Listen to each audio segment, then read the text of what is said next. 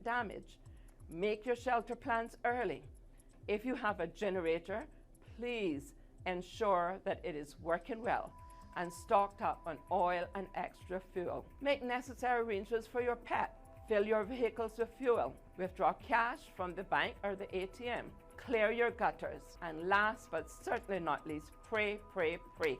And a reminder from Acting Deputy Governor and Chair of the National Hurricane Committee, Eric Bush, this morning. As we face the potential impact of Hurricane Beryl, it is imperative that our community gets prepared.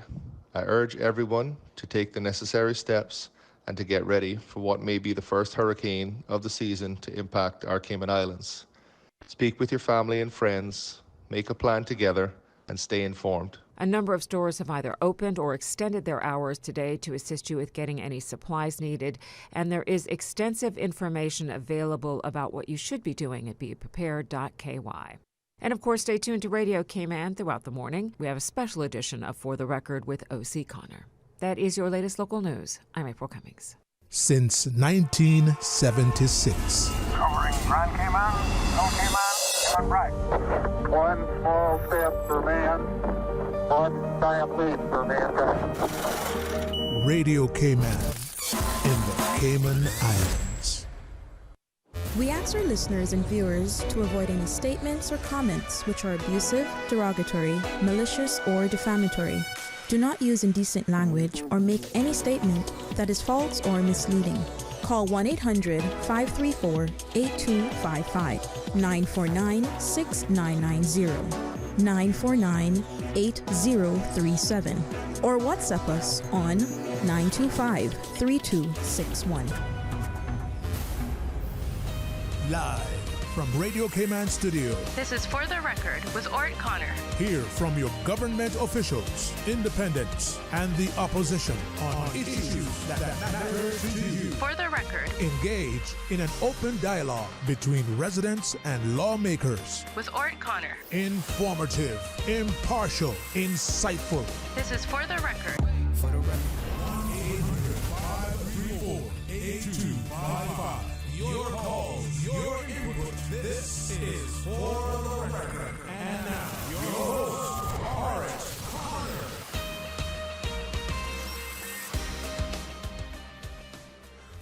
Good morning, good morning, good morning. O land of soft, fresh breezes and verdant trees. So fair. Today is Monday, the 1st of July, 2024, right here in the beautiful Cayman Islands. I want to welcome you to this special edition of For the Record this morning. Of course, we all know now about Hurricane Beryl that is in the Eastern Caribbean. We have issued alerts here in the Cayman Islands in relation to the hurricane, and we are here, the government taking, as usual, proactive measures to keep you informed, to ensure that you are prepared in the event that we are directly affected by Beryl. So it is my pleasure to have in the studio in this segment, and we will have several segments this morning from 8 o'clock going up until 10:30 or 11:30, possibly even 12 o'clock. We want it until noon, yes. We want to lay down a few ground rules for now, simply because this exercise really is intended to keep you informed, to let you know how to be prepared. We know some of you will have questions or comments related to it. What we're doing is we're welcoming you to share those with us via WhatsApp 925-3261, or you can email at talktooc@gmail.com as well. So it is my pleasure to have in the studio in this segment Her Excellency, the Governor, Mrs. Jane Owen. We also expect to have the Premier in the studio with us, but we know she's quite busy. You would have heard prepared statements just broadcast before the show started by the Premier as well. She will be here. We have Ms. Dana Coleman, who's the Director of HCMI, Hazard Management, Cayman. We have the Director of the National Weather Service, Mr. John Tibbetts, and we also have with us Mr. Gilbert Miller, who is the Senior Weather Forecaster at the National Weather Service as well. So first of all, we're going to ask Her Excellency. First of all, let me say good morning, folks. Welcome to For the Record, and thanks for being here. And as true public servants, true civil servants, you're out there, always out front, always prepared as well. So with those few words, I'm going to ask to Governor. Welcome, Governor, back to For the Record. Seem to be coming in here quite often now, either planned or unplanned. But welcome to For the Record, and I know you have messages that you want to impart to the people of the Cayman Islands.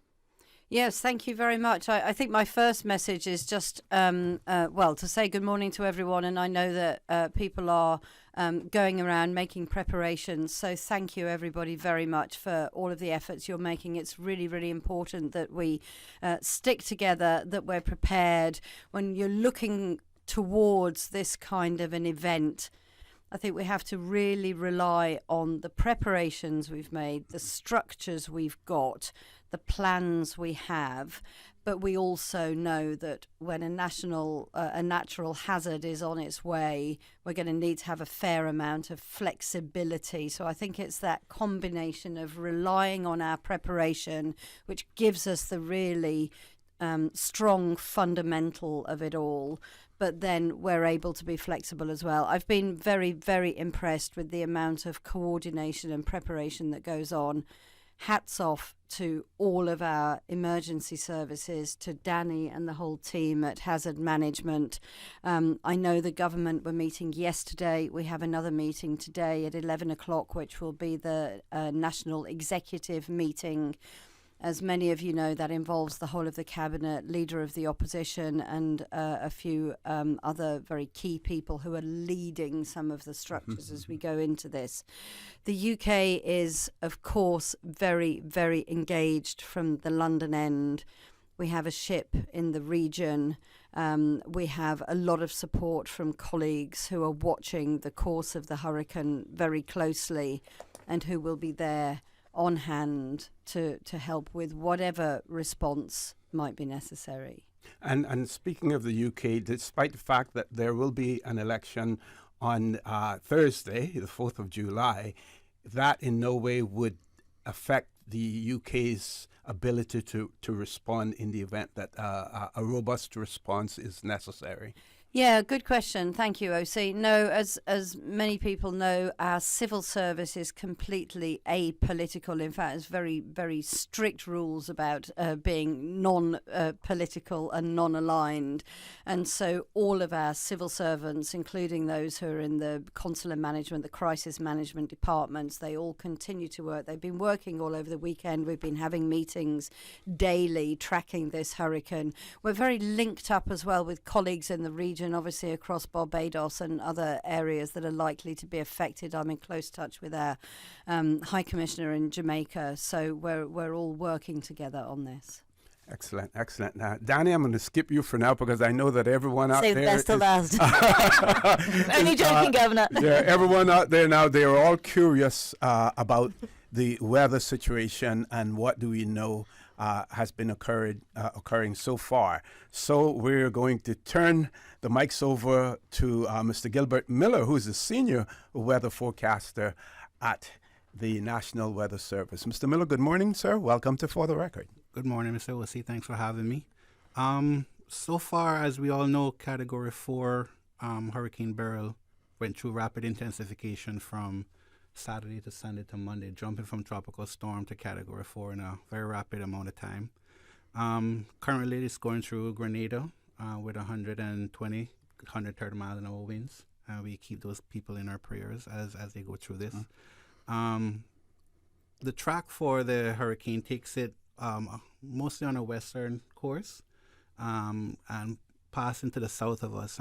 We want to bear in mind that these storms wobble a lot, so we can't focus strictly on the numbers once they pass us, so we need to be prepared at all times.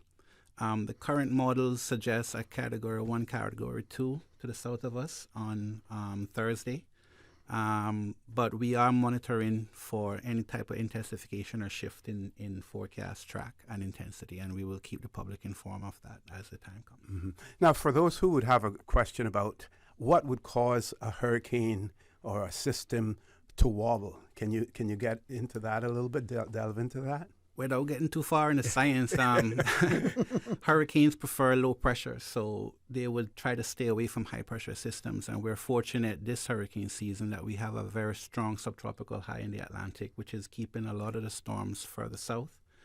The more north they come, the more effect they get from something called a Coriolis force, which causes spin.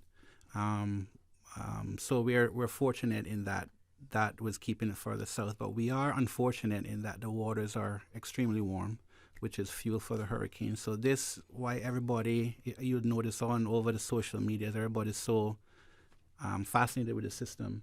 It's because it's still south, it's Category 4, and it's below the high Coriolis influence. So it's very fascinating to see how this storm developed over the last couple of days. Okay, we want to see if Mr. Tibbetts has anything to add to that, but first we're going to take a commercial break. Folks, don't change that dial. Please stay tuned. Let your friends, let your neighbors know that there is this special broadcast on Radio Cayman, because where you really want to get your information is from a reliable source, and right here in the studio we have all of the experts. We have all of those persons who will make the policy decisions. If we don't have them during this segment, there's lots more to come as well. So don't change that dial. Please stay tuned. For the record, we'll be back shortly. The 8 a.m. weather update, brought to you by CG Britcade, where people come first. Taking a very quick look at your weather. Present temperature 94 degrees Fahrenheit on the outside, even though it's 83 with the feel of the sun on your back. Winds out of the east at 8 miles per hour. Relative humidity 84%. The barometric pressure is at 29.91 inches and falling in. Light to moderate easterly winds and seas are expected across the Cayman area for the next 24 hours in association with a ridge of high pressure over the northern Caribbean. The Cayman Islands is currently under a hurricane alert. The National Weather Service will continue to monitor the development of Hurricane Beryl. Our forecast for today calls for partly cloudy skies with a 30% chance of showers and possible thunder. Temperatures will rise to the upper 80s, winds with a heat index near 109. Winds will be easterly at 10 or 15 knots. Seas will be moderate with wave heights of 3 to 5 feet. Looking at later tonight, partly cloudy skies with a 30% chance of showers. Temperatures will fall to the upper 70s. Winds will be east to southeast at 5 to 10 knots. Seas will be slight to moderate with wave heights of 2 to 4 feet. With a high tide, low tide is coming up at 12:34. It's going to be high at 7:29. And the outlook is for moderate winds and seas with isolated showers from Wednesday morning. That, my friends, is the latest weather brought to you by CG Britcade. We were on the edge of a breakthrough. I knew the substance was extraterrestrial, but I didn't realize. Aunt Angie, what does this have to do with managing my insurance? Well, long story long, the entire lab exploded. And the radioactive sludge went everywhere. I ended up in the hospital for a few weeks, but I was able to manage everything with the CG online portal. The online portal. Safe, convenient, simple. CG Britcade. Good like that. The 8 a.m. weather update, brought to you by CG Britcade, where people come first. Quality of sleep is vital for maintaining good mental and physical health. Sleeping helps repair and restore our brains, not just our bodies. Sleep apnea is a condition that causes you to stop breathing while you sleep. To protect you, your brain wakes you up so you can resume breathing again. Did you know men are more at risk along with elderly and those overweight? Symptoms can include loud snoring, difficulty staying asleep, waking up short of breath, and fatigue, among many others. If it goes untreated, sleep apnea can cause serious health complications, but with medical assistance can be mitigated and even avert the risk of more serious complications. Your health tip was brought to you by Total Health, comprehensive preventative health care in the Cayman Islands.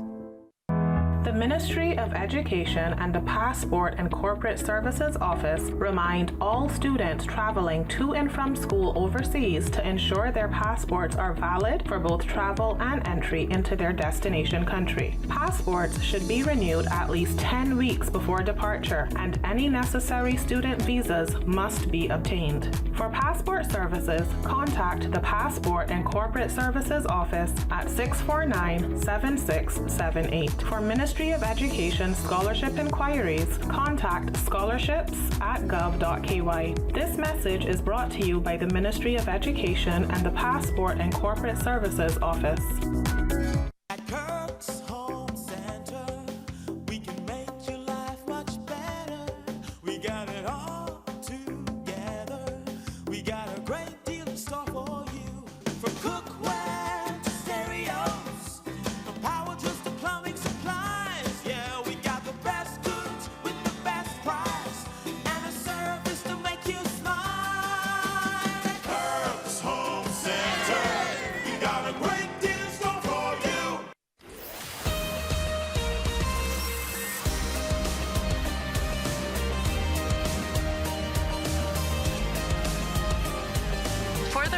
With Orrett Connor. Good morning and welcome to For the Record, this special edition of the For the Record. It is my pleasure to have in the studio with me this morning Her Excellency the Governor, Mrs. Jane Owen, Premier of the Cayman Islands, Honorable Juliana O'Connor Connolly, the Director of Hazard Management, Cayman Islands, Ms. Danielle Coleman, the Director General of the National Weather Service, Mr. John Tibbetts, and the Senior Weather Forecaster at the National Weather Service, Mr. Gilbert Miller. As I said earlier, this is again the Cayman Islands government being proactive in terms of our preparation for Hurricane Beryl, and currently the Cayman Islands are under hurricane alert here as well. So I'm going to now introduce the Honorable Juliana O'Connor Connolly, Premier of the Cayman Islands. And Premier, I know that you would like to offer a prayer as well, and I want to give you an opportunity for that. Meanwhile, good morning, ma'am. Welcome to For the Record. Good morning, and you know me well. Thank you very much for the opportunity. Morning all. Shall we pray? Almighty God, we just want to pause at this time to acknowledge your deity. Lord, we thank you that we are in a jurisdiction that you founded thousands of years ago upon the sea. You're still the still of the storm. And Lord, as we come together with the team and with Her Excellency the Governor and other colleagues from Parliament to be with Radio Cayman, host OThe, and the technical staff this morning, we pray that you just guide us. Lord, we know that our persons here have weathered many storms before, and you've delivered time and time again. But Lord, it does not happen by coincidence. It happens by your divine providence and by the preparation that we make. Lord, we often say that if we fail to prepare, we prepare to fail. And Lord, we're not about doing that. So we pray that you would just direct and guide, not because we're in a special persons or anything.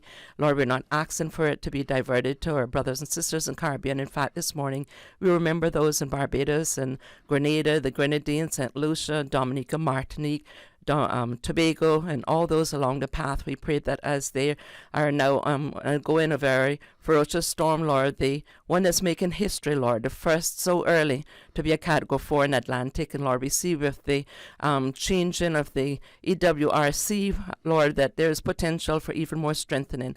But Lord, we know that we are in your capable hands, and we're going to do everything we can in this country, the Governor, myself, the other leadership, senior staff, to ensure that we are prepared as we can possibly be and to bring that peace, that calm, that tranquility, Lord, to our people, that we would be ready, oh God, to lend a helping hand, because that is the Cayman way. We pray that you just guide us in all that you've done, what we forgot to ask, and we pray that you would make it up and your anticipated blessings would be colossal, for we ask in the precious name of Jesus with thanksgiving.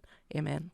Amen. Amen. Thank you very much, Premier. Premier, we know that you're quite busy, and despite the fact that we know there's just like, Christmas comes in December, we have a hurricane season, we can never be over prepared, for it. And I know that you have been out there on the airwaves, alerting the population. So I'd like you to share what you've been doing with us and our audience. Okay, well, not so much about what we've been doing, and I appreciate you giving me that effort, but it is a team effort, and I tried to emphasize that with my team yesterday. And but first and foremost, if you would kindly permit me, I want to once again give a shout out to the #1 radio station in the Cayman Islands, and this is another wonderful testament of the importance and indeed the significance of having Radio Cayman and proper funding and staffing and putting the equitable investment into it, because at a time like this, we don't have to commandeer. We come to our own radio station, and it is a public holiday, and so we give you kudos, OThe, when we contacted you yesterday, that you're one of those civil servants that didn't work to 5 o'clock when you worked in a service. And so being called out on a holiday, I can see from the pleasantry on your face that it was not a chore, it was a duty that you felt you had to your country. So on behalf of the governor and the team, I certainly want to convey our most deepest and sincere condolences to you and apologize to your significant other for taking you away. I trust you have taken care of your home things, but like most civil servants, we're the last one to take care of ourselves. So thank you very much. You're most welcome. We obviously have been watching, and we've been getting advice, from our technical persons. We want to encourage the public to listen also to the official broadcasters. Danny and her team have made sure that every single media outlet that we can go on, that we're on, and I'm sure at appropriate time, if she has not already done so, would reemphasize where you can contact and get your information. For me, from the political arm of it, I thought it was important to set the tune that national disasters, there's no room for politics. And if I can share the quote that I said to them, just leave, if you had an ego, leave it at the door. Don't bring it into this cabinet, because our job from a higher perspective and a holistic perspective is to ensure the safety of every single person here, not just Caymanian, but every person here within our jurisdiction. Of course, for me, it's a new experience, not in the hurricane aspect, because everybody knows I'm a weather freak. But ever since Gilbert, when I was caught in Grand Cayman, because Cayman Airways gave priority, and rightly so, to getting the tourists off, the sister islands did not necessarily get the same priority at that time. So I found myself, after having work, could not get a flight to the BRAC. And during the midst of Gilbert, we had to move from South Church Street to go down to Walker's Road with my young son, who was less than I think probably 2 years. He was just a toddler in any event. And so I made an oath then that I would never be caught in Grand Cayman again with anything over 40 miles per hour. And I think this reminds me that the Lord does have a sense of humor. The temptation is quite great. I haven't quite yet properly digested the fact that I'm going to say here, but I'm also coming from a maritime background, and the captain never forsakes the ship. So from about 2 weeks ago, I knew it was hurricane time, and we had been to the National Hurricane Conference in February, which gave us heads up that it was not going to be a usual hurricane season. So I did my shopping and my preps, because my house is usually referred to as the Bluff Walmart. And so it's pretty strange that I won't have that privilege of being there, housing the many people that come to my property on the Bluff, but I've made some arrangement. The other sense of humor is that some of you would probably know that my mom has been gravely ill for the past 5-6 weeks, and just this week it took a twist where she had to come to Grand Cayman against her will, so she's currently at Health City. So I think that was my sign that the captain should stay on the ship. And so OThe, what I've done is I called a special caucus yesterday afternoon. Obviously, I brought my senior team. I relieved Danny of that duty because she's going to brief us this morning so she could get on with her job, and just brought in the ones that we needed, as we needed to make a decision what to do about plywood, because calls were coming in, and sandbags, and how that go. But I not a Scrooge, but I like to think that I'm fiscally prudent. So I wanted to have accountability, transparent in order, yet be able to make it safe for our constituents. So we're following the same route in 2022. We've been up. Thank God for Sam Rose and Jason and Darrell and the rest of the crew that's come on board, and those that are working behind the scene with the local providers here as well as on Cayman Brat, so that we can get it out to the constituents. And again, I contacted Leader Opposition, so every single one, the 19 members, including the Speaker, will get an equal distribution based on the request, and we found the funds to go and do that. And so there are also sandbags. Now, sandbags is a new thing on the Brat, but because we had so much rain, we have some areas in the Banksville, Watching Place, and some in Spot Bay that will have some flooding. So I've personally purchased myself, because I didn't think government should be doing everything, and I want to set the tune. And I'll take them up later today if I can get a seat on Cayman Airways, Governor. I am coming back in the morning to have them distributed to persons in need. And district admin will do as we've doing here through Public Works. We'll start off with a 20-yard fill. So persons that will be at the Watching Place Gardens, and persons are invited to bring their shovels if they have. I will have some there, but it will expedite it if they would come and be prepared. I just got some pictures in from some of my persons that are out on the ground here, and the lines at A.L. Thompson reminds me of COVID. Wow. And at Costco, someone sent me a picture in there, and at Price Right, and they're winding. So that gives me a sense of relief that people are taking it seriously. And what I would say, and before I pass it on, is that we're preparing for the worst without anxiety. We've done it in a very measured and moderate way. And if it doesn't come, then we thank God and have a praise dance, as it were, and count it as another exercise, because there's another system coming behind, and we're just at the beginning of the system. And one final thing before I hand it over is that those of you who are getting plywood, please make sure you need it. If you have shutters on, do not come and get plywood. Leave it for those that really need it. And if you know that there's a neighbors, I've been getting calls early this morning from some of the elderly. They need the plywood, but they don't have anybody to put it. So if you're in construction, Cayman have been good to many people. Yes. Find a neighbor and do as it did my grandfather did. Go house to house with their permission, of course, and help them get it so they can have that peace of mind. And I will leave it to all the technical staff here to deal with when you go into the next stages and what that you can expect with that. But rest assured, the government is doing everything possible to ensure that our people are safe. Yeah. No. Governor, anything you want to add to that before we go over to Danny? No, that's very helpful. I think just from my point of view, the Honourable Premier was saying that, regardless of what happens, this is a very important, and ultimately I know it will be useful for us. I don't really want to call it an exercise, but it's a useful activity for us. I'm also very struck by the fact that when we're facing this kind of natural disaster, there are various phases to it. We're at the moment in the preparation phase. We need to wait and see what will happen on Wednesday or Thursday, and then depending on what happens, we may well be in some kind of recovery phase. We don't know how that will be, but for all of us working together around government and with our great civil service and everybody else involved, we have been looking at and exercising all of those phases. So I think we can have together some feeling of reassurance that we know what to do, not only before anything hits, but also afterwards. And I'm really grateful to Danny and her team for doing that. And the final thing to say is I do think it's really, really important that we're working together as a government. As I said earlier on, we do have this executive meeting today.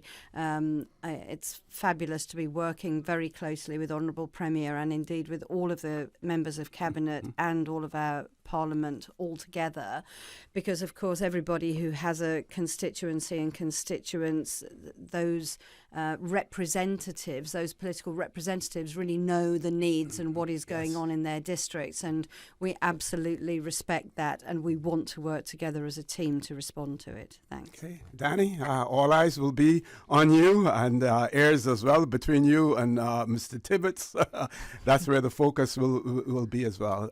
Tell us what HCMI is doing, and I know there are persons out there who are curious to know about shelters as well. Of course, we know that the population of the Cayman Islands has increased considerably.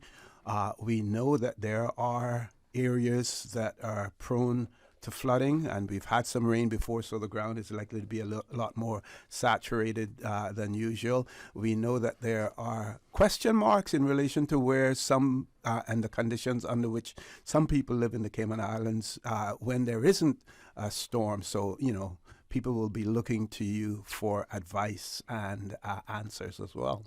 Thank you very much, OC, and a very, very big welcome to all the listeners today. There's been a lot of work over the weekend, and actually several weeks now, months now, but in particular this weekend, we've obviously been working very closely with the hardware shops and Chamber of Commerce to make sure the shops are open today and potential extended hours throughout the week. And that's obviously hardware shops as well as supermarkets. We do appreciate, we can have preparedness messaging from the start of the season, but when the crunch happens, we'll definitely be seeing much bigger queues, and we've definitely seen those this morning. We've also done a lot of work with the NRA and PWD with sandbags and making sure that people can get sand. Now, we're really encouraging people not to take sand off the beach.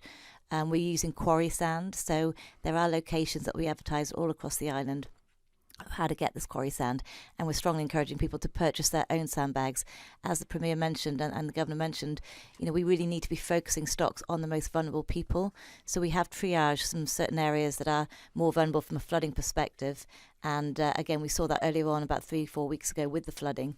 Certain areas are really getting a much more of a hit because of the elevation and so forth. So working on those, but so many preparedness messaging right now. I mean, you've probably seen our website, www.caymanprepared.ky, government website, weather service website, all our social media pages. We're really trying to plug as much preparedness messaging as possible. It's the little things. Governor just talked about recovery. Now, recovery is a lot easier to deal with if you prepared in advance. So, chopping down certain branches on your trees, your coconuts, making sure there's not projectiles in the air that's going to smash into your windows, for example. So lots of tips on our website as to how to deal with that. We do have a very good hurricane booklet, which I'm showing to you here. I know you probably can't see in the camera. But again, so many ways to secure your homes to make sure that no matter what happens this week, we are well prepared and we can recover very, very, very quickly. Also, obviously doing a bit of work over the weekend with the sister islands. We were working in Little Cayman yesterday. It was supposed to be a holiday. Obviously, it doesn't often turn like that in this kind of time of the year. But, working with sister islands, making sure the flags are up and the preparedness, both shelter and the CERT teams, the community emergency response teams, are ready to go. Again, just a real big push as well for the NEANS, the National Emergency Notification app. We really need people to download that. We only still, I think, about 8,000 people have downloaded that. And of a population of 80,000, we need more people to do that. So a lot of information on that, NEANS, NENS.gov.ky. We're also working with the Department of Tourism and Immigration, for example, to see how many numbers of people are on the island. We've got a firm number, and we'll have a constant update on that and what happens with the hotels and so forth. Because obviously, with a lot of tourists on island, and again, getting back yesterday, I was quite surprised to see how many people had arrived despite the impending storm coming in.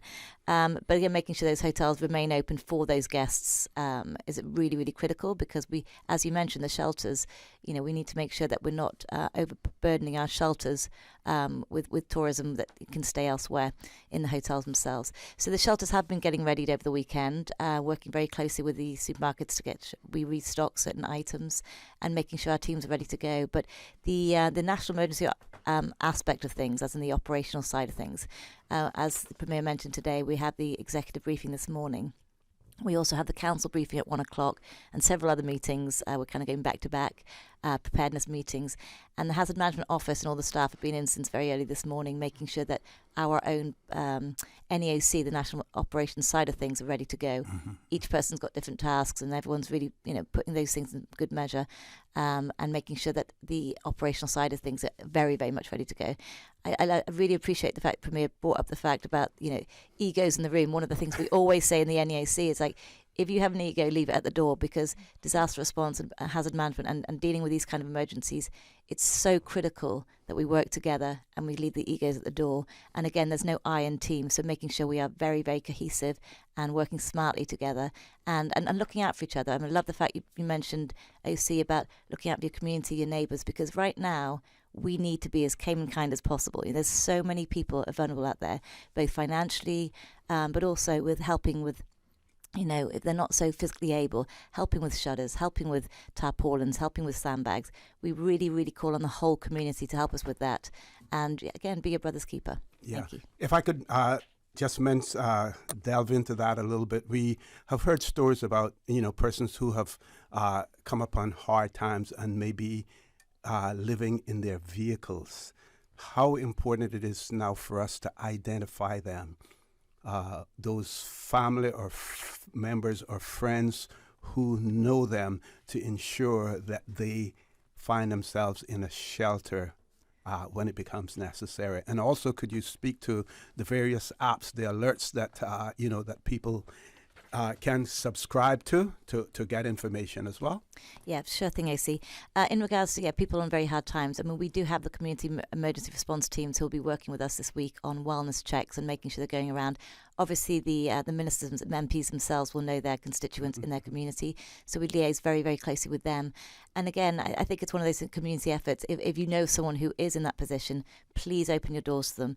The shelters, we will be giving information as to which shelter will open depending on the risk. So, of course, it's very early days. The shelters are ready, but we may not open all shelters unless the risk is of such a level that we need to. But again, looking out for each other. Another thing I would like to mention, the app I think I mentioned was the National Emergency Notification app. Right. Again, just download, visit nens.gov.ky. Keep abreast to all our social media pages. Cayman Prepared.ky is also a very good site with all the preparedness messaging and ideas, and gov.ky and Cayman Islands National Weather Service.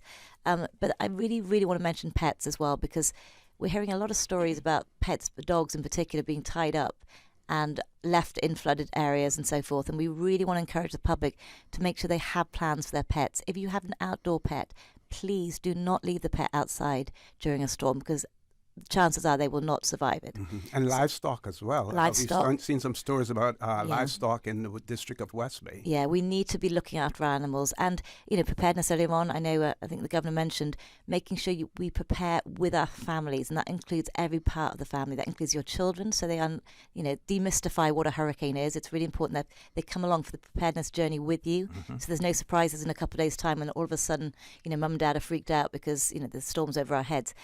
So having the children as part of the whole process, but also that includes your family pets and your agriculture as well.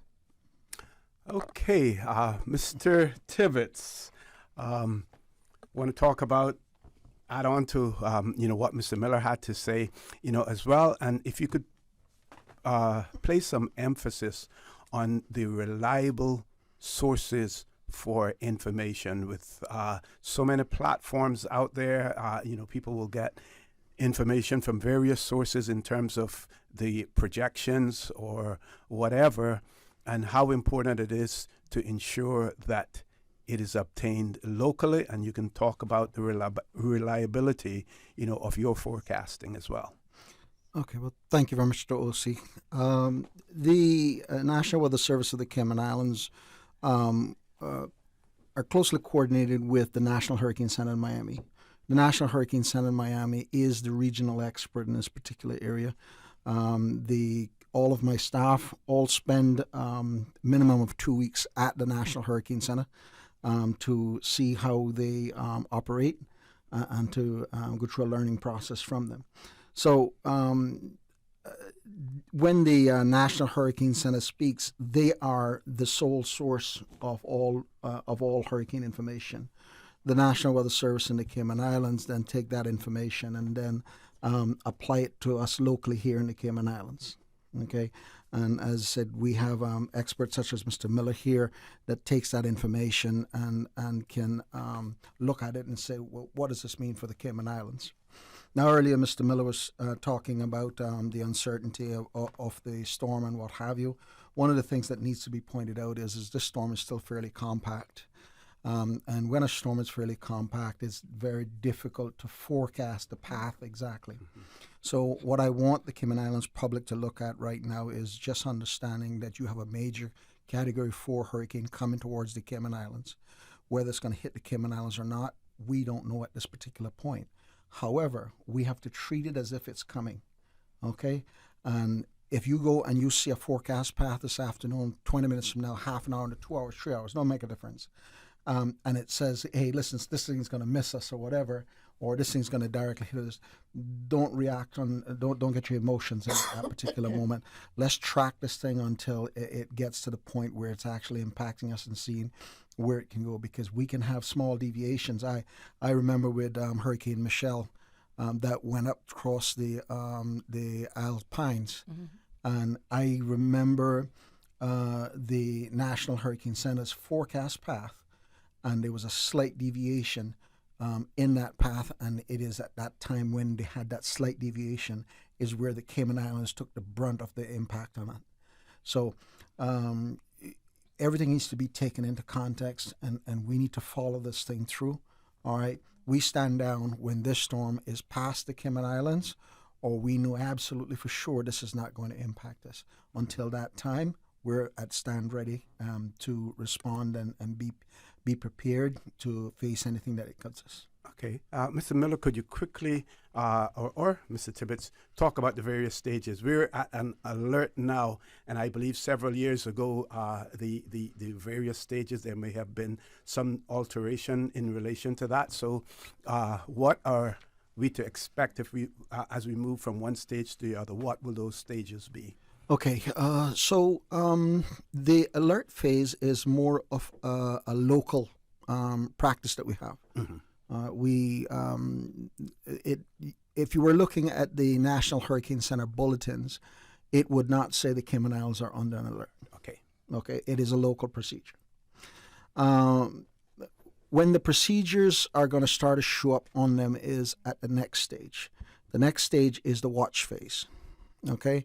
And that is expected sometime this afternoon, I believe, or this evening. All right. It means that myself or Mr. Powery will be contacting the National Hurricane Center. First, it'll be two phone calls. One phone call will collect the information from them, confirm that we're in agreement of where the system is and when it's coming. Okay. The second part will be me then consulting with Hazards Management Council, the Premier, Her Excellency the Governor, and everybody else to make sure that we're okay with issuing a watch at that particular phase. The phone call then afterwards then tells the National Hurricane Center, please list the Cayman Islands for a watch. The Hurricane Center does not issue the watch for the Cayman Islands. We have a National Weather Service. From the time you have a National Weather Service, then the onus is upon the member state itself or the nation itself to issue that statement. If it continues along the path, then the warning would follow tomorrow sometime in the afternoon, evening. So that's in recent years, the weather modeling has improved to the extent that we went from a 24-hour warning.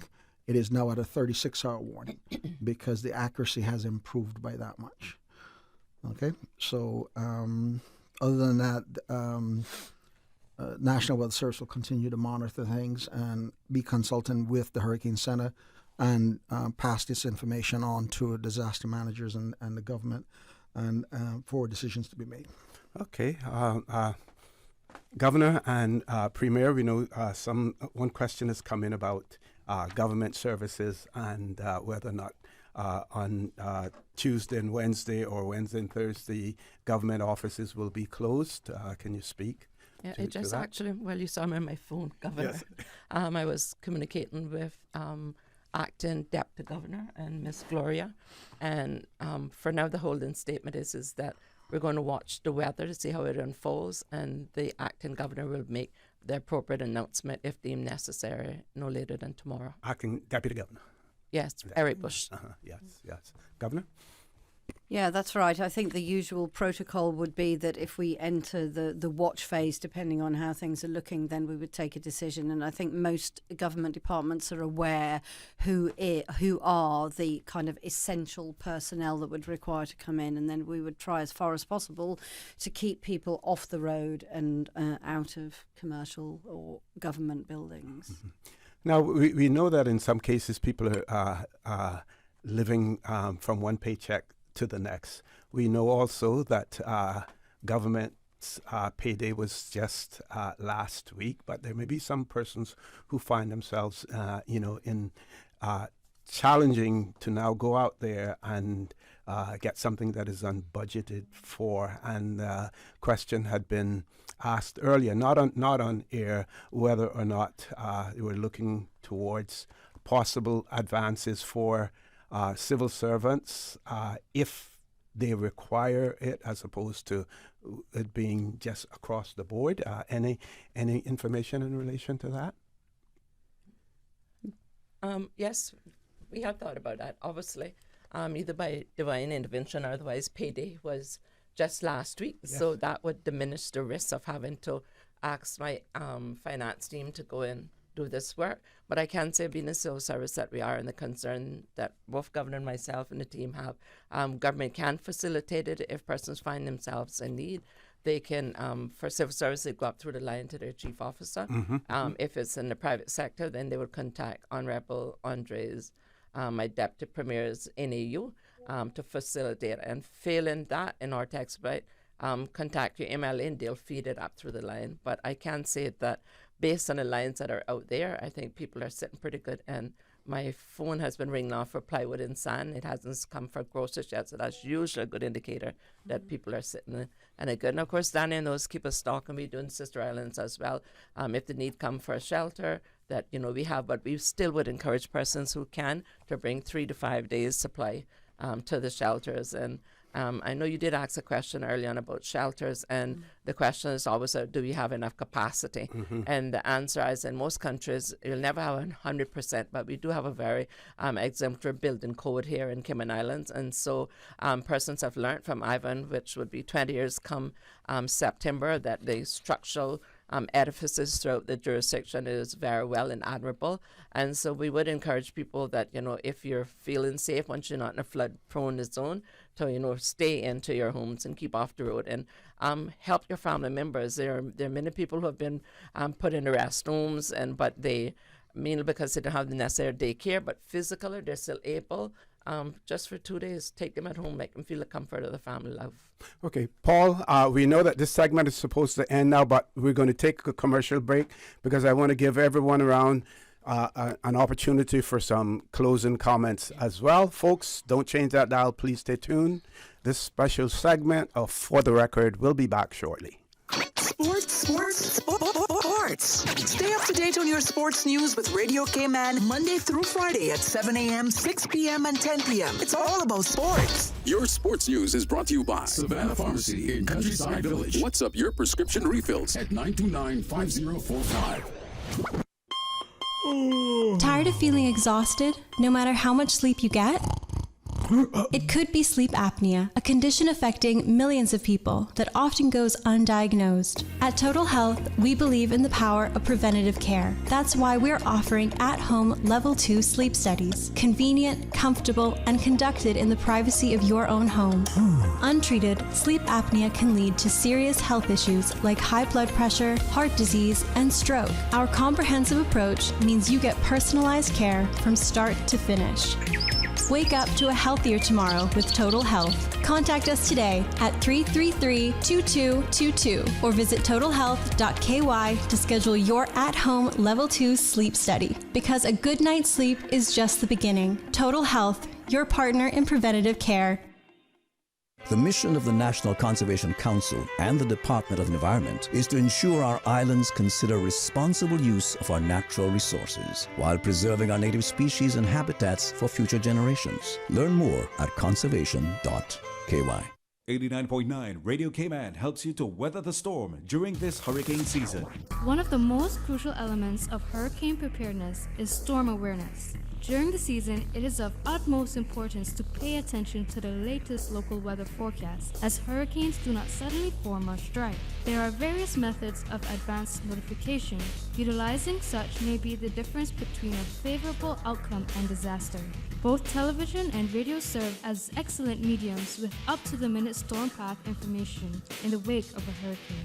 Another method of tracking a hurricane may be only arm's length away. Your smartphone or tablet can be your most valuable tool before, during and after a storm, providing countless numbers of apps with crucial hurricane information. Many apps allow you to track storms with moving radar and satellite imagery, plus offer alerts, current conditions, forecasts, advisories, and even video. This hurricane preparedness tip was brought to you by your community radio station, Radio Cayman 89.9 FM.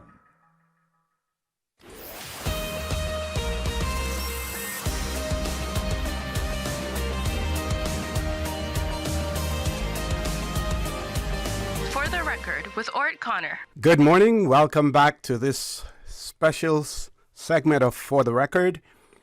In the studio, we have the Honorable Juliana O'Connor Connolly, Premier of the Cayman Islands, the Governor, Her Excellency, Mrs. Jane Owen, Director of Hazard Management Cayman, Ms. Danielle Coleman, the Director General of the Cayman Islands Weather Service, Mr. John Tibbetts, and the Senior Weather Forecaster at the National Weather Service, Mr. Gilbert Miller. I want to give all of you an opportunity for some closing comments. We'll start with Mr. Miller and end with the Premier. Meanwhile, if you could just bear this in mind when you're closing, person wrote and said, I suggest that the Cayman Islands government use government TV and radio as the main providers of information. This would greatly benefit older individuals, as well, those who are not on social media platforms and stuff like that. So any final comments, Mr. Miller? Any final words of advice, at least during this segment, for our audience? Thanks for the opportunity, OC. I just want to reiterate the be prepared aspect of this. We know we're in the start of the hurricane season, so be prepared. Tune into the radio stations, as you say, the TVs, as you say, the social medias for the younger generation, and let's be informed and be responsible with our resources and take care of each other. Okay. Mr. Tibbetts? Thank you very much. I'd like to piggyback a little bit on what the Honourable Premier mentioned earlier, and that was we have a fantastic infrastructure here in the Cayman Islands, a very competent National Weather Service, an excellently run disaster management, and various arms of government and civil servants, and even reaching out into the private sector, to be honest with you. It is truly a team effort across the islands. And I think we need to be comforted by that fact that first, you will not be surprised necessarily by the storm, and second of all, that you will have support in what you need to do. Okay. Ms. Coleman. I think that's a great point. Just to make sure everyone keeps sort of, again, thinking about their own anxiety levels. We have a great Cayman, which is a mental health helpline. It's part of the actual structure. So please, if you need that support, please reach out to Cayman. We'll share all those details on our website. Make a plan, know where you will shelter. Make sure you get your supplies. Please be kind to each other today and the next few days. I think it's so important when you're in the supermarket trying to get that last can of beans or whatever that looks like. And there's a lot of stock there, so don't worry about it. It won't be the last can of beans, but make sure you're looking out for each other. And please drive safely. We've already seen this morning. Obviously, it's been very difficult this morning. Yes. And we really ask people to drive with courtesy and with very, very safely. And again, help each other. Okay, and you mentioned about the supermarkets and everything else, and it's hope at some point in time, maybe we'll do this on an ad hoc basis, but just to contact persons like Mr. Woodard Foster so that they can speak to the public, reassure them that we have ample supply, so that there's not a rush on things as well, because there's a downside to that to a certain extent. When you make things scarce, then the price is going to go up later on, as well, We work really closely with our supermarkets and again with our hardware shops, so they very much will be part of the communication messaging. But there's a lot of surge on the island. I mean, they bring in stuff beforehand, before the season, to make sure we're fully stocked. So there's certainly not a concern right now of stock. But again, there's other ways of, your water supplies and so forth. You don't need to get bottled water. You can buy your own jerry can and make sure, or supply, whatever, a bottle, and then just add water in. The water is very portable. Yes, Thanks. yes. Governor? Yes, thank you very much. Just to say, I feel very confident based on how we've all been working together that we're in the best place we possibly can be for whatever happens. I feel that my role as governor is to serve and support and to work together with Honourable Premier and her cabinet, making sure that whatever I can do to ensure that all the security services are giving the right support to that, and looking at the regiment, we will, very likely need to embody the regiment, and if we do that, it will be a decision we'll take together in collaboration. I think from my point of view, I hope I can also be helpful on the kind of international support front, so obviously making sure that the UK is absolutely ready to take action, but also linking regionally. We have good regional links anyway, and Danny knows everybody very well on the crisis front in the region, and of course Honourable Premier has fabulous links with all of the leaders in the region, but we'll all work together on that to make sure that any international support we need will come in. And finally, I'm very aware that today it is a holiday, it is Constitution Day. I have a message from His Majesty the King which we'll be publicising, which was probably written before all this happened, but just to say that from the UK, from His Majesty, I know there is a really, really strong sense of respect, love, support for Cayman, and that will come through very strongly in the coming days. Thank you. Premier? Thank you very much. A couple of things. I just want to say that every single member of Parliament, save and except the Speaker, obviously, because he is neutral, but the invitation is also open to him to come in to share and to speak directly to the constituents today.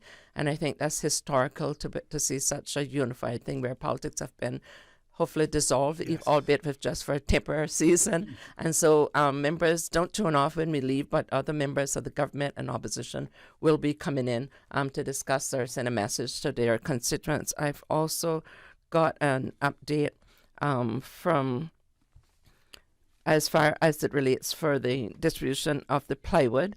Both suppliers in Grand Cayman, that's Kurtz and A.L. Thompson, they're currently loading up. Deliveries are expected to be made early afternoon.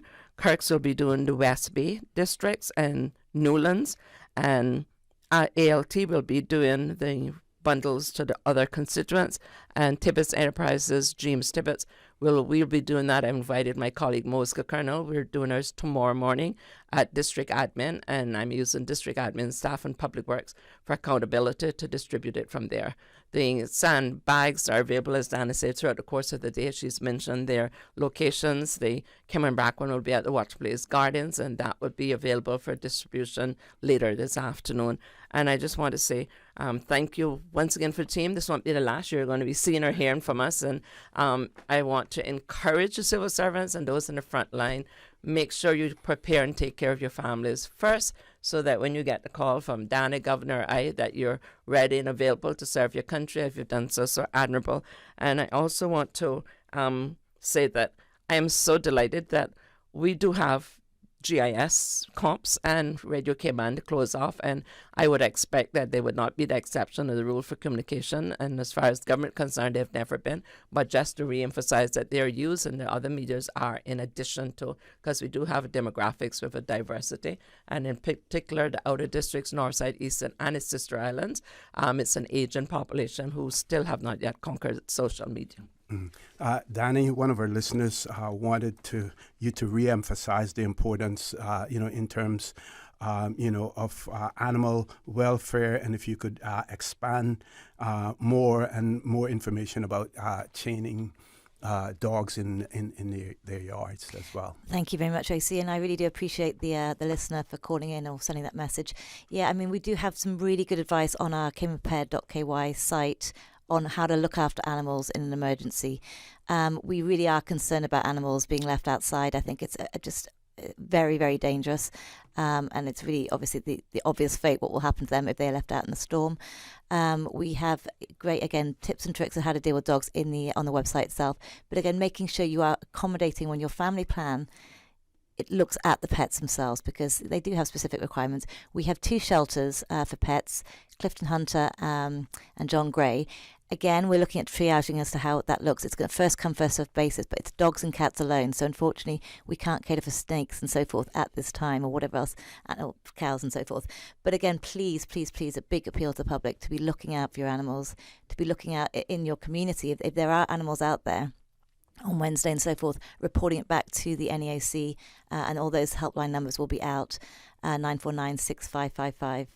As well as DOA, Department of Agriculture, because we really want to make sure the entire of the Cayman Islands, people, animals, and just about everything is protected. So yeah, please look out for each other, and please, again, keep each other safe.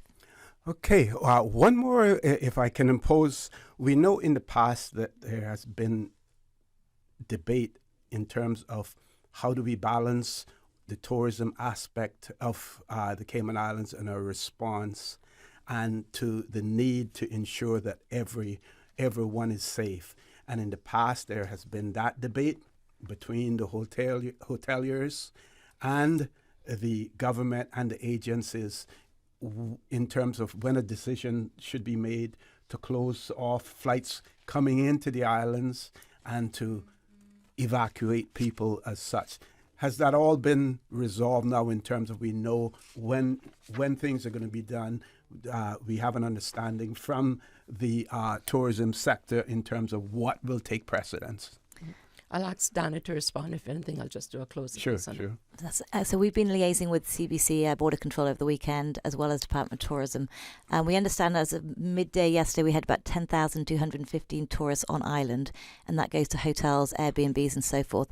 We have a full inventory, or where those people are. Mm-hmm. We have been working with the hotels over the years to talk about how to ensure that those people stay in those hotels and that the hotels can accommodate those people.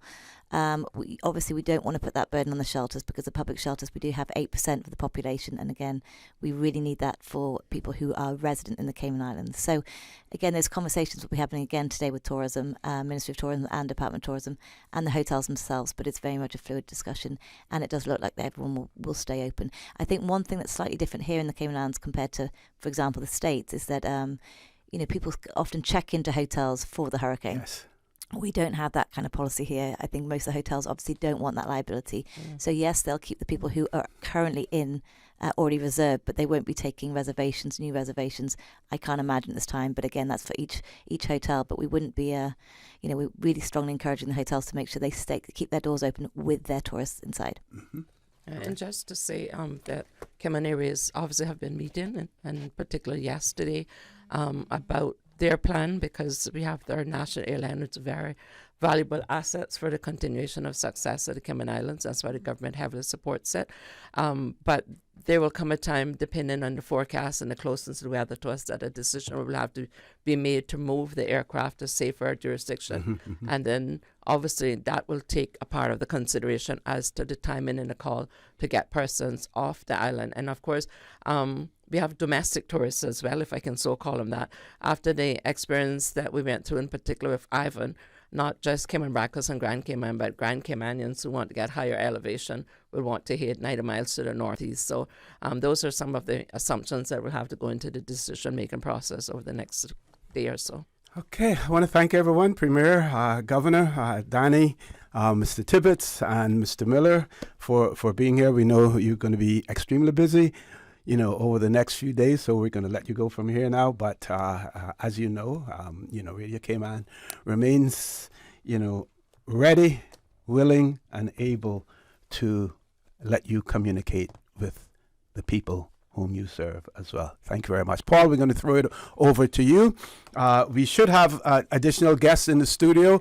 If they're not here, and we do have one of our ministers on phone as well, so don't change that dial. Please stay tuned. For the record, we'll be back shortly. This is the People's Radio Station.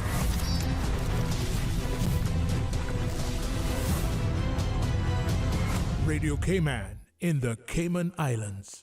The Health Services Authority has over 120 world-class physicians offering the most comprehensive range of specialist services on island. Our dedicated team of professionals provide the highest quality care in orthopedics, interventional radiology, women's health, geriatrics, and a host of other specialist areas. We are a JCI accredited organization with a proven record of excellence. At HSA, we are committed to caring for you. For more information, visit hsa.ky. When it comes to weekly meal prep, I trust Kirk Market to provide the best value for quality proteins. The butchers at Kirk Market are super helpful. They always slice my steaks perfectly. Kirk Market has everything I need for healthy and flavorful protein-packed meals. From lean cuts of CAB choice beef, tender CAB prime beef, the juiciest pork, and all-natural hormone-free poultry, to their seafood section with everything from fresh local snapper to omega-3 rich salmon. I choose Kirk Market for the highest quality proteins to support my healthy lifestyle. Kirk Market. Eat well, live well, and discover a world of choice. Did you know that in an event of a hurricane, water designated for the purposes of drinking, cooking, and bathing must be disinfected before use? Water may be disinfected by boiling or through the use of chlorine bleach. To disinfect through boiling, simply leave the water on the fire 1 minute after it begins to boil. To disinfect with bleach, add 3 ounces of chlorine bleach to every 1,000 gallons of water. If you're not able to smell the bleach in the water after 30 minutes, then add half of the amount of bleach that was added during the initial application. Recheck the water after 15 minutes to ensure there is residual bleach smell. A residual bleach smell is an indicator that the water has been properly disinfected. For more hurricane food safety tips, visit the DEH website, www.gov.ky/DEH.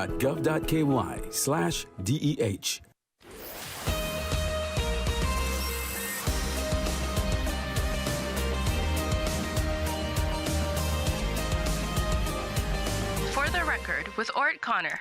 Good morning and welcome to this special edition of For the Record. This morning, in light of the fact that we are here in the Cayman Islands on a hurricane alert for Hurricane Beryl, we do have Minister Brian on the phone, so we're going to go straight to him. Minister, good morning. Welcome to For the Record. Good morning, OC, and good morning to the listening audience. Thank you for having me on.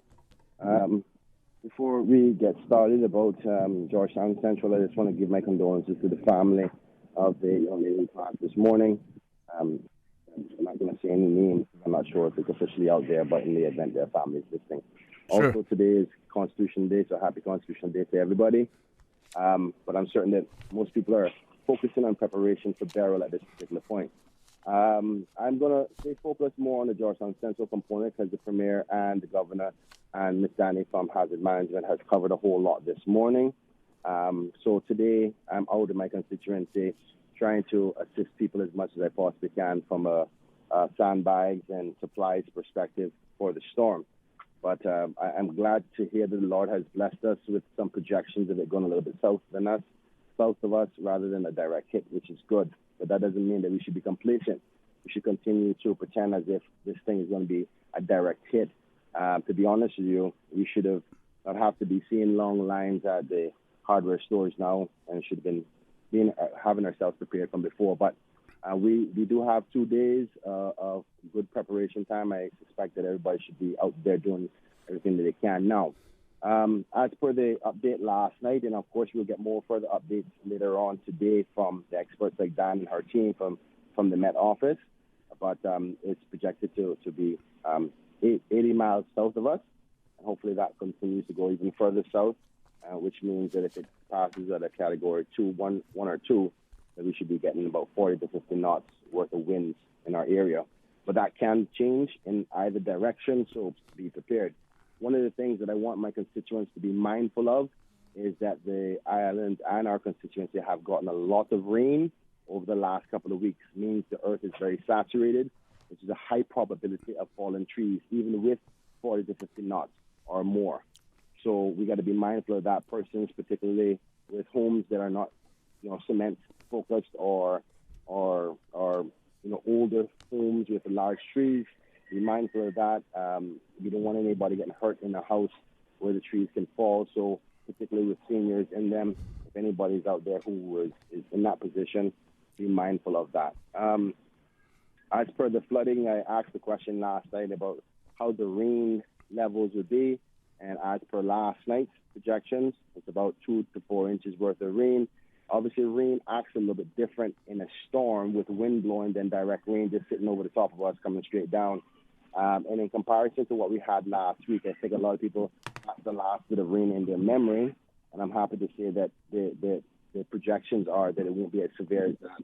That was more of a anomaly in respect to rainfall levels, and it was at a high tide. So hopefully, the best guess is that we're not going to see that kind of level of rainfall throughout this storm passing us. So that's a level of comfort, but that doesn't mean that we should be complacent. We should still go ahead and do whatever protections we need, particularly those in the flooding area. I know the NRA has been doing all the work with the Minister J for the last couple of weeks now, trying to blow drains and so forth. So we shouldn't have so much of a flooding problem, because the drains are supposed to be a little bit more effective than they were before, with its own limitations, because the drains can only go as good as the earth can consume, and the earth is still quite wet. So thinking about it like a sponge, the earth can only consume as much water as it can. So, but with the projections of the rain, hopefully it won't be a negative effect. As per persons who need help with plywood and batting up their homes, as the Honorable Mayor said earlier on the show, it is important that we work together. I was really, really happy yesterday, myself and others from my constituency. We did close to 500 bags of sand yesterday, trying to get ahead of this, and NRA has dropped off piles of sand in the different areas within the constituencies, from West District to North Side. And I know the minister will put out some information as to where those stockpiles are, because everybody's buying sandbags now. And these are hundreds, if not thousands, of bags of sand that people would need in the different areas. So we encourage persons to, if you have your own sand piles, once that information gets out exactly the different locations, you can go ahead there and fill them up yourself. As per Georgetown Central and the Georgetown area, there is a stockpile right next to the new roundabout by Bobby Thompson Way, where most people would remember cars are parked on the side of the bypass there for sale, and sometimes when hurricane weather comes, people go park their cars up there to get up on the high levels. The NRA has dropped off 4 piles from yesterday, but I've just been informed that the pile is going down really low quickly. So this would be the southeast portion of Bobby Thompson Way, the roundabout there, is that? Very correct, sir. Your direction is on point. For those who are nautical in their mindset, or for the compass, it is to the southeast. The best way I've been trying to describe it is the road that used to go directly to Fern Circle is right next to that, but you have to go around the other side. If you're driving by it on the bypass, you'd see the big mounds where the cars are parked. You just have to go around the back end to fill up your bags.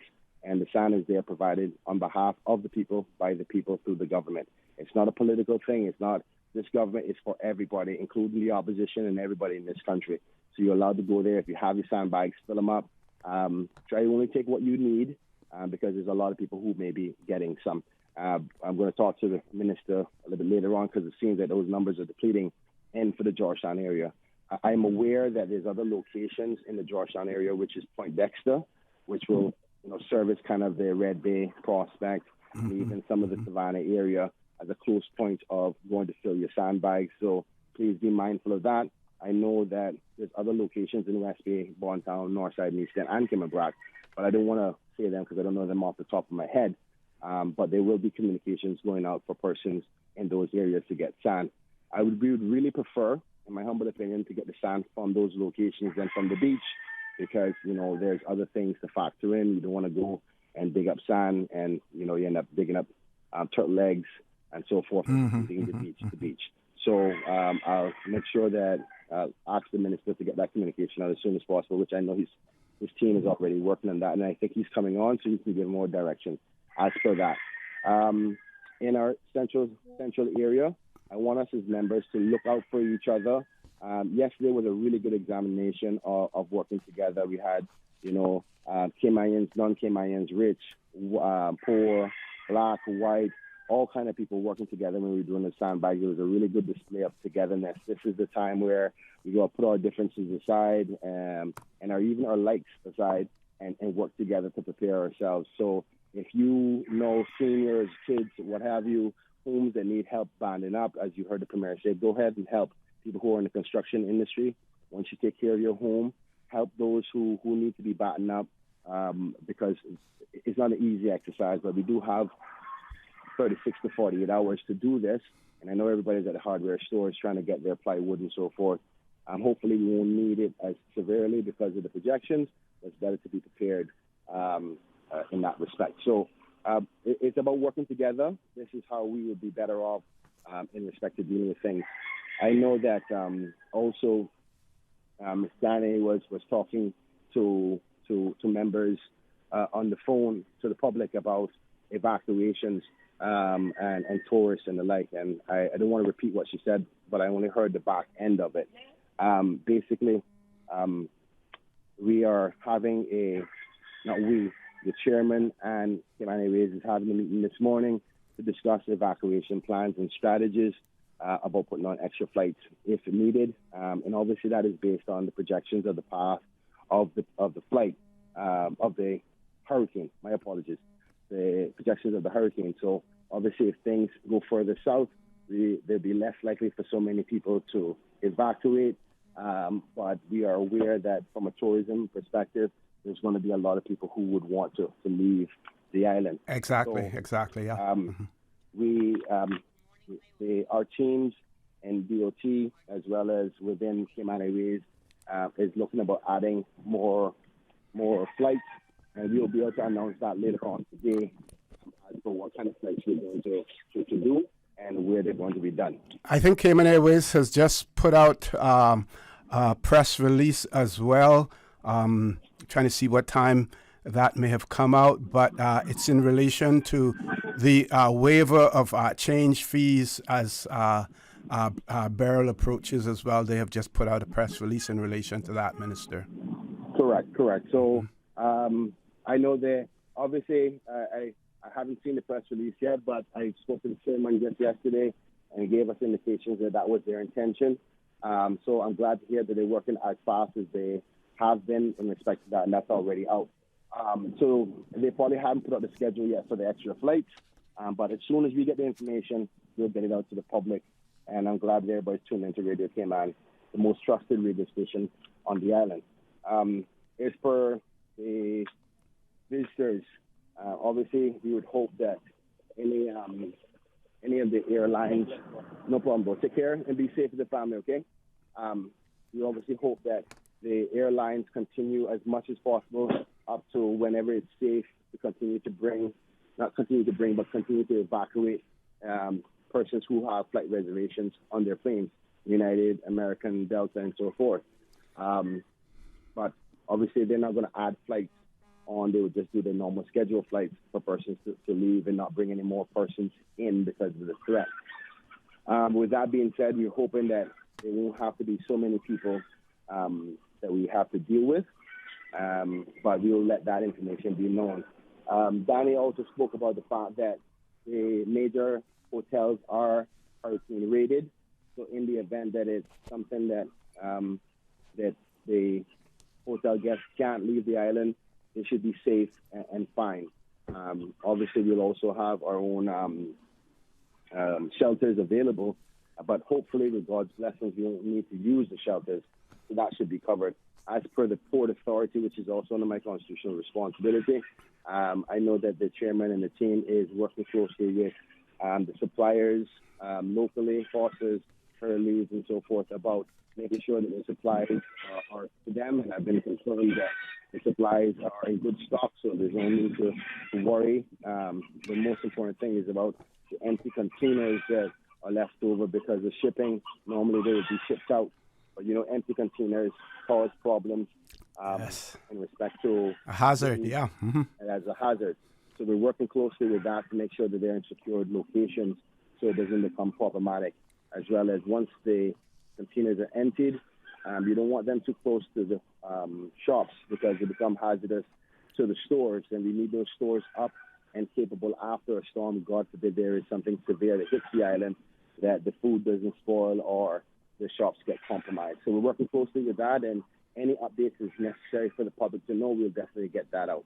As per CIAA, the management team, I spoke to them, particularly that of the chairman, on Saturday in preparation for this, because obviously evacuations with the airlines would be key, and they've already had emergency plan that they do every year, and they checked up just the other day with the national emergency exercise that they had, so they're prepared, they're ready to go, and I'm very confident with the chairman and the CEO there at the airport to execute anything that is necessary.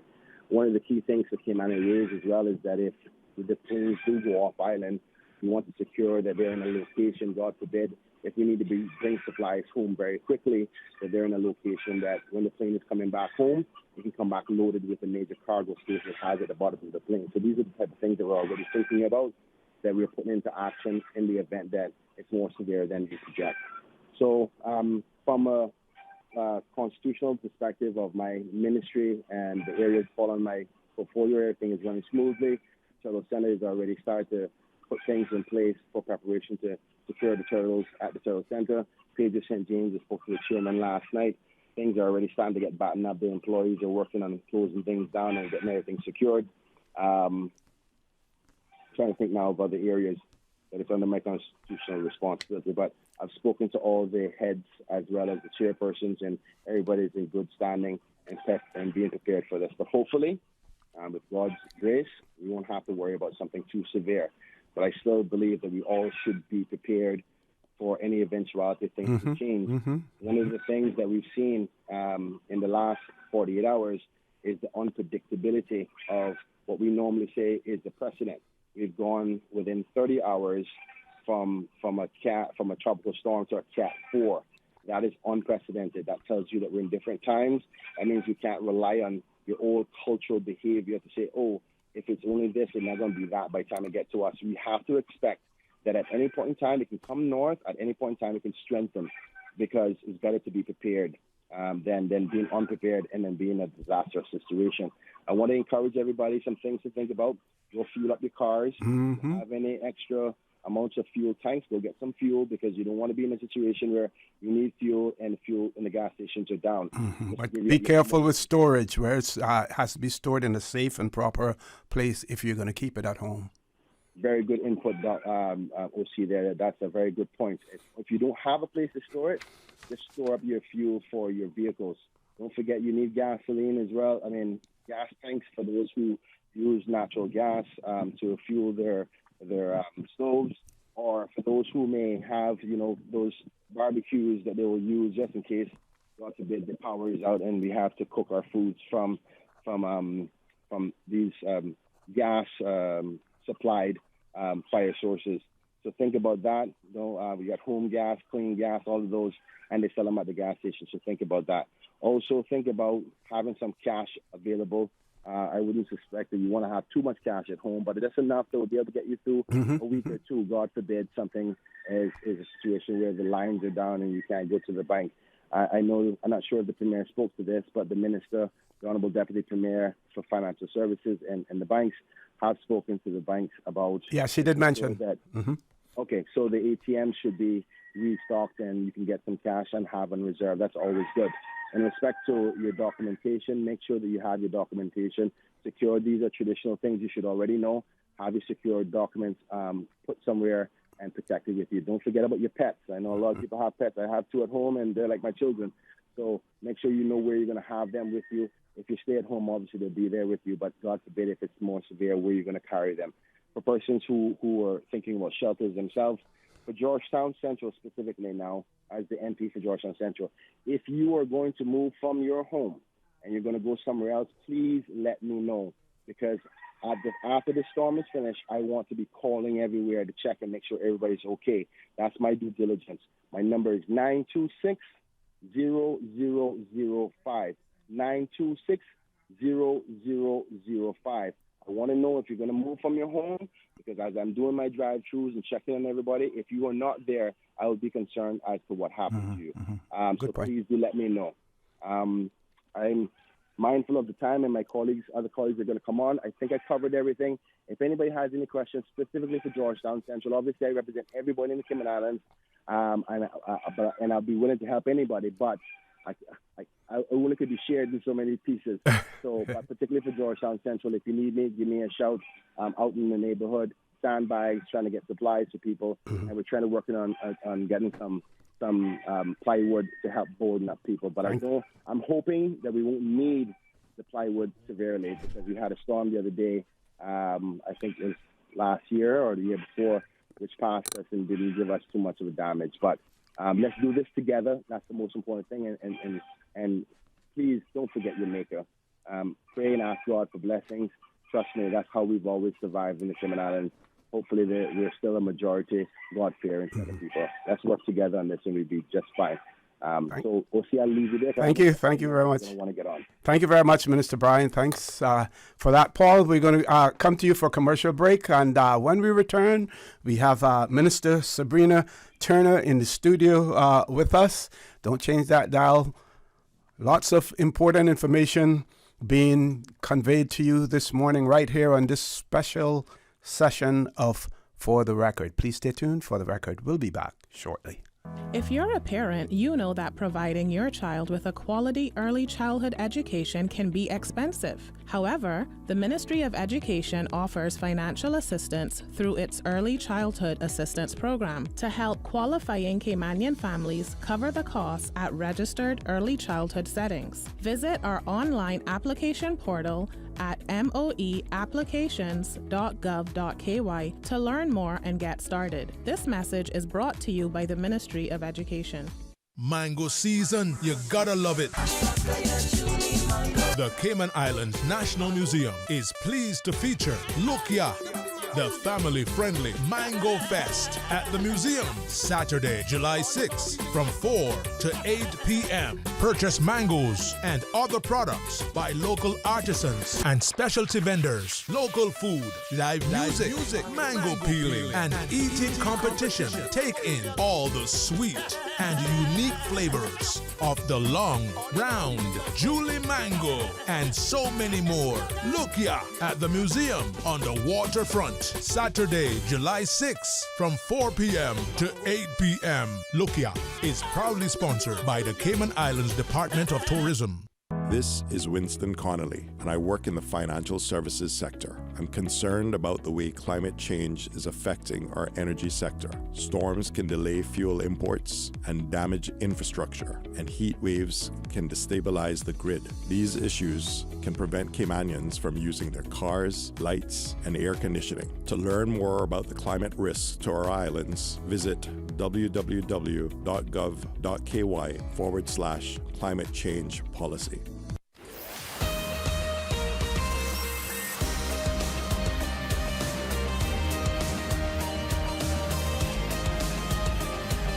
For the Record with Orrett Connor. Good morning and welcome back to this special segment of For the Record.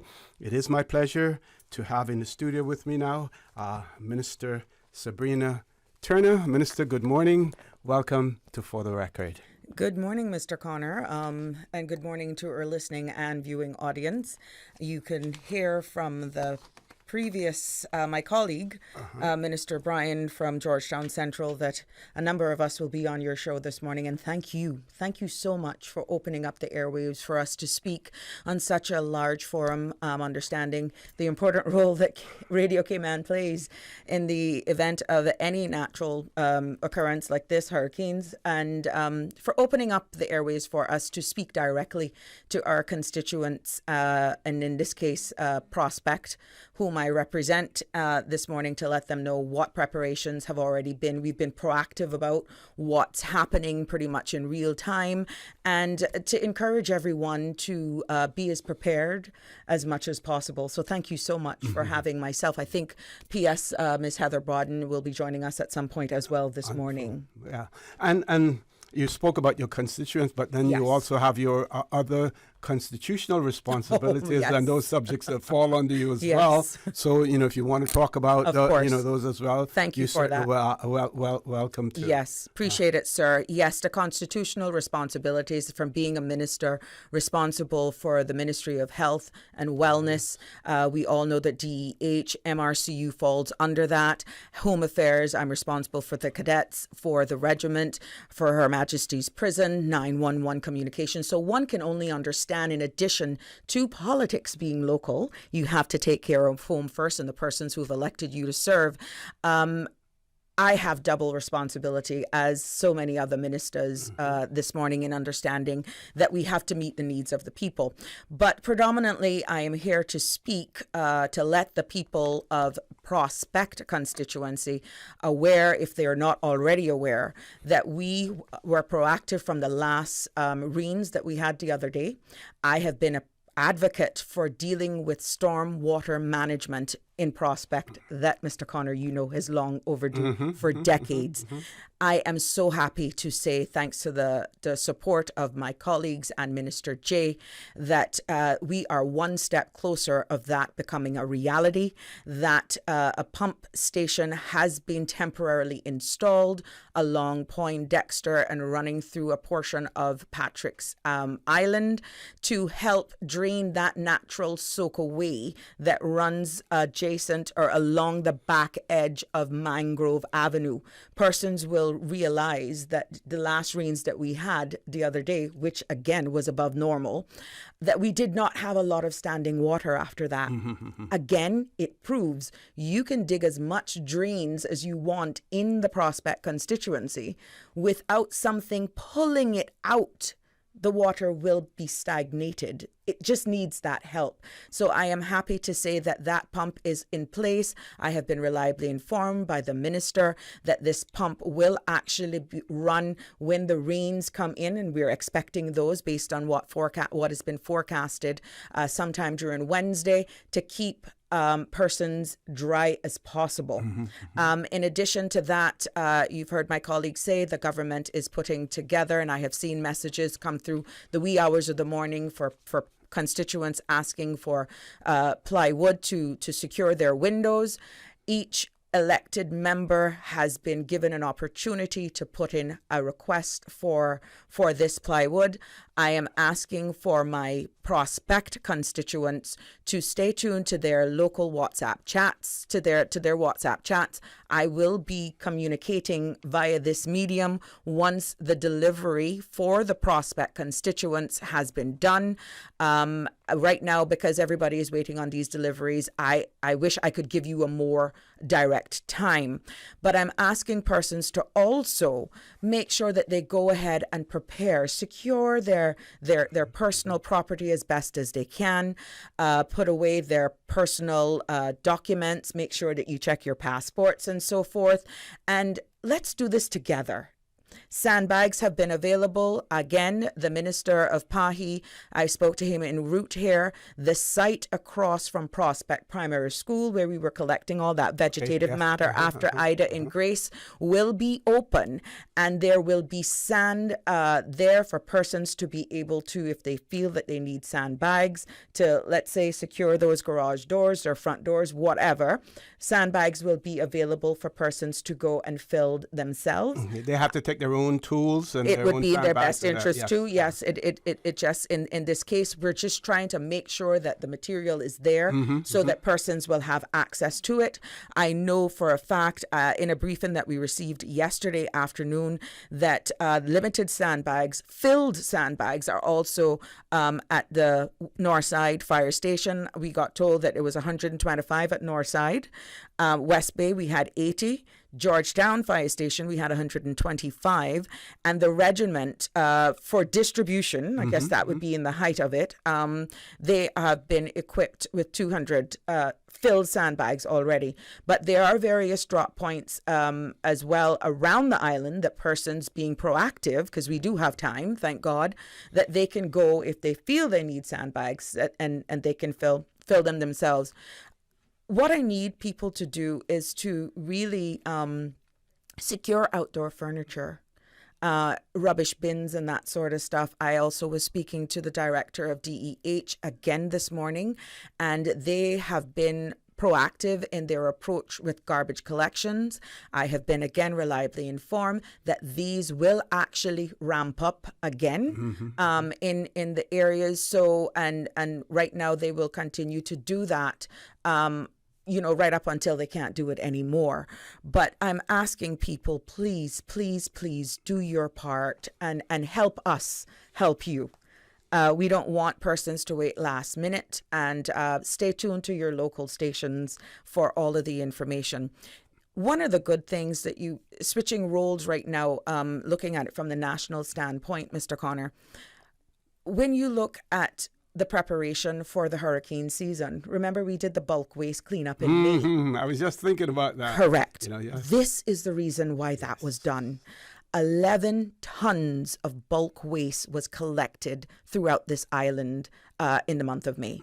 And I want to congratulate the DEH crew, the director, Mr. Richard Sims, for being proactive in this light. I know that we're accustomed to this being done during the Christmas, but this is the main reason that that was put in place ahead of the hurricane season. But we're asking people to still do their part. The landfill is open 24 hours for those persons. I saw persons there yesterday. I saw people trying to clean up yesterday.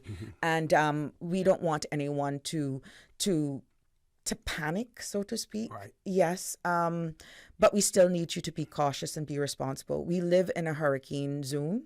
These are something that we pretty much can expect from June until November. And with the change in weather patterns, the rapid intensification, the uncertainty, it doesn't matter whether or not we're in the cone or not. It just takes a band like what we saw in Ida and Grace, what happened with uprooted trees and that sort of stuff. But for the people of Prospect, I am just assuring you that we will be keeping in contact with you. I encourage you to stay tuned to your local media stations and get your information there. I will be reaching out to persons, and I know that the big ask right now is plywood. Once I get that material in hand, I will be reaching out to persons so that they can come to the Prospect constituency office. Right now, it's just a waiting game because deliveries are happening. And I am hoping that persons will be honest enough to only take exactly what is required. And if they do really need it, because like the Premier pointed out earlier, if you have shutters, then you don't need You don't need it. You don't need it. And some people may just need to cover one single window. I wish that at this stage that I had one of those rotary saws, because some people last time was asking for half a sheet. Kudos to them. Congratulations for them for being honest. And then you had persons that were just asking for stuff that they had shutters because they had a project in their yard that they wanted done. This is not the time for that. The distribution of this and the responsibility of us being your elected leaders is for those who may not have any form of shutters, that you are considerate enough to only take the supplies if you truly, genuinely need it, and not stock up on it, but persons that are truly needing of it, that they're the ones that show up. So I'm hoping for the best, but expecting the worst. But we can all do our part to be as prepared as possible. Definitely. So spoke about the plywood, spoke about the sandbags as well. What advice do you have to those members of your constituency who, despite the fact that you may have sandbags, may be more susceptible to flooding and the use of shelters in terms of making those decisions early rather than later? Yes. Well, I know you had the powers that be before me, and you know that Prospect Primary School is one of those grade A shelters that I'm sure will be open. There's also the Red Cross building as well, but we will take instructions from them when that happens. But I want persons to know, if you have been in the Prospect constituency especially, or in an area period that is prone to flooding with or without a tropical system, but just regular rains, be responsible, be proactive, and make the necessary preparations to secure the premises in which you're at. We understand the comforts of being in your own home, but if you know that you're subjected or susceptible to flooding, to make all necessary preparations and find a safe place, either with family, friends, or once the shelters are declared open ahead of time, because we don't want to put our first responders at risk. And we already understand that once the winds and rains get to a certain force, that we cannot subject those first responders to the elements themselves. And we're just hoping that persons are responsible enough to be proactive. Now, you know, after any storm, The cleanup is another element, and I am pleased to say that we've gotten an update on that as well yesterday. And we know that the mosquitoes are out in the droves. Again, MRCU is one of those departments that falls directly under my remit.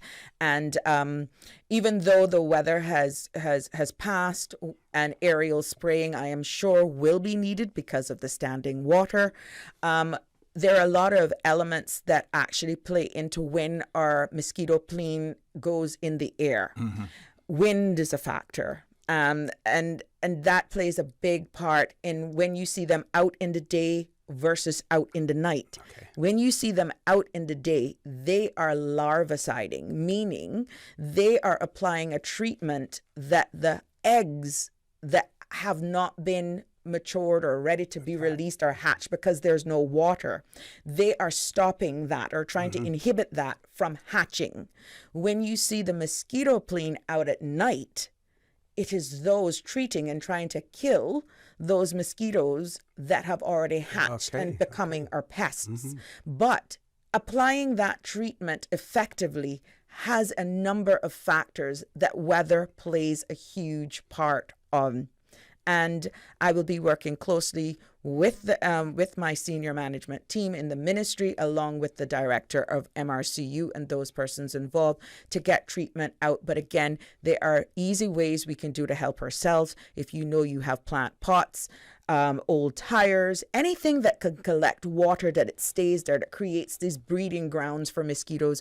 We're asking you to be cognizant of these, let's say garbage can lids and that sort of stuff. Make sure that they don't have water deposits there that can actually aid in the breeding of these mosquitoes. But we are, I have been informed that that is all in play. And once the weather permits, I am quite sure Mr. Tressiter and the other pilot definitely will be up and trying to control these pesky mosquitoes. Okay. As far as continuing to communicate with your constituents, do you have a chat group for your constituents? Yes, and, there are various. You may want to highlight, how people can predominantly WhatsApp groups. It has worked for over a decade. There are a number. I think there are about four or five groups that I have access to, and they have access to me within the Prospect Red Bay community. That may seem a little weird. Why? Because we all know before electoral boundaries, Mr. Connor, Prospect was Prospect. It included what we now has been a divide for election purposes only as Red Bay and Prospect. So a lot of these chats that I have access to and persons have access to me through, that I am obviously very aware of what's being said, what's going on, and I act on it. Cross-section between the Red Bay constituency and the Prospect electoral district. So predominantly all messaging and information will be dispensed via WhatsApp. Okay. Paul, do we have a number from Ms. Heather? Has she called in yet? Okay.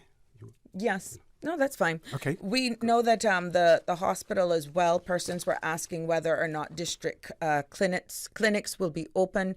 We have published on the various sites the opening hours of the pharmacy department, and I have been told by the CEO that would not have been the case, but they are prepared to beef up in the distribution of prescription medications, that sort of stuff for persons. Again, we have the time. That's one of the, I don't know if it's a good thing in a sense in this context, but it does make sense.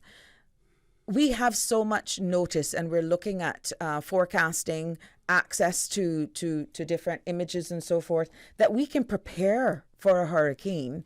So if you know that you're on life-saving prescription medications, reach out to the pharmacist, reach out to your doctor, and stock up on all of these supplies.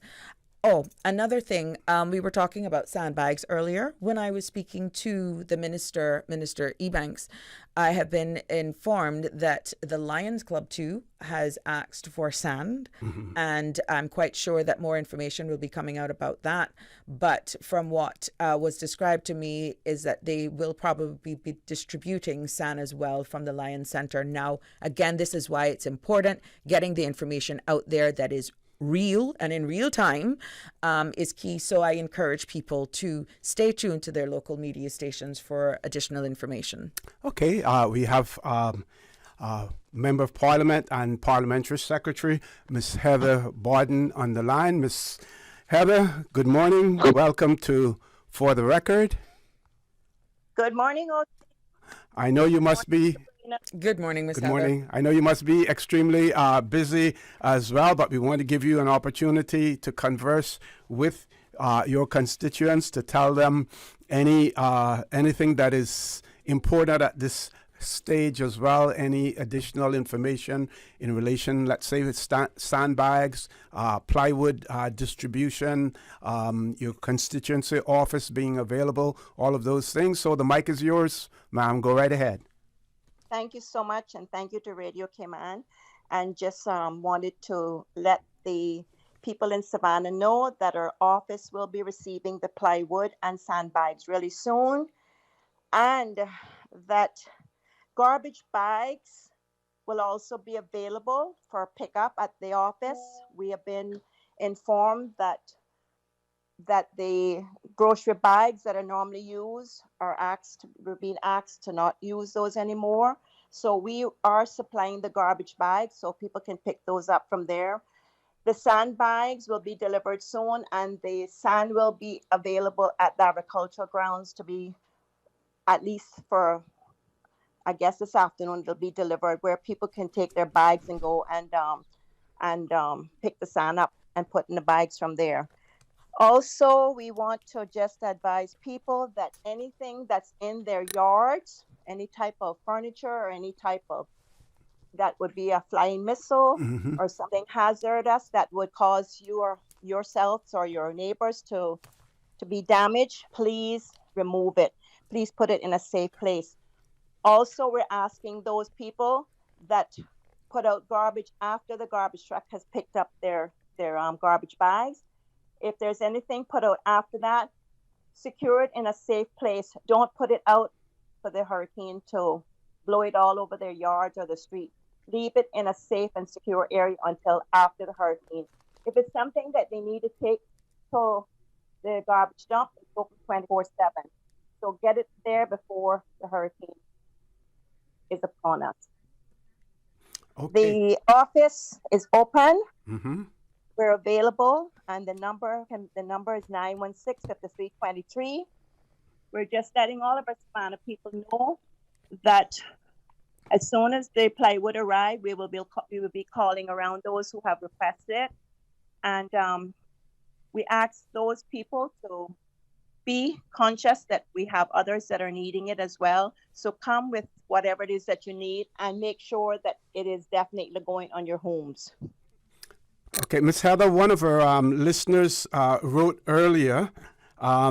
They wanted us to advise caution for motorists during and post-storm navigation of the road past Domino's in Savannah that gets inundated by the sea, the gully there. And when you are heading south on Hearst Road, going towards the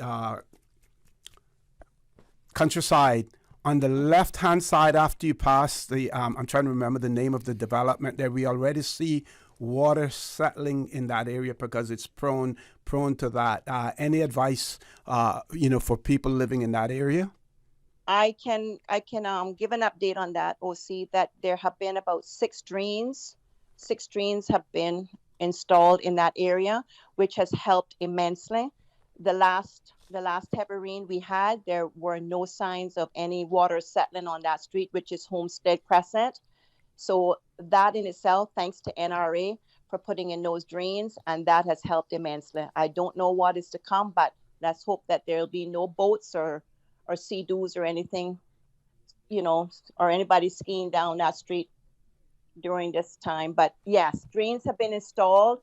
I have been in touch with NRA constantly for the last 2 weeks about getting drains that are in our area here to be cleaned. I have gotten calls saying that they have yet to see NRA, but I am informed that hopefully they will get to them between today and tomorrow. Okay. Anything else that you want to share, Ms. Heather? Any contact numbers? Again, you spoke about the constituency office, the hours that will remain open for the next few days as well. You want to repeat that information? The number is 916-5323. That's the number that can be. Debbie will answer that number. My number is 916-3574. We will be out and about. We will be checking on our people, as I have been doing for the last, 2 weeks, 3 weeks, once we got the first heavy rains. Mm-hmm. But yes, the office is open today, and once the plywood is delivered, we will make contact with those that have reserved it to come and pick it up. But so far, everything in Savannah seems to be going pretty smooth. I know that people have been making preparations for the last couple of days. So all I can say to my people is to just buckle down and pray and just hope for the best. And I hear from my people. If they need me, they can call me. They know that. They know I answer my phone. So I am here. I am all over the place this morning already. So the number is 916-3574 if they need to reach me. They know that. They know my number. And our group chats that we have for every street, they are constantly being updated. I know sometimes people get annoyed from the hearing ping, but that's our way of staying in touch with our people as well. But yeah, I think Savannah is pretty much battened down and ready for whatever's to come. But we hope that, we don't see the wrath of this one. But whatever it is, we're pretty much prepared. Yes, be ready. Definitely. Ms. Heather, I want to thank you. Thank you very much for sharing that information with your constituents, and thank you for all that you do for the people of the Cayman Islands as well. Folks, I want to mention that we a Member of Parliament, former Minister, Mr. Christopher Saunders, is in the studio as well. And as soon as we conclude with Minister Turner, we will be having him in the studio as well. So don't change that dial. He's going to be on as well.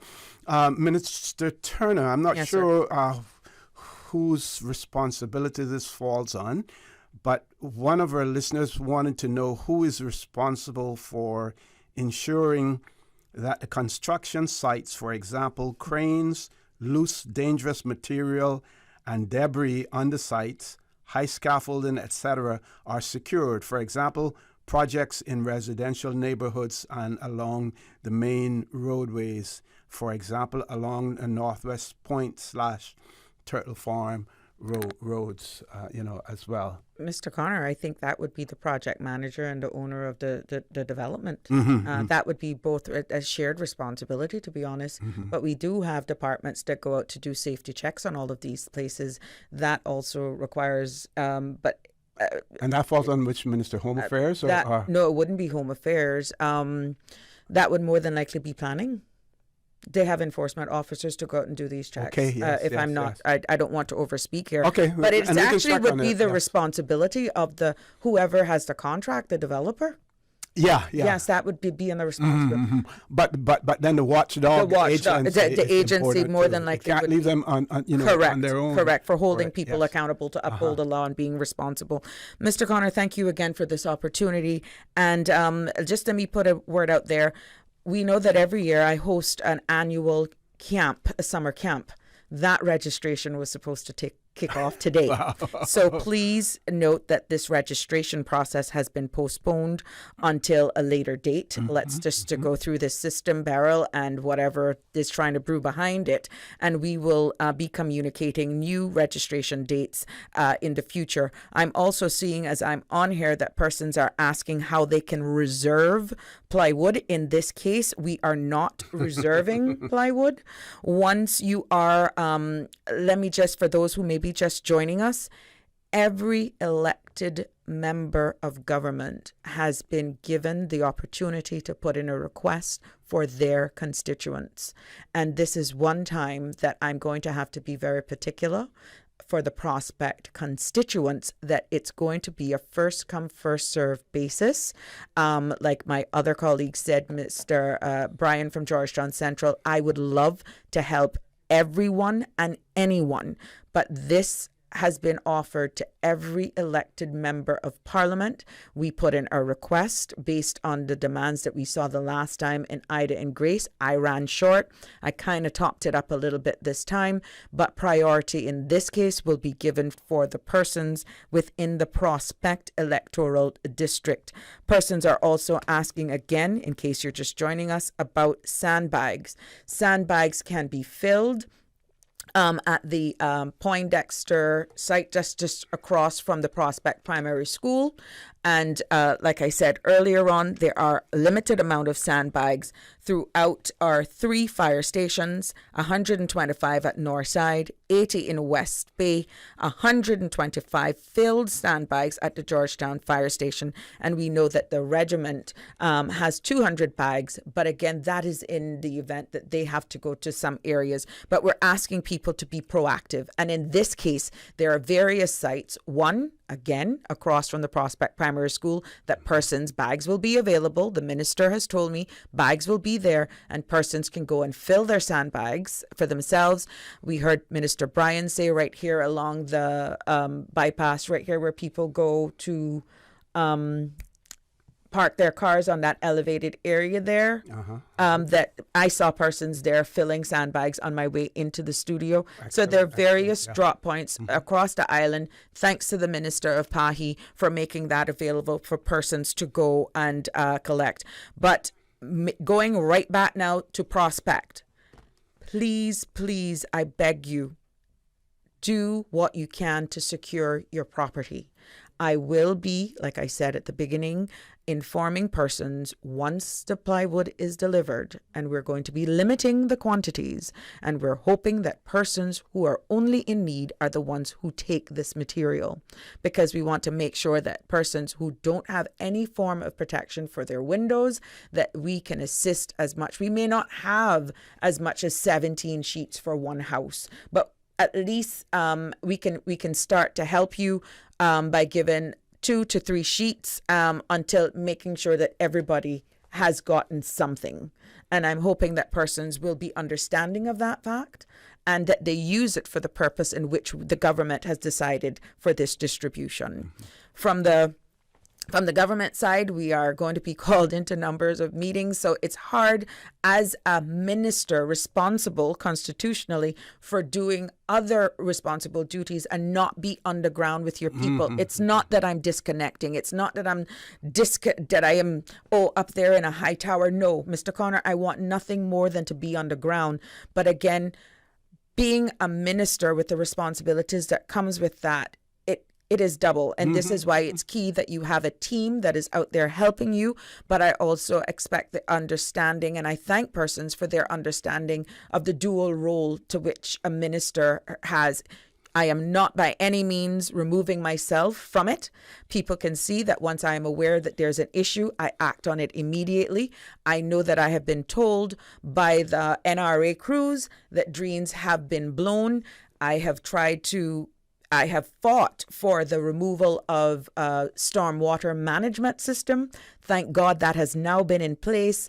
Even though it's a temporary fix, we have proven that that works in Prospect. based on the last rains that happened, pulling all the water out there from behind Coconut Village and what runs along, and I'm going to get very local now, to Mr. Verdon Terry's house. There's a natural soakaway. There's a swale there. That was filling its banks. And along Poindexter, Tarpon Circle, again, there's a subdivision there where there's a little lake that spilled its banks. And if this system actually works, it will pull all of that water out, trying to assist in the management and the flow of water. So I am here to tell the people of Prospect that I am here for you. I am willing to assist, but let's all do this together. Okay, Minister. Yes, Turner, sir. I want to thank you. Thank you very much for making yourself available. And Yes, sir. as if conditions change or as time moves along, we know that you will be around to keep your constituents, Yes. and to keep the nation, correct, updated as well. I just want to say to those aspiring or armchair meteorologists out there, please, while you may want to impress your chat groups with information that you're receiving, we again want you to rely on the local information that you're receiving from your National Weather Service. We don't want you to confuse people, and people make the wrong assumptions, and as a result of that, it may end up causing severe damage or even loss of life to someone who may just simply rely on what you have provided to them. Paul, we're going to give you an opportunity now to get some commercials in there. We're going to bring Mr. MP, Mr. Saunders into the studio as well. Don't change that dial, folks. Please stay tuned. This special segment of For the Record will continue shortly. Hi, this is Danny Coleman, Director of Hazard Management, Cayman Islands. We're about to enter the height of the hurricane season, and given that we've already seen a significant amount of activity in the Atlantic this year, we're really asking the public to get ready for the next few months. Some tips of getting ready: be informed and know your risks associated with the high winds as well as storm surge. Find out how high your home is above the sea level and the flooding history. If you have any new buildings or roads that have been constructed near you, this could impact levels of flooding that you may not have previously experienced. Determine where you, your family and your pets will shelter in a storm. Know where the public shelters are, and if you have medical needs, be sure to go to a shelter that is a designated emergency medical centre. Make sure your home, car and property insurance, as well as your passports and other important documents, are up to date and that you have copies and photographs in a secure and dry location. If you have a boat, please decide now where and how you'll secure it. Check your hurricane shutters, and if you don't have them, consider purchasing plywood. Stock up on hurricane supplies, non-perishable items including prescribed medication and personal sanitation items. And for more information, please visit our website at www.caymanprepared.ky. Be informed, make a plan, be prepared and stay safe, Cayman. If they are talking about us, living in your head rent-free all this time, we must be relevant. Radio Cayman since 1976. I'm April Cummings with your latest update on Hurricane Beryl. According to the National Weather Service out of the U.S., the eye wall of the, quote, extremely dangerous Category 4 Beryl is nearing the southern Windward Islands.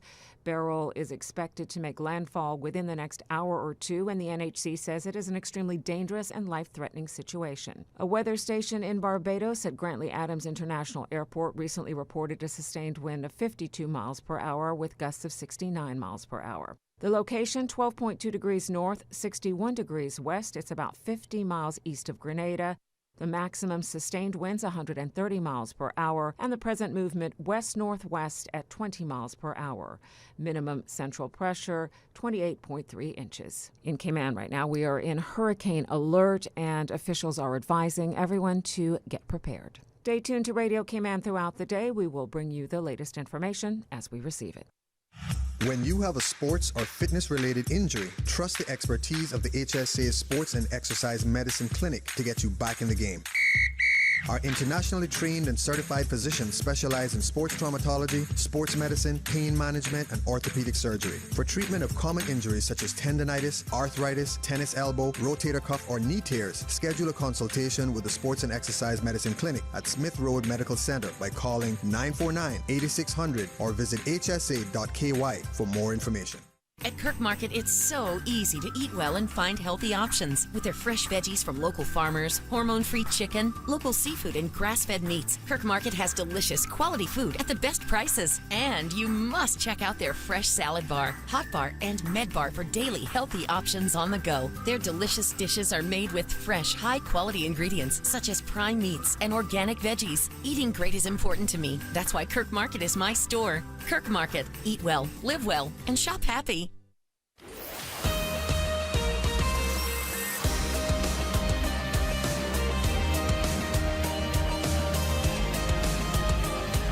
For the record, with Orrett Connor. Good morning and welcome back to this special For the Record broadcast this morning because of the fact that Hurricane Beryl has put the Cayman Islands, the authorities in the Cayman Islands, they have put the Cayman Islands on a hurricane alert. We have arranged, the government has arranged to have all members of Parliament, if they want to be on air to share information with their constituents, to do so. So it is my pleasure to have in the studio, and I should say this, that there are some members of Parliament who are constantly in contact with their constituents, constantly communicating. So for them, this is nothing out of the normal, nothing unusual, about it, because they do it all of the time. And I must say that MP Chris Saunders is one of those as well. And I want to welcome him into the studio this morning, despite the fact that I'm sure he has a big smile on his face, very confident, because he knows where he's at and where his constituents are at. Mr. Saunders, good morning. Welcome to Good morning, OC, and good morning to you listening public. I'm smiling because we are a little bit ahead of schedule of where we expected to be. Yesterday was actually the last of our tree trimming. We got that done yesterday. So, kudos to those guys and for everyone who availed themselves of the opportunity. When I sent out my message for Hurricane message the 1st of June, I did ask all the residents of Bordentown West who's on my distribution list, who received the message, if they needed any assistance with tree trimming and everything else, reach out to me. So a lot of them avail themselves of that, and for those who volunteered to help and for those who worked at a discount price, I'm very grateful for them for helping with that. The focus now is on preparation. But actually, before I get there, I really have to give a shout out to Minister J. He was a big help in terms of the drainage. Just prior to the last rain coming, we were actually out and about, and the work that Minister J did along with the NRA, it has helped a lot in terms of Little Savannah Gardens and also in Swallow Lakes. So that's an area that has been of concern for us. We're pretty much in a high area, so we don't really have the flood as much as other parts of Cayman, so thank God for that. But, the trees, the drainage in some areas, because as we develop, it kind of moves the water along different places. So places that weren't affected before were actually affected now. So there are a couple of roads, but we still have some drains to get done, hopefully, but the weather's allowed us to not basically get that done. So once this has passed, we can continue back with get more drains in for some homes that we need, that we do recognize. Because some of the road work we did actually changed the flow of the water. Okay. Because one of the things that we did, and in some areas where we asphalt the road, so if an area is fully developed, where there's no one else left to read the bill, we would basically go in and just pave that road. Chip and spray and that kind of stuff. If an area is still being developed, where water authority is going to come in, they may cut the road or do this or that, then we normally do chip and spray. Okay. Yeah. So that's one of the things that we're doing. So we do have several roads that's also scheduled to be asphalted. Well, fully we call it black paved. Blacktop. Blacktop. Yeah. Because those areas are fully developed. So we're getting there bit by bit, and the minister's really been supportive. And area have been doing a really good job with that. The focus now is on plywood. People have been reaching out to me. So I want to thank the Honorable Premier. My plywood was actually dropped off early this morning. So I've now made, while I was out there waiting, just made the necessary arrangements to have one of those trucks. So we're going to be doing deliveries directly. And while I'm not setting a limit per house, because I've already seen some fridge requests coming in, but one of the things, by we delivering it, we actually get to see the house and what is needed. Yes. You know what I mean? So it costs a little bit more, but it is more efficient. You know what I mean? So in some cases, I mean, last time we did, that's the same approach we took last time. And we had people asking for 50, when we reached out the house, they realized they only needed 4. We're like, no, and some people's kind of, because when they're counting windows, sometimes the windows are double. So one plywood could actually fit for both windows. The one thing I will say to people as they start to barricade up, and one of the things I've been checking is the millibars of the hurricane. That pressure, it is always good to watch that pressure. Yeah, because what people don't realize is that most of the time, I think, if memory serves me right, is around the average millibar inside the house will be about 1,013 millibars. And some of these hurricanes, if you look like Hurricane Gilbert, for example, that was a very low pressure hurricane. And what that basically is that you got 800 millibars on top of your house, you got 1,000 millibars inside your house. What do you think is going to happen? And those are the kind of stuff that actually lift people, creates lift. The same thing that basically makes a plane lift is what it is. That will lift your roof off and then the window darker carry someplace else. So it's always good to listen to the experts. I'm not an expert, but you leave one door open, depends on which direction the wind is blowing and everything else, and monitor the pressure. You don't want pressure being built up in your house because it will have its own impact. But I mean, outside of that, I mean, I think a lot of people have been prepared. The heat has already scared a lot of people because everybody has been crying how hot it has been already. So I think everyone was kind of really bracing for this one. And it's kind of 20 years now since we have really had a major hurricane. So knock on wood, hopefully, I see we're still slightly out of the cone. But the one thing I would say to people is to recognize also that these hurricanes are hundreds of miles wide. When Ivan was hitting Cayman, it was also in Jamaica and Cuba at the same time too. Yes. Just to put things in context, you can feel the effect in this kind of situation. So even though they measure, but using the eye of the hurricane itself and how far it is, I mean, at the end of the day, we're still going to feel some effects from the outer bounds. I mean, because exactly. So we just need to make sure that we're prepared. But outside of that, I think, I mean, all the MPs have been working well. I was listening to Minister Brian when I was coming in. He has always been on point. I have to give him his props. Minister G has done an excellent job in terms of being very proactive. And again, I can't thank him enough. He has helped a lot with the flooding in my area. For the people that directly need the plywood, please, again, only if you need it. Yeah. I mean, some people, I know you can afford it. I know where you live. I know where you work. You know what I mean? And like I said, we're doing the deliveries ourselves. Yes. But outside of that, I can't thank the Premier enough in terms of support. She had called me late last night to let me know that in terms of how many plywood I need. They were there this morning, and this morning at 4 something I'd messaged her. And when I saw her online, I'm like, she needs to basically make sure she take care of herself also. I mean, this can be a long, tireless job. But outside of that, this is time for us to all come together. Yeah, yes. So, in terms of sandbags, for anyone in your constituency who may be interested, where's the stockpile for that? Actually, I've not gotten any requests for sandbags. The few requests I've gotten for sandbags, I've actually not been inside my constituency. So if anyone needs sandbag, then I will go. But I've not got any requests for sandbag. Yeah, because like you said earlier, we're more elevated in the the Savannah, the Pedro area. We're generally elevated. I mean, I remember when I was building my house, I remember what Charlie Watley said to me. He said, Chris, if you ever come out your house and see water, don't go in town, it wash away. So, I mean, so Lower Valley itself has been pretty much an iron dry area. The one area for us has always been the flow of water because of the development. I mean, we have homes that are affected, not because of the water, but because the neighbor went and built higher, and then it pushes water inside the yard, inside the house, that kind of thing.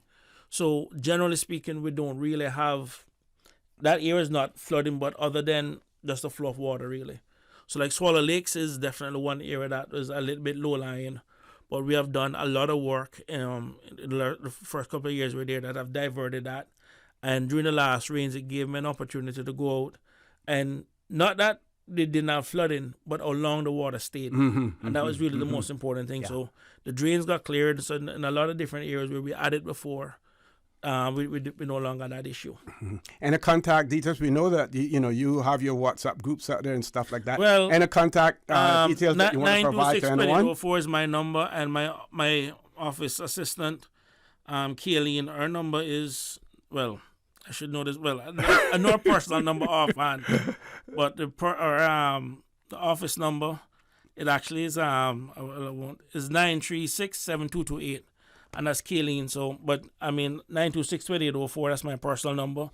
And 936-7228 is the office number. Anyone need anything, just give us a call. The next thing, I mean, for us, though, is in some cases also, we have been distributing vouchers for fosters for people that will get supplies. So, again, on a need basis. I mean, the wants are always unlimited. So, again, we know exactly who the needs are. So, we are helping in that regard also. So we have vouchers. We have been delivering those, and when I leave here, I have some more to go deliver too. So it's just on a case-by-case basis. But generally speaking, just by the grace of God, I know Caymanians have always come together during times like this. Yes, so important. A lot of people have been taking it serious, and I think the Heavy Rains recently gave us a chance to kind of start switching to that mental gear. And one of the things I want to say to people is, this is just the 1st of July. This is we're going on to the 3rd of November. So and please, September is normally the month that we fear the most. We still have July to go through, we still have August to go through. So this is just the first of it, but at least it gives us a chance for everyone to get ready, get prepared, and everything else. And again, we're all here to help. There are no borders at this point. I mean, like I said, we have cut trees even in Savannah. We're cutting trees, we got requests. We had extra time. The guys that said we go Savannah and get stuff done too. Great. This is what it's all about. Yeah. And there are people who are here on island now who have never experienced any type of bad weather like a hurricane before. And it is important for those persons who have been through things like a Hurricane Ivan to reassure people, but at the same time to tell them, about, the pitfalls and how cautious they need to be as well. Because some of those persons who've never experienced it think that, I'll get to experience a hurricane. It is not something that you want to experience. I'm gonna leave you with this story. Sure. I'll never forget this. My last year high school in Kingston was 88 to 89. Gilbert had hit in 88. So I was actually in Kingston when Gilbert hit, and Jamaica took the full brunt. I remember my father at the time calling me and asking me if I wanted to come home. I'm like, nah, Dad, I want to see what hurricane look like. I want to see what hurricane feel like. See, I can tell you one thing. I wish to God I'd take my dad's advice to come home. 40 days and 40 nights, the place where I was born in Jamaica, we had no electricity. Wow. For 40 days. I'll never forget that. Never forget it. So I have an experience that Gilbert became the benchmark for hurricane. So when in 2004, I was actually working at Digicel at the time. And I remember, again, prior to Ivan, Gilbert was the benchmark. So we're all there. The head of technical at the time was a guy named Victor, he was originally from Mexico. So those Jamaican guys who were working there at Digicel said to Victor, you know hurricane? You know hurricane? You ever hear about Gilbert? And of course they're going through. I'm there smiling, and Victor was here smiling too. So they're like, what? Victor say, Chris, tell him. I say, you ask that Mexican if he knows about hurricane. I said, Gilbert hit Mexico twice. It actually went straight over into the Pacific and come back. And you're asking a Mexican if they know hurricane whenever hurricane goal is to get to the Gulf of Mexico. So it was kind of one of those things. And I remember the night before, a friend of mine was working, Digicel called me. And he says, when I ever hit Jamaica, he says, boy, this one make Gilbert look like a boy. I say, you gotta be joking. Worse than Gilbert? They said, Chris, my auntie called me. She said, this is like Armageddon type stuff, some kind of thing from the apocalypse kind of thing. And of course, when Ivan came, Ivan did make Gilbert definitely look like child's play. Because Ivan was definitely no joke. You know what I mean? And I think ever since then, I think Caymanians understood. And so to the point that we want to make for people who have never experienced hurricane, I remember during Ivan, we had people who was actually having what they call hurricane parties along The place beside Mariners Cove, along Spot Street, that thing that slipped my mind. They were literally having hurricane parties. That was Mariners. No, Mariners Cove was one of them. But ended up getting destroyed. Yeah, but the other development was also having hurricane parties too. Okay. And the reason why I'm raising this is that Ocean Club. Yeah, Ocean Club. Uh-huh. There's some people that just having hurricane thing. The point I'm making is this: is that please take this serious because the first responders, you don't want to put them at risk. Yes. Coming out to basically save your crazy self, not understanding how serious these things are. And it'll reach a point where they won't come out. Exactly. As well. So from that standpoint, I remember was by Gilbert McLean's house at the time. He was the Minister for Works. Like the day or two after, we're getting the debriefing, and some of the craziness that we heard that people were doing that were putting other people at risk. You know what I mean? So I just want to say to people who have not experienced one of these, this is not something to play around with. It's not TV. This ain't Twister. This is real kind of situation. Yep. So MP? with that, I know you have other guys out there. So Thank you very much for all that you do for the Cayman Islands, for your constituency, and otherwise as well. Thank you very much. I actually enjoy doing it, OC, and all the best, and good luck with everyone. Okay. Stay safe, stay dry. Paul, we're going to throw it over to you for a commercial break, and we're going to bring the leader of the opposition and his deputy into the studio. Please stay tuned for the record. We'll be back shortly. It's changing, and so is Cayman. Stronger and more frequent hurricanes, longer periods of drought, sea level rise, and higher temperatures are already impacting our communities. If we take nature into account before we act, we can harness nature's benefits and reduce the devastation caused by natural disasters. Because when we put nature front and center, nature can provide the solutions. Since 1993, Rotary Central has worked diligently each year to provide quality bus shelters to our community. A traveling convenience to our school children, the elderly, young people going to work, guest workers, and visitors using the public bus. We, Rotary Central, help you, our advertisers, make it happen. Your marketing dollar travels a far way. Positioning your message, your product, your services, your presence in over 83 bus shelters. Every dollar you spend, every advert you place helps to build another bus shelter, providing modest comfort for Cayman travelers. Reserve space now on the only billboard medium in the Cayman Islands. Email rotaryshelters@gmail.com. rotaryshelters@gmail.com. The Bus Shelters, a partner in community convenience. Another inspiration program by Rotary Central Cayman Islands. In preparations for Hurricane Beryl, residents are encouraged to secure their homes and businesses, particularly those located in flood-prone areas. Sandbags are available from local hardware stores, and sand can be collected from the following locations: East End Civic Center, Frank Sound Fire Station, Anton Bodden Drive in Bodden Town, Agriculture Grounds in Lower Valley, Bobby Thompson Way Roundabout on the left-hand side in Georgetown, West Bay Fire Station, and Watering Place Gardens in Cayman Brac. Also, members of the Lions Club are on hand to assist with filling bags at the Lions Center. Be prepared, stay vigilant, and remain safe. Tune in every Monday through Friday at 12 p.m. for Radio Cayman's Midday Newscast. Radio Cayman, the people's station, your trusted official source for the latest news. The 12 p.m. news is proudly brought to you by Health City Cayman Islands. World-class healthcare within your reach. Thinking about what to do on this hot summer day for little or no cost to you? Head over to the new Shoreline iMap to find the closest public shoreline access point. Then grab your sunscreen and head to the shore. Use the new Shoreline iMap today at gov.ky/shoreline.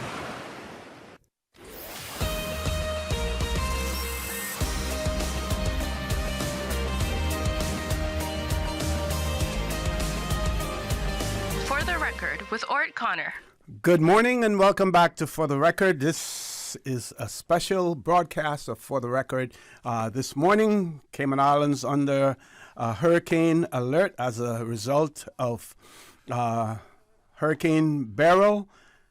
It is my pleasure now to have in the studio with me Honorable Roy McTaggart, Leader of the Opposition, his Deputy and Member of Parliament, Mr. Joe Hugh. Gentlemen, good morning. Welcome to For the Record on this particular occasion.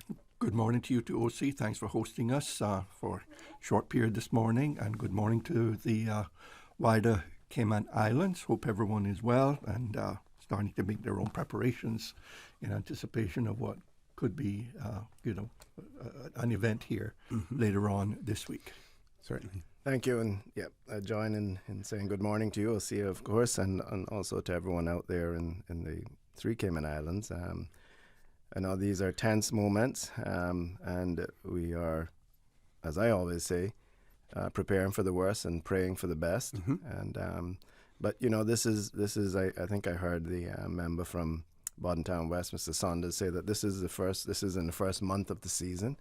So it's an exercise that we must take seriously and prepare ourselves and pray. Like I said, pray for the best, and if not, then we are prepared going forward for the rest of the season. Certainly. And we know that, like all other members of Parliament, you continue to keep in contact with your constituencies, Yes. As well. But this is, again, an opportunity for you to be in contact with them, but the wider Cayman Islands, as well, because while you do represent a constituency, you have, an obligation to everyone who resides in the Cayman Islands as members of Parliament as well. And I agree with you wholeheartedly. In situations like this, OThe boundaries come down. Yes. And they come down very quickly. And it's all about, this transcends politics, is the best way I can put it. And, we're here to do and help. While we do have our constituencies, we have obligations to everyone else as well, and to do what we can to assist. Okay. Make sure people are prepared. So here's your opportunity now to talk about what your members are doing. What you want to let your audience out there know in terms of what to do, as well, and to contribute to the discourse that's taking place. Yeah. Well, I'll just kick it off briefly, and then I'll let my deputy to speak as well. The big thing right now, OThe, is that we're encouraging our members and constituents to make sure they take all the necessary precautions and steps to secure themselves.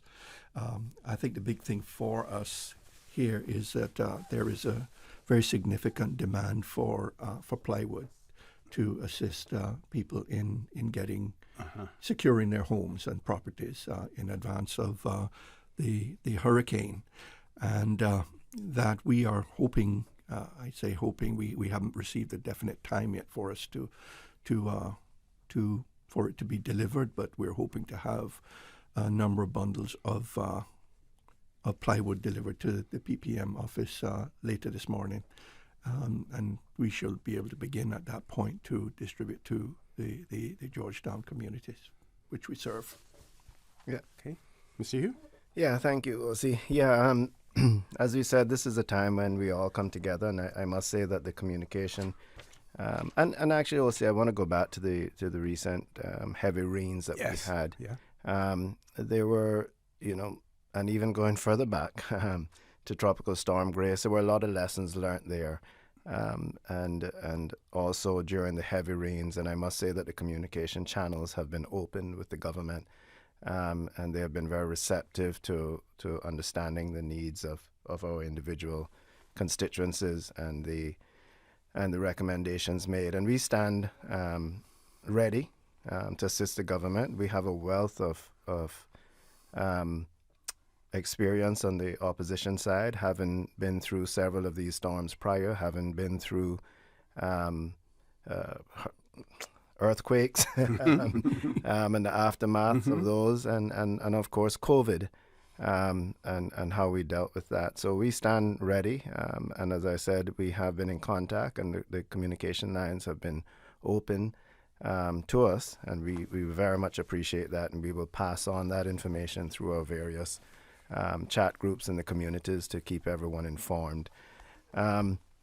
And so, and I also want to encourage those that are able to and have the ability to take advantage of the stores being open today. If you have the ability to get your own plywood, if you have the ability to go and get sand at some of the distribution centers that are open now, please go ahead and do that. Get that out of the way. The the earlier that persons can get themselves sorted, the easier it is for us to assist those who are much more vulnerable and really need that assistance. So, with that, we are awaiting a limited supply of plywood. We have all sent out on our chat groups, I think, to offer phone numbers, etc., where you can call to request the plywood, and we will try to accommodate as best as possible. Personally, I have been informed by the Minister, Mr. J. Banks, that we will be receiving some sand down at the Godfrey Nixon Park later today. That those who have sandbags, we'll try to get a limited amount of sandbags as well, that persons can come and fill their own sandbags, and we can assist those with the distribution. But again, if you are able to get out there to the Poindexter, I think it is, and a couple of other places, to help yourselves, then please, by no means, don't wait. Go and get it done early so we can get people off the street, leave the roads open for the emergency services, etc. So, while I'm on, we have, I've asked persons, and I'll say it on the radio, for the Georgetown North constituency. Our offices are open. Ms. Lynette can be reached on 949-0055, or you can text or WhatsApp on 926-4035. Okay, can you repeat those again? So the office number is 949-0055, and for text and WhatsApp on the cell, it is 926-4035. I will continue to give updates on the various chat groups as to when and if we receive the sand, and when we do receive the plywood. But I would encourage persons who need assistance to contact the office so that they can know. I've also been asked by Ms. Barbara Connolly. Unfortunately, her PA is out of town, so she's offering up her personal cell number, 916-5419. I know she's currently out delivering sandbags already. So if you don't get through, leave a message or WhatsApp her. She's already in the Windsor Park area working away, so I think she's ahead of the ball as usual. But she's offered up her number for persons. I think the Honourable Leader will provide the number for the PPM office, that those who are for the Red Bay constituency and for himself and Mr. White possibly. But contact any one of us and we'll be sure to get the information. Okay, sure. Mr. Leader? And I would say for, the main office at the PPM office where my PA works, and the cell number there is 926-4717. So if they could send in their request there, if they, for plywood or whatever other requests, sandbags or sand, whatever, they can send those also for David White and for Sir Alden as well, Red Bay as well, and we'll make sure that they get the information and are aware of the information that's requests that are coming in as well. So 926-4717 for Georgetown South, Georgetown West, Red Bay. Okay. Now, the issue of plywood has always been, one up for discussion. And there are those who say, we're preparing ourselves now. 2 or 3 months down the line, we hope it doesn't happen, but we may face similar challenges again. And you will find that those same persons who received plywood before are asking for it again. Yes. How can you develop some level of accountability into the system? We heard Mr. Saunders say it earlier, and of course, he has his constituency, whereas the progressives, it's spread out much wider if you're dealing with it collectively. But he actually will deliver the ply. This way he gets an opportunity to see that the need, is there. And he used, I'm not sure if he used it on air or off air, or one of them, that said, someone was requesting 15 sheets of plywood only to find out that they only needed, 4 or 5. And in one particular instance, I won't say which constituency or which minister, but the person wanted to build a pump shed.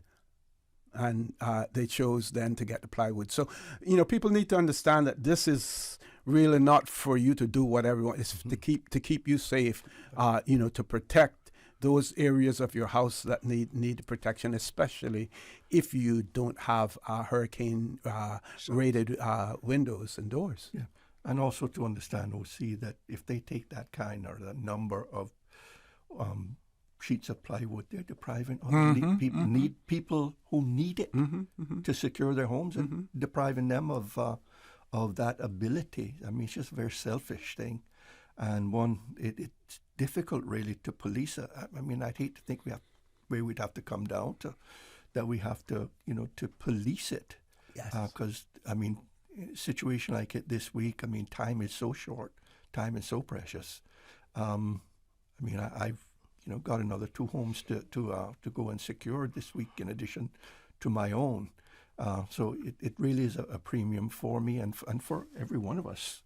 We've been up from early hours this morning, trying to helping people and doing things, for them.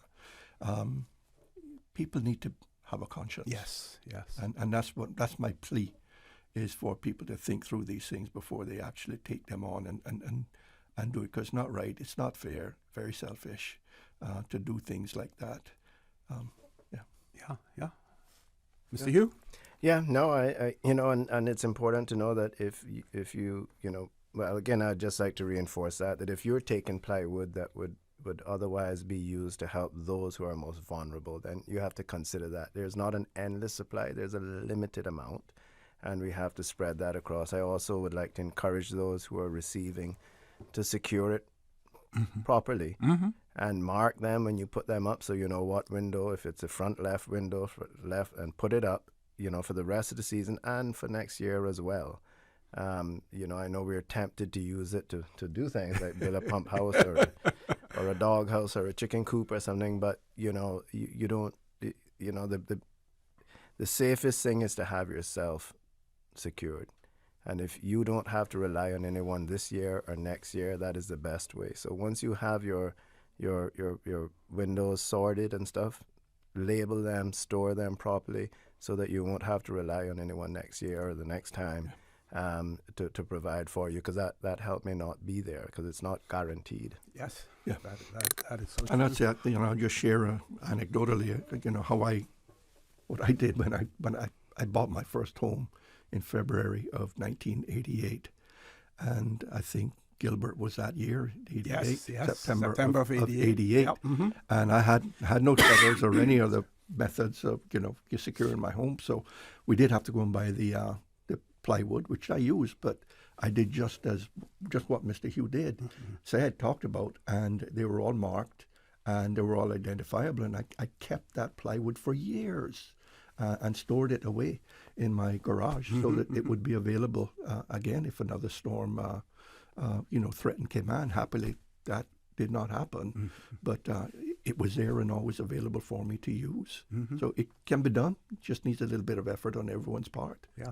One of our listeners wanted to know, as far as plywood distribution is concerned, those properties that are rental properties, do we subsidize the owners of those rental properties, or do they qualify for ply and other assistance? Well, go ahead. A tough one, but I mean, as if they are there. I mean, truly, I think it is to the landlord a responsibility to do so, and they're collecting the rent, everything else. But I think depending on the circumstances, then yes, we would assist us if we're able to. Remembering that resources are limited, but yeah. No, I agree. What I have come in encounter with, not all landlords are as organized, I should say. True, maybe true, nicest way. And possibly just because someone is renting some rooms, etc., doesn't mean that they have available cash. But it is, I've come across where Caymanians are renting small rooms or whatever and have one window, and they want to secure that in those cases. But to say deliver wholesale to someone that have a rental property, absolutely not. That would be unfair to those out there who are trying to protect their own homes and who really need the help. But there are circumstances where persons are renting a room or a place and they have not received help from their landlords and they're Caymanian, then we have to help them. Yes, yeah. Now, we heard earlier the Director of Hazard Management, Ms. Danielle Coleman, speak about the fact that no decision has been made yet in relation to the opening, of shelters. Do you have any advice that you want to impart to the audience, and in particular your constituencies, about the use of shelters, especially those that find themselves extremely vulnerable to flooding, where even sandbags may not, be the answer to their issues? Yeah. Go ahead. Yeah, I would encourage those who are in that position, and perhaps some of the elderly or those who are more vulnerable and they're on their own, to seek a shelter. We should all know exactly where the nearest shelter to us is, no matter what. But I would encourage persons to take advantage of the shelters when they do open. If you're in an area that is prone to severe flooding, and possibly you don't feel that you are secured enough, and or if you are elderly or indigent that requires assistance, and you're on your own, I would encourage you to take advantage of the shelters.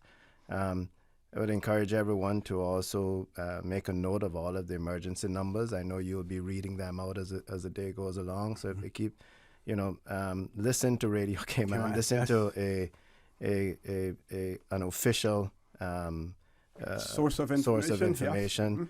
Make a note of the emergency numbers. Make a note of where the shelters are and the shelters nearest to you. Gather your important information, your passport, your birth certificate, things of that nature. Put them in a large waterproof Ziploc bag, and even pack a bag that you can grab and run with. That in case anything does happen, you're available to go. I would also encourage people not to try, once the weather moves in, if you need help, call 911. Don't try to get to your neighbors. Don't call 911 to get help, and they will assist you in the best way possible, and safest way. I think it's very fortunate too this time around that that you have the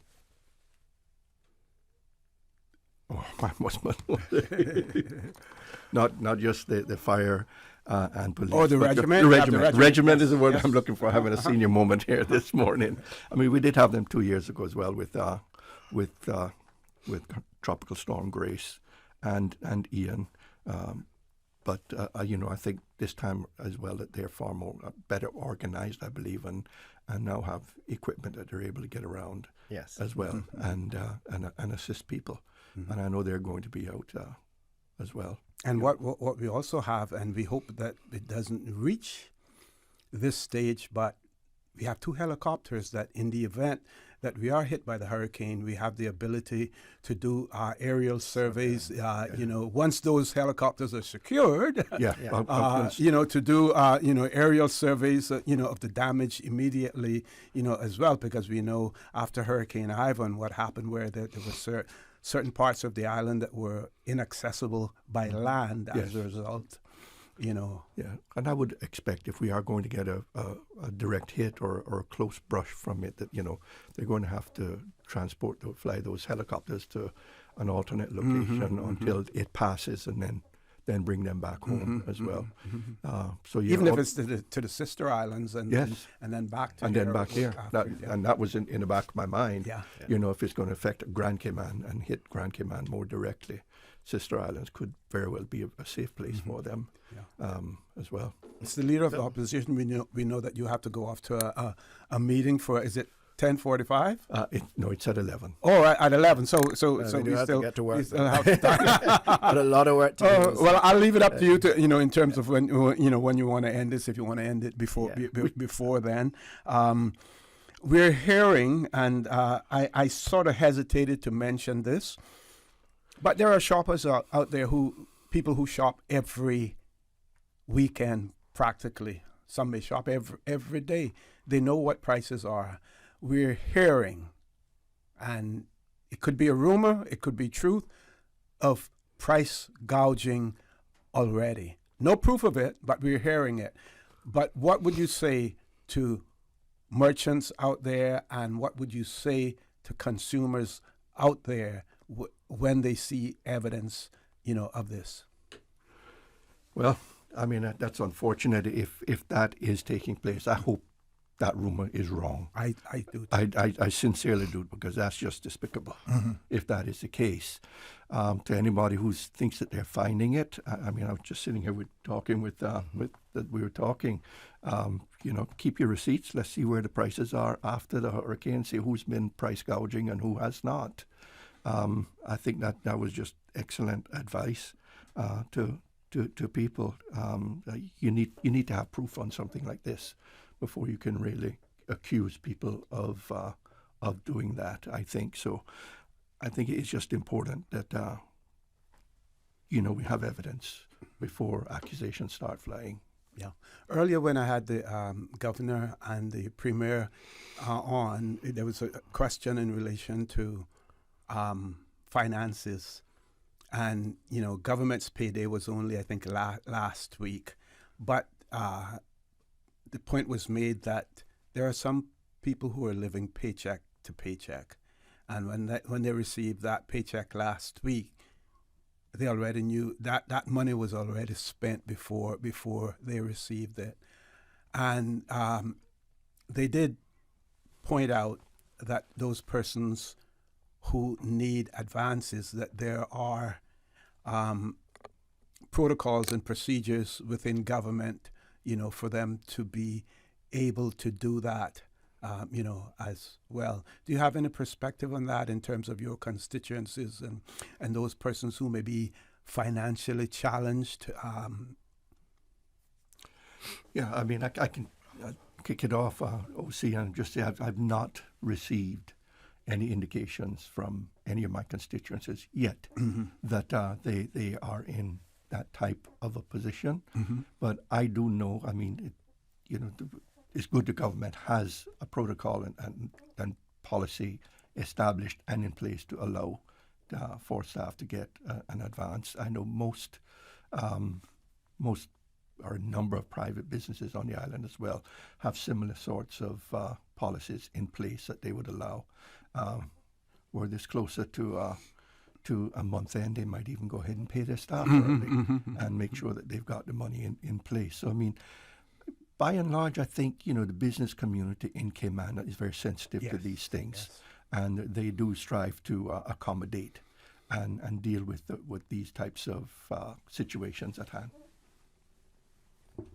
Yeah, no, I agree, and that is good. And it's just those who are unemployed or indigents that perhaps may find themselves in a situation they didn't anticipate. So we do get a few requests for food cards, etc. So that will be, I suspect that is right now reactionary and persons trying, and God forbid should we be hit by the storm, I think it'll be even more. There'll be even more demands at that point from persons asking for help to get supplies, etc. Yeah, and also one of the things that we mentioned as well, that we've heard stories of people living out of their cars because of their financial situation as well. They should seek and some shelters. Yeah, sure. Some we know, and some you may not know. If you know someone who finds themselves in that position, either try to help them or alert the authorities, in advance, because if we do end up with inclement weather and flooding and high winds, then they're extremely vulnerable. Yes. Yeah, I would. I that raises a good question, OC, and perhaps we could signal it here, which I don't know, but I'm sure they would have thought about it. But we often speak about those in our communities who have mental health challenges. Certainly have a number in mind. I know that government agencies are aware of them. They pick them up occasionally to have them checked for checkups and such. Hopefully those persons are being looked after as well. They're not. Some shelters may turn them back because they find that they have mental issues. So I'm hoping that the agencies responsible for those individuals are checking on them as well, and finding a suitable location for them to ride out the storm. Yeah. Any advice to our new residents who are just here, may not have experienced any type of a hurricane before, or the may not be a direct hit, but even something of the magnitude of a grace, for instance. Any advice to them? We do know, and we hope to a certain extent, that especially in the private sector, that those companies have sensitized their employees, and of course that they have their own plans in place, whether or not they may house them in their offices or whatever, or whether or not they may have evacuation plans for through private transportation to get them off island. Any advice? I think advice I would just give anyone who's seeing that is to listen to official advice and announcements that are coming out from the government official sources. Heed that advice. For anyone who is new to the island and they are living near to or on the coastline, they should seriously consider making sure they move into a shelter or into another home or even an office building where they are far more secure, and just essentially follow all the advice that is given by the official channel, by official from government specifically, and they should be okay. Yep. Well, see, it's unfortunate that you actually have to say this, but I also, we want to encourage persons out there that, are tempted to go surfing. Yes. Persons who are tempted to have hurricane parties, not to do so, because at the end of the day, you're going to be calling up on very valuable emergency services at a time when they are very busy to come and rescue you because of your poor decisions. And so, please reconsider these things, such as going out surfing during the storm, having hurricane parties and moving about, especially on the coastal areas. Those who are tempted to go on the iron shores to watch the waves, these are not good ideas. And you are risking your life, and you're risking your life of the emergency services personnel who have to come and rescue you. So, please refrain from the temptation of doing these things. Get yourselves prepared. Do some research online as to what is required and what you should have packed and done in the approach of the storm. And as the leader said, listen to official channels and abide by those recommendations and rules. OC, before we do have to take off and Sure. get out. Understood. I do want to take this opportunity beforehand to once again recognize and thank the Royal Cayman Islands Police, the Fire Service, the Regiment, Hazard Management, National Roads Authority and Public Works, which I know are very busy securing the government's infrastructure. These persons are out taking care of us, preparing for us, and don't have the ability to prepare for themselves as they would like to. And so I just want to recognize them and thank them in advance for all that they do before and after. And we call on them. We forget about them till we need them. Yes. And then we call on them. But, the EMTs, everyone out there, everyone in the emergency services, we thank you, and be safe. And that's it for me. Yeah, I'd just like to echo the same sentiments expressed by him. I mean, I've been engaged with hazard management now and leadership there for several weeks. Because we've had the period of the heavy rains. That has resulted in activation of an increase in their activities. So this is, just coming on the heels of that. Amazing just how active and how engaged and how they are striving to make sure this country is well prepared for what could come our way later this week. So everyone, all of our emergency services, the police, they all deserve recognition and a huge thanks from us all. Okay. As I leave OC, I just want to acknowledge, last night we had another deaths on our roads in the Spots area. Mm-hmm. Very unfortunate. My heart goes out to all of those who are grieving the loss of the gentleman and the lady that lost their life at about 2:15 this morning. So, again, it is highlighting an issue I think that has existed for a long time, and that something needs to be done about that stretch of road, Spot stretch, particularly with regard to the high speeds that people are traveling. Yes. I don't know if that's a factor in this in this accident. In a way, assuming that is the case again, because it did strike a wall. But we've got to come to grips and come with some sensible mitigation controls for that stretch of road to try and reduce the number of accidents and what is 5 deaths this year in that area. It's such a tragic and waste of lives. Mm-hmm. So I concluded that quite negative, but I just want to wish everyone, to ask you to be safe out there, make sure you're prepared, and I think we will be okay. Yeah, and any numbers that you want to repeat for anyone or any? Yeah. Just for the Georgetown North constituency, the cell is 926-4035. 926-4035. Right. And the office number is 949-0055. I know some people are saying they're having trouble getting through, but as you can imagine, Miss Lynette is there by herself. I'm going to try and get some more help in there for her. But at the moment, she's there by herself. So be patient. And we will try to get to everyone.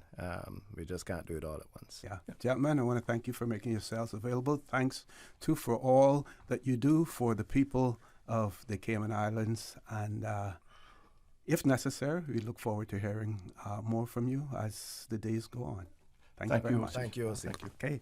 For those, we received earlier a question about trucked water in the BRAC. So the Water Authority has sent out a notice. It's headed "Place Trucked Water Orders," and it says, "Attention Cayman BRAC customers. In preparation for Hurricane Beryl, Water Authority will be taking trucked water orders today." That is, they say Tuesday the 1st of July, but today's actually Monday the 1st of July until 1 p.m. and will make every effort to make as many deliveries as possible before the storm impacts. So you have 1st of July on Tuesday, 1st of July. So we need some clarification on that from the Water Authority, whether or not they mean Monday, the 1st of July, or do they mean Tuesday, the 2nd of July. We'll try to get that clarification. Paul, I'm going to throw it over to you for some commercial breaks that we may have missed. But, we're playing this all by ear because the important thing is getting the messages out there as well. Folks, please stay tuned for the record. We'll be back shortly. In preparations for Hurricane Beryl, residents are encouraged to secure their homes and businesses, particularly those located in flood-prone areas. Sandbags are available from local hardware stores, and sand can be collected from the following locations: East End Civic Center, Frank Sound Fire Station, Anton Bodden Drive in Boddentown, Agriculture Grounds in Lower Valley, Bobby Thompson Way Roundabout on the left-hand side in Georgetown, West Bay Fire Station, and the Watering Place Gardens in Cayman BRAC. Also, members of the Lions Club are on hand to assist with filling bags at the Lions Center. Be prepared, stay vigilant, and remain safe. The new KFC nuggets have arrived. That, unlike the no-gets, ours are handmade using 100% white meat, unlike the no-gets. At KFC, we hand bread every day to achieve the perfect flavor. After you try our delicious and crispy nuggets in the original recipe, you'll never settle for less. KFC, the real nuggets. It's finger-licking good.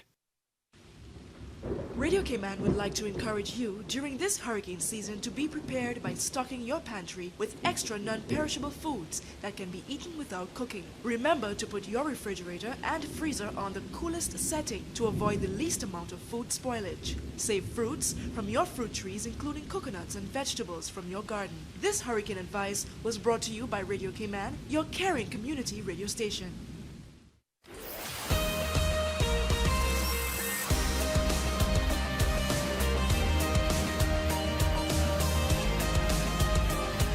For the Record with Orrett Connor. Good morning and welcome back to this special broadcast of For the Record this morning as a result of the Cayman Islands being on a hurricane alert status because of Hurricane Beryl. Paul, we have about less than 4 minutes before 11 o'clock. Do we continue on? We'll just go beyond that? Okay, great. So it is my pleasure now to have in the studio with me Minister and Member of Parliament representing the constituency of West Bay Central. None other than Miss Catherine Ebanks Wilkes. Good morning, OC, and good morning, Cayman. Okay, we expect to have some of your colleagues in the studio with us. But in the meantime, you're here. We're not going to delay. Extremely busy. Yes. Your constituents also, some of them in flood-prone areas, as well. So special attention has to be given to them as well. We know that there are messages that you want to get out there. We know also that you're in constant contact with your constituents, as far as, WhatsApp groups and, otherwise, as well. But this is also an opportunity and a platform for you to reach them and to reach the wider Cayman Islands as well. So welcome. Well, thank you, OC, for providing this platform this morning for us to reach out to our constituents. We know many of them tune into your show on a regular basis to listen in, and I think it's a common tradition to have the phone lines open when we are preparing for storms. Yes. So I think this is what you say, Das Cayman, right? That song, Das Cayman. I want to say that the other West Bay MPs are also coming there in their constituency offices preparing for the storm, and I think we were all scheduled to be on at 11, so it just so happened that it started a little earlier. Mm-hmm.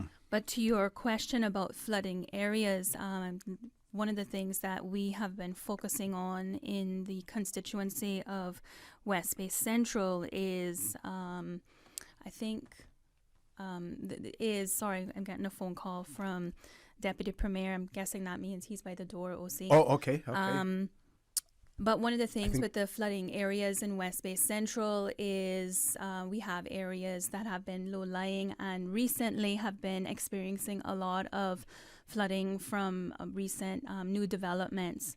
So we've been working closely with the Minister for Planning and NRA, having them come out and blow out the drains. Of course, the difficulty is that, there's many drains across the island that need to be cleared and blown out. Now, fortunately for us, we had a few of them that are in the low-lying areas, or flood-prone areas, particularly around the Legoland development that had been causing a lot of flooding, and it's still pretty bad in that area with the water that has been collecting in the area. But Minister J had arranged to have, I know many people were complaining about this speed bump that popped up overnight, but what it was actually they'd placed a hose and they were pumping the water from the flooded area to across the street to a nearby drain. So we have been getting a lot of support from the Ministry of Planning. However, we still can't seem to get that area under control quite as yet. And I know that the guys from NRA are going to come back out again. They were down in the district. I think that was about a week ago. I'd been reaching out with the team, and they came out and they blew out a couple of the drains. So we're hoping that we can have them down again later on this afternoon. Another area that we've been seeing, I guess you could say, additional flooding than what we normally would see is in the area on the Mount Pleasant corner there by Uncle Sammy's Pond. Many of you may have seen some pictures recently with cow pasture that has had a lot of water collecting. Normally that cow pasture wouldn't have had that much water, but because the pond has sort of been overflowing, it has come across the street and settled in that area. So we're working on that as well, and ensuring that Hetty's Lane, which is in the back of Uncle Sammy's Pond on the one side, many of the residents down in there have already been in contact with the constituency office, and we're working closely to organize sandbags. Once the sandbags are available, we will be sending messages out so that constituents can pop by the constituency office to pick up the sandbags. Now, in the interest of time, we are asking residents to take the sandbags to the West Bay Fire Station, and the fire service will assist them with filling the bags. Great. I feel like I need to catch my breath. The other side of the Uncle Sammy's Pond, down in the back by Leona Lane, and to the very end of Captain Joe and Osbert's, has also been experiencing some additional flooding as a result of the new works that has been taking place in Apple Blossom. I spoke with Minister Jay this morning, and he is working with me to see if we can get some of the fill. What happened, OC, is some of the fill has been pushed back, and it's preventing the water flow from flowing into the pond.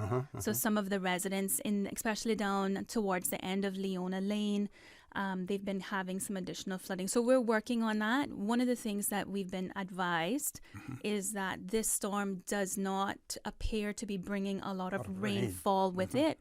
So it's still good to prepare to get the sandbags and to try to address this. But it is something that we're looking at, trying to find a solution to the problem in the more long term as well.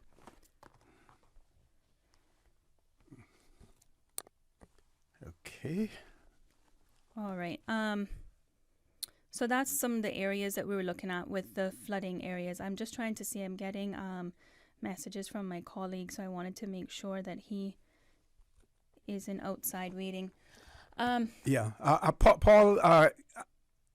is there anyone out front that we can check to make sure that Minister Andre Banks, if he is there, that he's inside, please? Go right ahead. Thank you, OC. So those were the other flooding area that we have been monitoring very closely. Minister Andre's constituency and West Bay Central, there are quite a few areas where our boundaries align. One of those areas is Garston Smith Drive. So we've been working again with the Minister for Planning and Infrastructure. And in that area, I know a lot of residents have seen improvement in the flooding. The last couple of storms that we've had, the flooding has not been as bad as it usually is. So we are seeing improvements in low-lying areas. However, there is an issue still on Garston Smith Drive, particularly around the corner in front of the hardware store. So we're working on that because the water can get very high. So we've asked for the drains to be blown out again before the storm. But again, we are hoping that this storm will not bring a whole lot of rainfall. But it is an ongoing issue that we see where it's going to be necessary for us to maintain the drains, which I know the NRA team does quite frequently, but I think maybe we'll have to do it a little more often during the rainy season. What about you mentioned plywood already, and Hadn't what's gotten going to to happen that there. yet. Yeah, Hadn't okay. gotten to that yet. I'm getting ahead of you.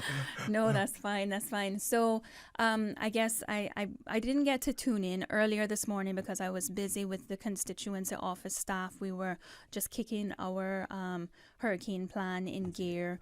And I know the Premier, I understand she'd announced that the government will be issuing plywood. This is the second time that this has been done. And what we did from the, I think most MP officers probably did this, is we collected the data on who we distributed to last, and we made sure to tell those constituents, not everybody can get. We're giving you in this instance. So this means that if there is another storm where we have to hand out, we're going to be, giving to individuals who did not get in this instance. So we're finding that we're getting requests from individuals who had gotten previously, and that's understandable. We know that, oftentimes people don't have a place to store the ply. The ply gets warped. So we're trying to work with those individuals to see how we can best assist them, bearing in mind that the resources are limited. Yep. West Bay Central is a very vulnerable constituency. So it is very challenging because there is a lot of need, and we're working, we're trying to juggle as best we can, trying to make sure that everybody can get some assistance. We have quite a few people who are, either ill or shut in. So those are our constituents that we are, from the constituency office, we are making a priority. We have people out looking after them. And then I know some MP offices are, just inviting people to come by and collect. Again, like I said, we are working from data. So we have reached out to individuals that we have identified that are vulnerable. And because our constituency has so many vulnerable people, unfortunately, it isn't just stop by and collect. It is, if you have a need, you will be given a first priority.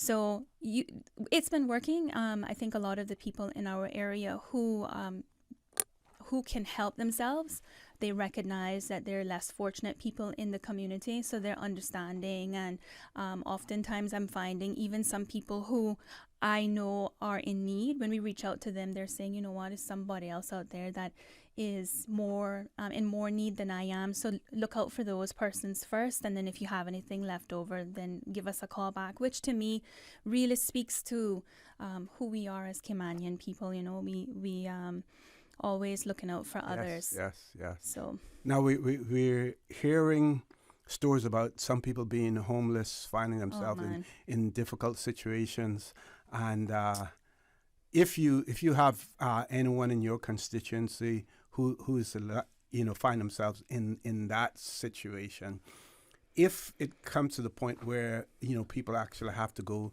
to shelters, right. You want to be able to identify them, right. or if people know who they are, to point them out, as well, so that their situations can be readily addressed. Yes.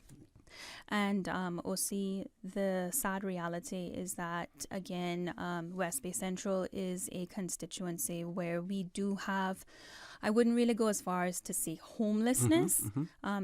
We do have a few individuals who have been displaced and are trying to secure accommodations. But what we do have is we have a lot of homes that are not structurally sound. Yes. We have pockets of that. And one of the things I was thinking about speaking on this morning was the fact that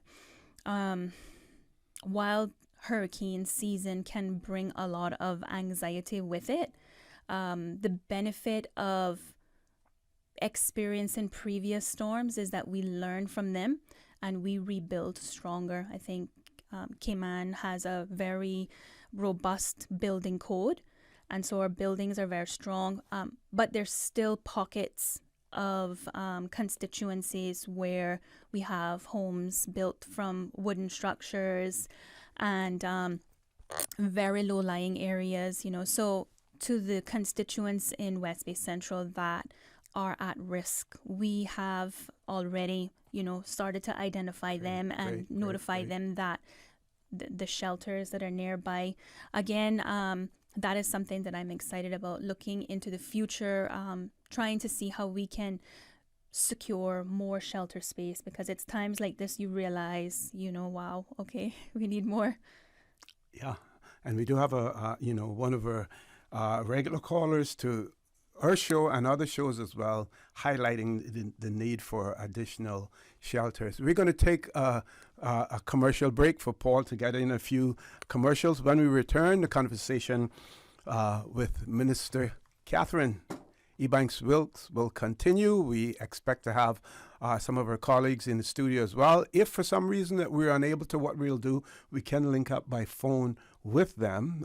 We could advise them to call in if they're unable, to make it into the studio, and we can still accommodate them that way as well. I also will say, OC, that there is a meeting that started at 11. So it's quite possible that might be the reason why. But to your point, maybe we can get them pulled in on the phone. Sure, certainly. Paul, we're going to throw it over to you folks. Please stay tuned for the record. We'll be back shortly. Social media, X, formerly Twitter, Facebook, Instagram. Interact with our talk shows on YouTube. Download our official Radio Cayman app, or you can log on to our website, www.radiocayman.gov.ky. You can also add us to WhatsApp on 925-3261. All the latest information, breaking news, community events, and more. Radio Cayman. With your latest headlines, I'm April Cummings. Just a quick update right now on Hurricane Beryl, which made landfall a short time ago on the Caribbean island of Carriacou. It is the earliest storm of its strength to form in the Atlantic, which of course is fueled by the warm waters. We are continuing to follow the progress of Beryl, and the Cayman Islands National Weather Service will be continuing to issue reports throughout the day as the islands remain on hurricane alert at this stage. Now, Carriacou is one of the islands of Grenada. Officials say the winds increased up to 150 miles per hour, blowing off roofs and causing other damage. The National Hurricane Center out of the U.S. called it an extremely dangerous and life-threatening situation. Hurricane warnings were in effect for Barbados, Grenada, Tobago, and St. Vincent and the Grenadines, as thousands of people hunkered down there in homes and shelters. The last strong hurricane to hit in the Southeast Caribbean was Hurricane Ivan, of course, 20 years ago, which killed dozens of people in Grenada. Again, we will continue to follow the progression of Beryl and bring you updates. Tune into Radio Cayman at noon today for our newscast. I'm April Cummings from Radio Cayman's newsroom. In preparations for Hurricane Beryl, residents are encouraged to secure their homes and businesses, particularly those located in flood-prone areas. Sandbags are available from local hardware stores, and sand can be collected from the following locations: East End Civic Center, Frank Sound Fire Station, Anton Bodden Drive in Boddentown, Agriculture Grounds in Lower Valley, Bobby Thompson Way Roundabout on the left-hand side in Georgetown, West Bay Fire Station, and the Watering Place Gardens in Cayman Brac. Also, members of the Lions Club are on hand to assist with filling bags at the Lions Center. Be prepared, stay vigilant, and remain safe.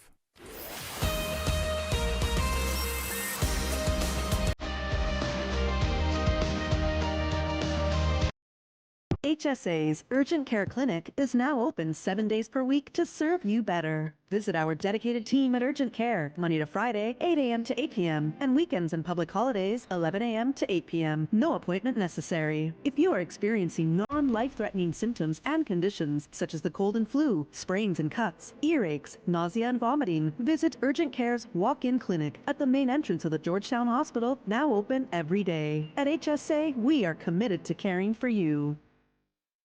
When it comes to weekly meal prep, I trust Kirk Market to provide the best value for quality proteins. The butchers at Kirk Market are super helpful. They always slice my steaks perfectly. Kirk Market has everything I need for healthy and flavorful protein-packed meals. From lean cuts of CAB choice beef, tender CAB prime beef, the juiciest pork, and all-natural hormone-free poultry, to their seafood section with everything from fresh local snapper to omega-3 rich salmon. I choose Kirk Market for the highest quality proteins to support my healthy lifestyle. Kirk Market. Eat well, live well, and discover a world of choice.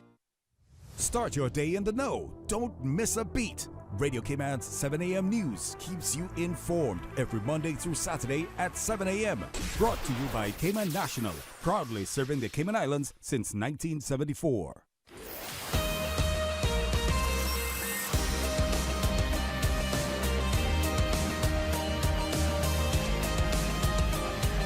For the Record with Orrett Connor. Good morning. Welcome back to this special broadcast of For the Record this morning as a result of the Cayman Islands being placed under hurricane alert due to the storm Beryl that is in the Caribbean. And it is my pleasure to have in the studio with me Minister Catherine Ebanks-Wilkes. The pleasure is mine. And the Member of Parliament representing West Bay Central in West Parliament as well. Yeah. Back over to you, Minister. Thank you again, OC, and again to those who are just tuning in. Good morning, Cayman. We've been talking about storm preparations and what all of the constituency offices are doing. One of the things that I wanted to take an opportunity to discuss a little bit about this morning is the way in which we communicate from the constituency office. So I've been getting some questions about how come I don't have a group chat in the constituency office for West Bay Central.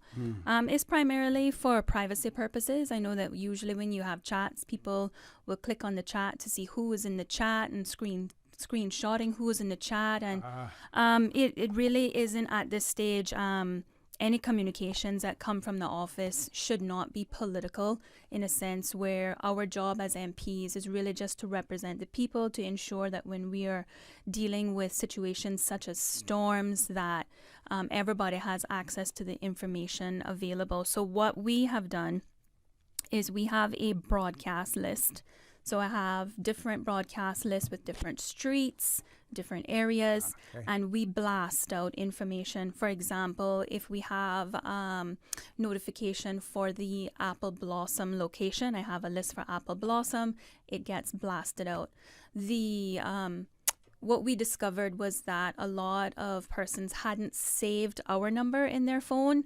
With a broadcast, if you don't have the number saved, you wouldn't receive messages. So we have seen we actually had an initiative where we made sure that residents had our number saved. But I want to take this opportunity to just remind constituents that it would be wonderful for you to save the constituency office number in your phone. It's 926-1717. And even better for you to just drop us a little note. Yes. And then that way we can ensure that you are on the list. But chances are we have your number. You probably just don't have ours saved. The importance of communications from our broadcast list during storms is as soon as the information becomes available from hazard management or from mainly from hazard management or the National Weather Service, we then share it. Usually either myself or the ladies from the constituency office, we're waking up at 4 o'clock in the morning, we're getting it out to constituents, so the information is readily available. And the beauty of having it set up in that fashion is while the storm is ongoing, I have a better opportunity to communicate with constituents to find out what's happening in the low-lying areas.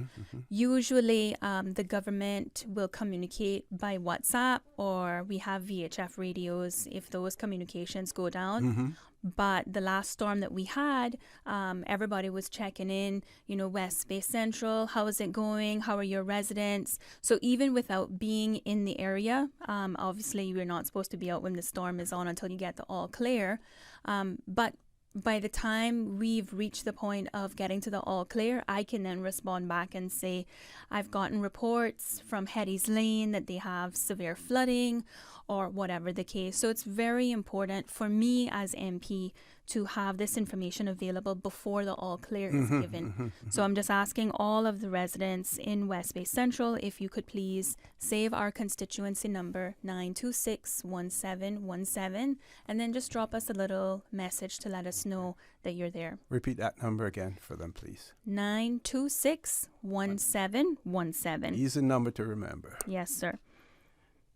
Okay, I'm going to very quickly, for the people in the BRAC, the bulletin that had been sent out earlier in terms of taking the Water Authority, taking truck water orders.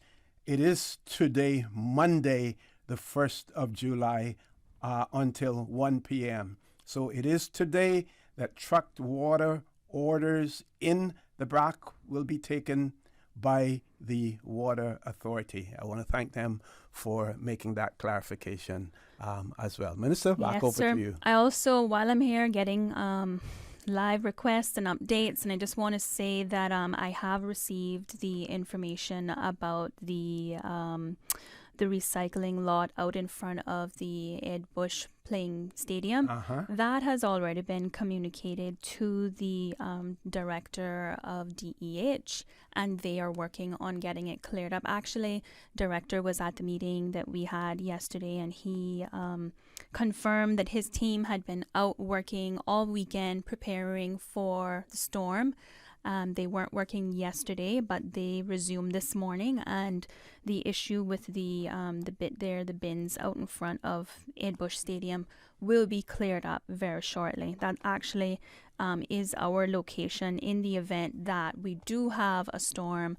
There is an area located to the side where many of you might remember it was used with Hurricane, I keep saying Hurricane Grace, that's what it felt like, but with Tropical Storm Grace. So that is our location on where we would be having a depot for trash.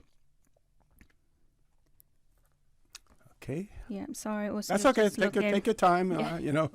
Well, while you're there, OC, I just want to say, again, you know, being in a position of leadership and being in a storm or anticipating a storm, I've been thinking about messaging to send to constituents. And I guess when I think about my own personal experience with Hurricane Ivan, I think that is probably the reason why even I sometimes find myself getting a bit worked up when you wake up in the morning and you look at, you know, you're getting ready to look at the update and it's like you have a knot in your stomach, you know. So many of us have now probably developed a bit of anxiety since Hurricane Ivan.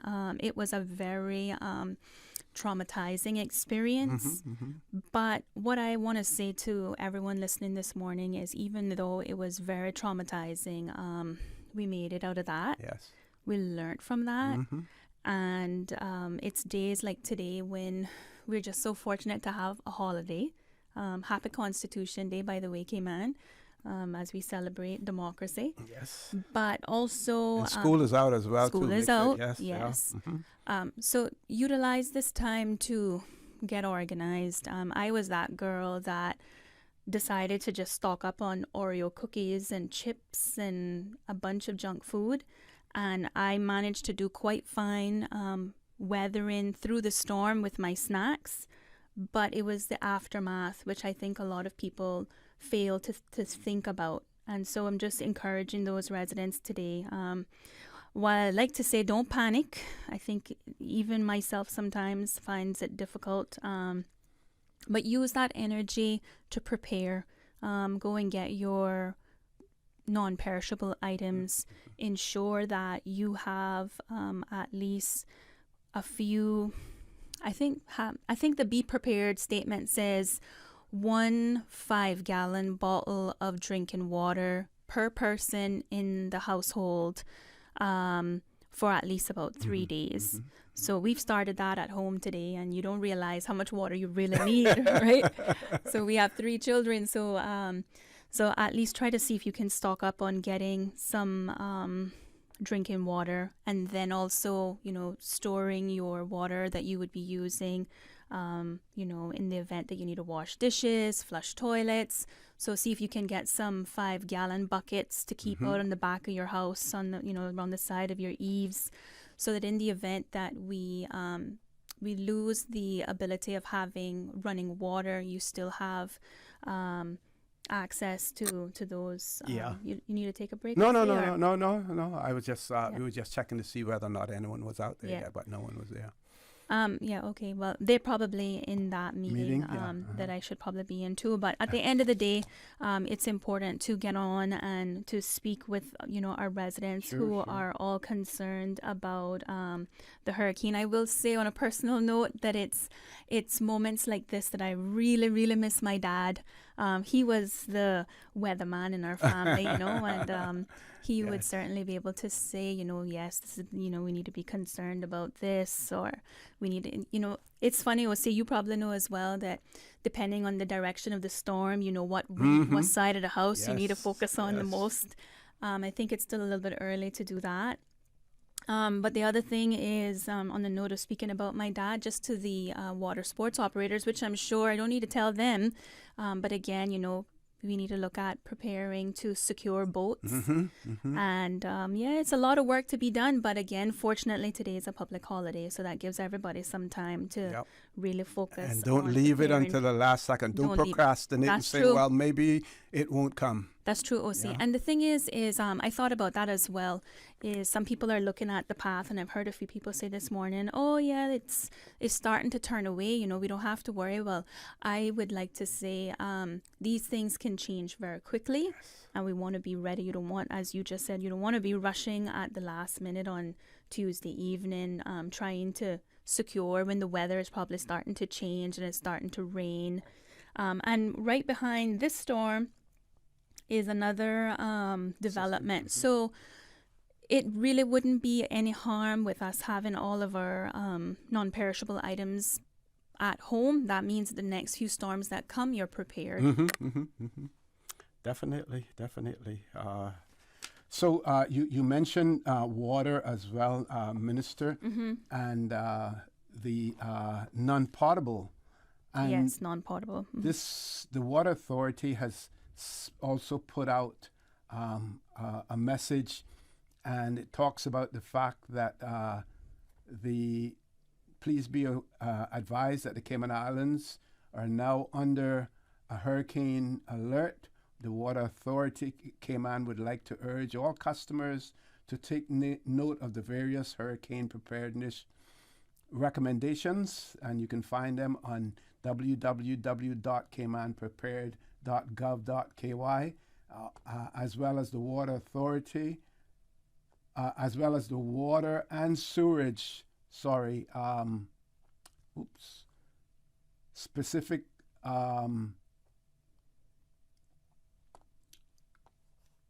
tips on their website, which is www.waterauthority.ky. They go on to say that depending on the forecasted path and predicted severity of the storm, it may be necessary for the authority to temporarily interrupt water service in order to protect the distribution system.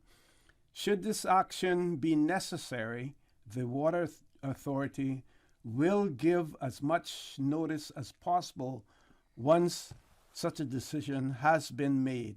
Customers should ensure they have sufficient water stored for drinking and non-drinking purposes.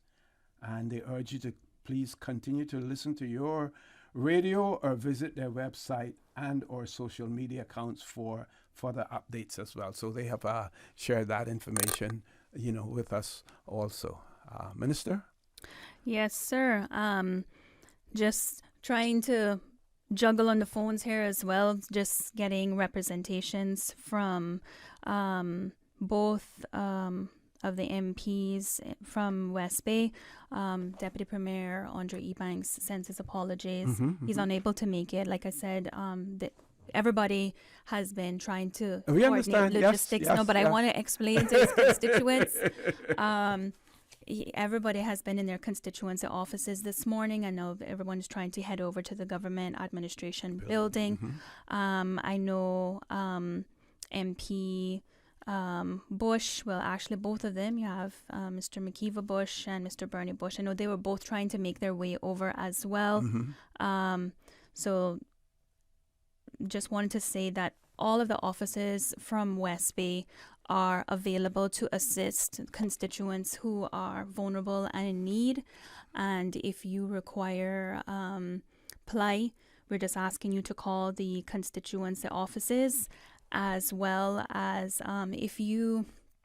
One of the things that I'd like to implore our West Bay residents, which I see it all the time, so it probably doesn't even need to be said, but I will reinforce it, is just take an hour out of your day today and see if you can go and help a senior citizen with putting up their ply. One of the challenges that we have from constituency offices is that we're trying to distribute the items as quickly as possible so that everyone can secure their homes before the weather comes in. Yes. And the challenge that poses is if we stop to install, we wouldn't get the ply distributed right away. So what we are looking for is we're looking for some volunteers. If you can just reach out to the constituency offices of West Bay South, West Bay West, West Bay North, West Bay Central, and just identify yourself and just say, hey, I have an hour, I can help out. Do you have a senior citizen you want me to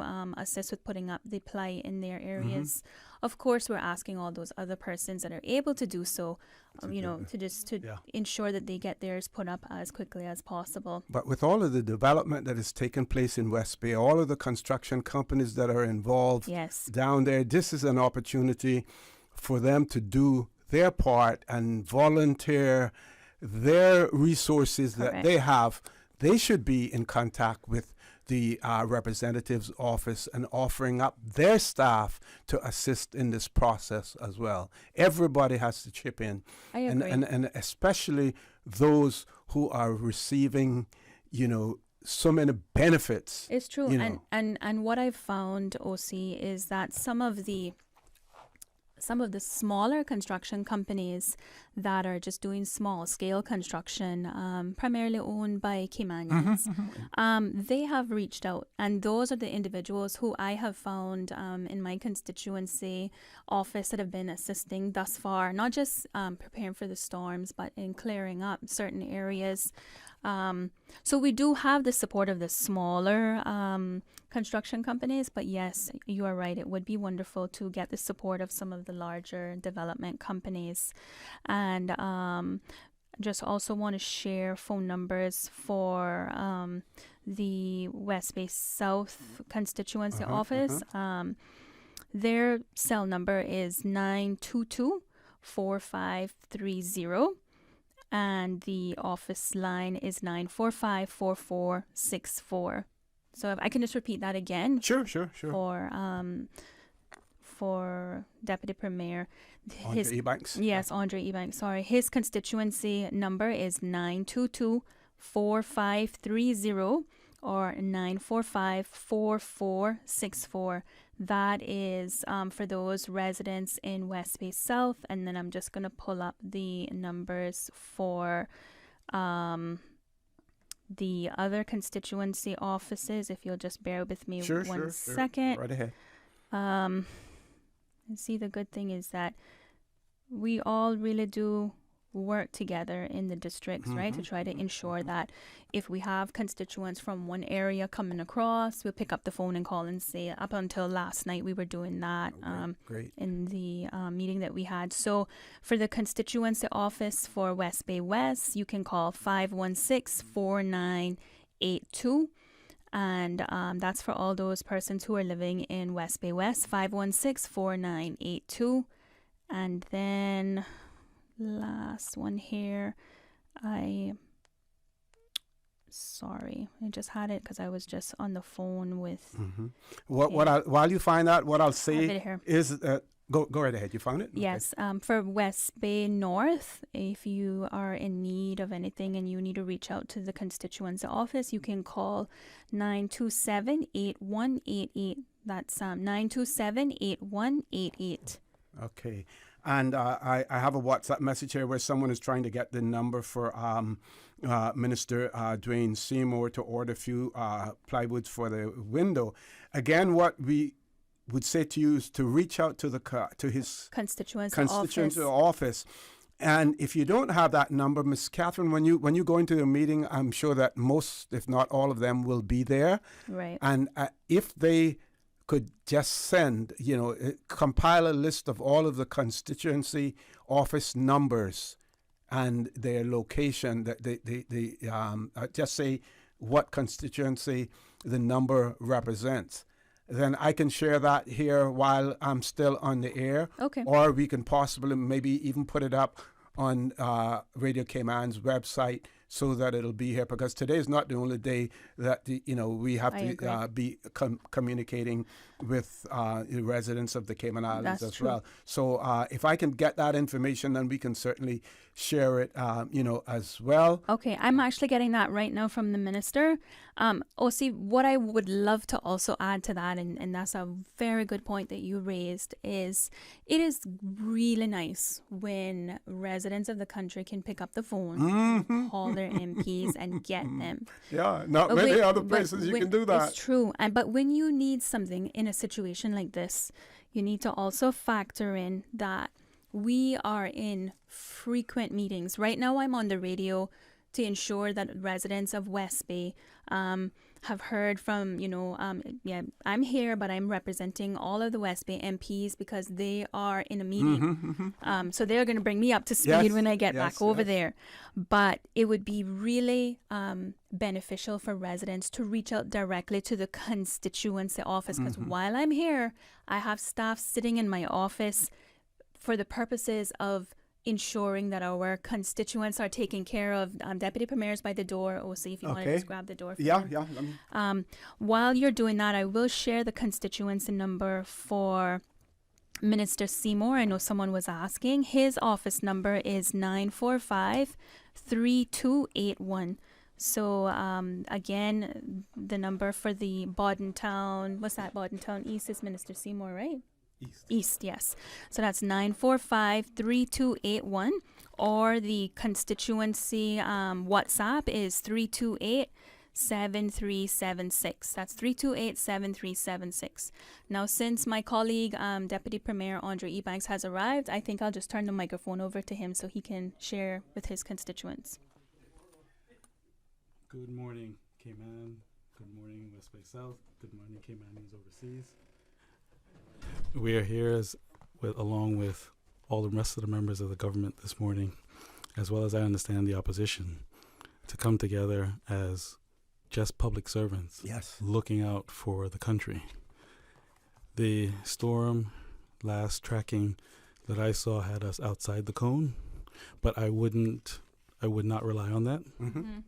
I would continue to take it bitterly seriously all the way until we have the all clear, praise God.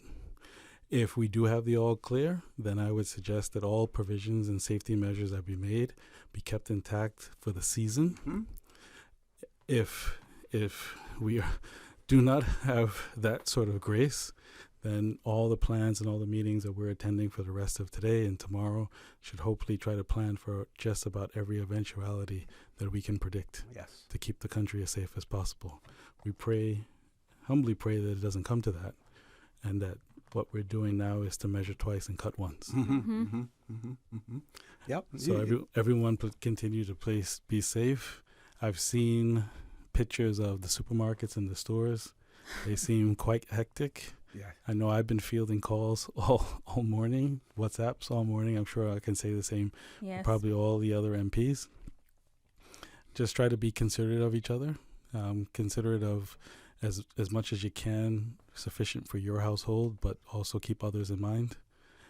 I'm sure Minister Cathy may have gone over specific items for West Bay that we expect the delivery of sandbags to the fire station imminently, because we're going on noon. So we expect them around noon or 1 o'clock. Okay. I also working and I have to update her off air of a backup sandbag plan. Yes. I actually have a backup sandbag plan too, so we have to work together. Maybe it's the same one if it's two. There's a lot of sand in West Bay. A lot of sand, but no bags. Double the pleasure. But I have a backup plan because I have a concern that what we might receive, as grateful as we are for it at the fire station, may not be enough. Agreed. So when we get off the air, I don't want to say anything prematurely, but I think there's a backup plan that we can have. Good. That's great. In addition to that, I think both of us should receive a delivery of plywood shortly. Mm-hmm. I'm waiting. My constituency office is on standby, but I understand East End has gotten, Bodden Town East has gotten. Yes. I think Savannah is still awaiting theirs, and they're coming in. Right. Great. That's good to know.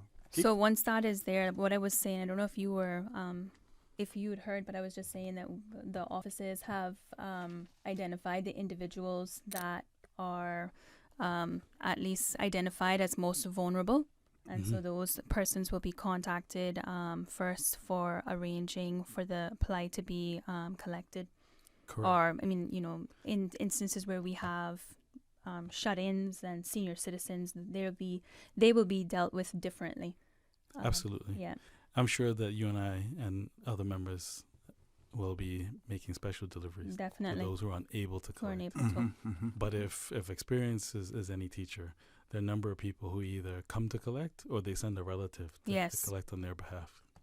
And I was calling on volunteers, just asking for persons to even just volunteer an hour out of their time to come by and, identify someone in their area that is vulnerable, that may need ply installed, which will help us in the MP offices to distribute it as quickly as possible. We want to get it all installed before storm conditions start to come their way, in the event that the storm does change path.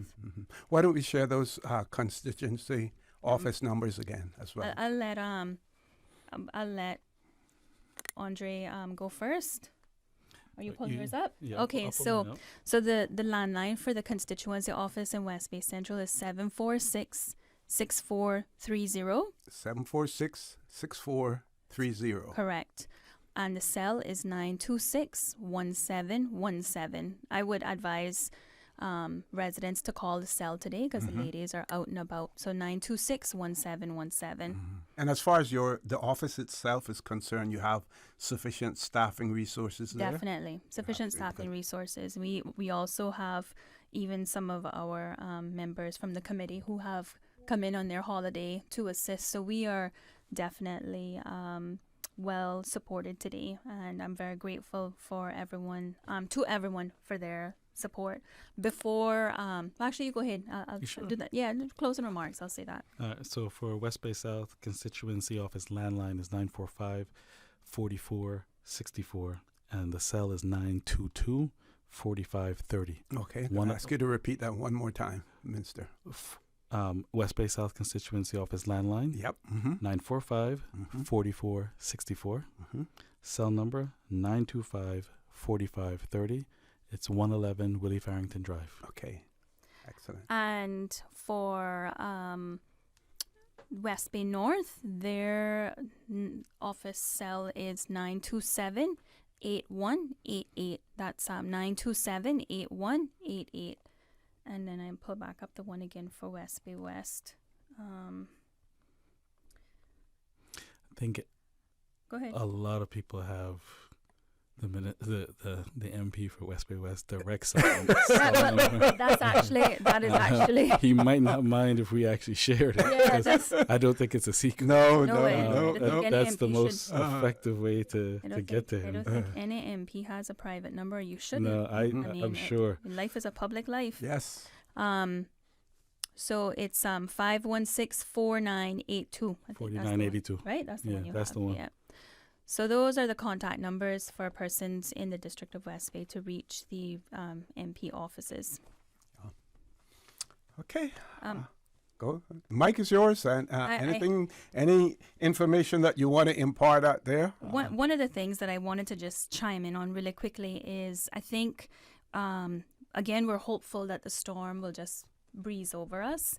But one of the things that we found was that West Bay, well, all the districts, but I'd like to brag about West Bay a little bit, that we were able to clean up really quickly after Hurricane Grace. And we had it almost looked like tornadoes that had come through certain parts of both of our constituencies, twisters. We had lots of poles and trees and stuff down.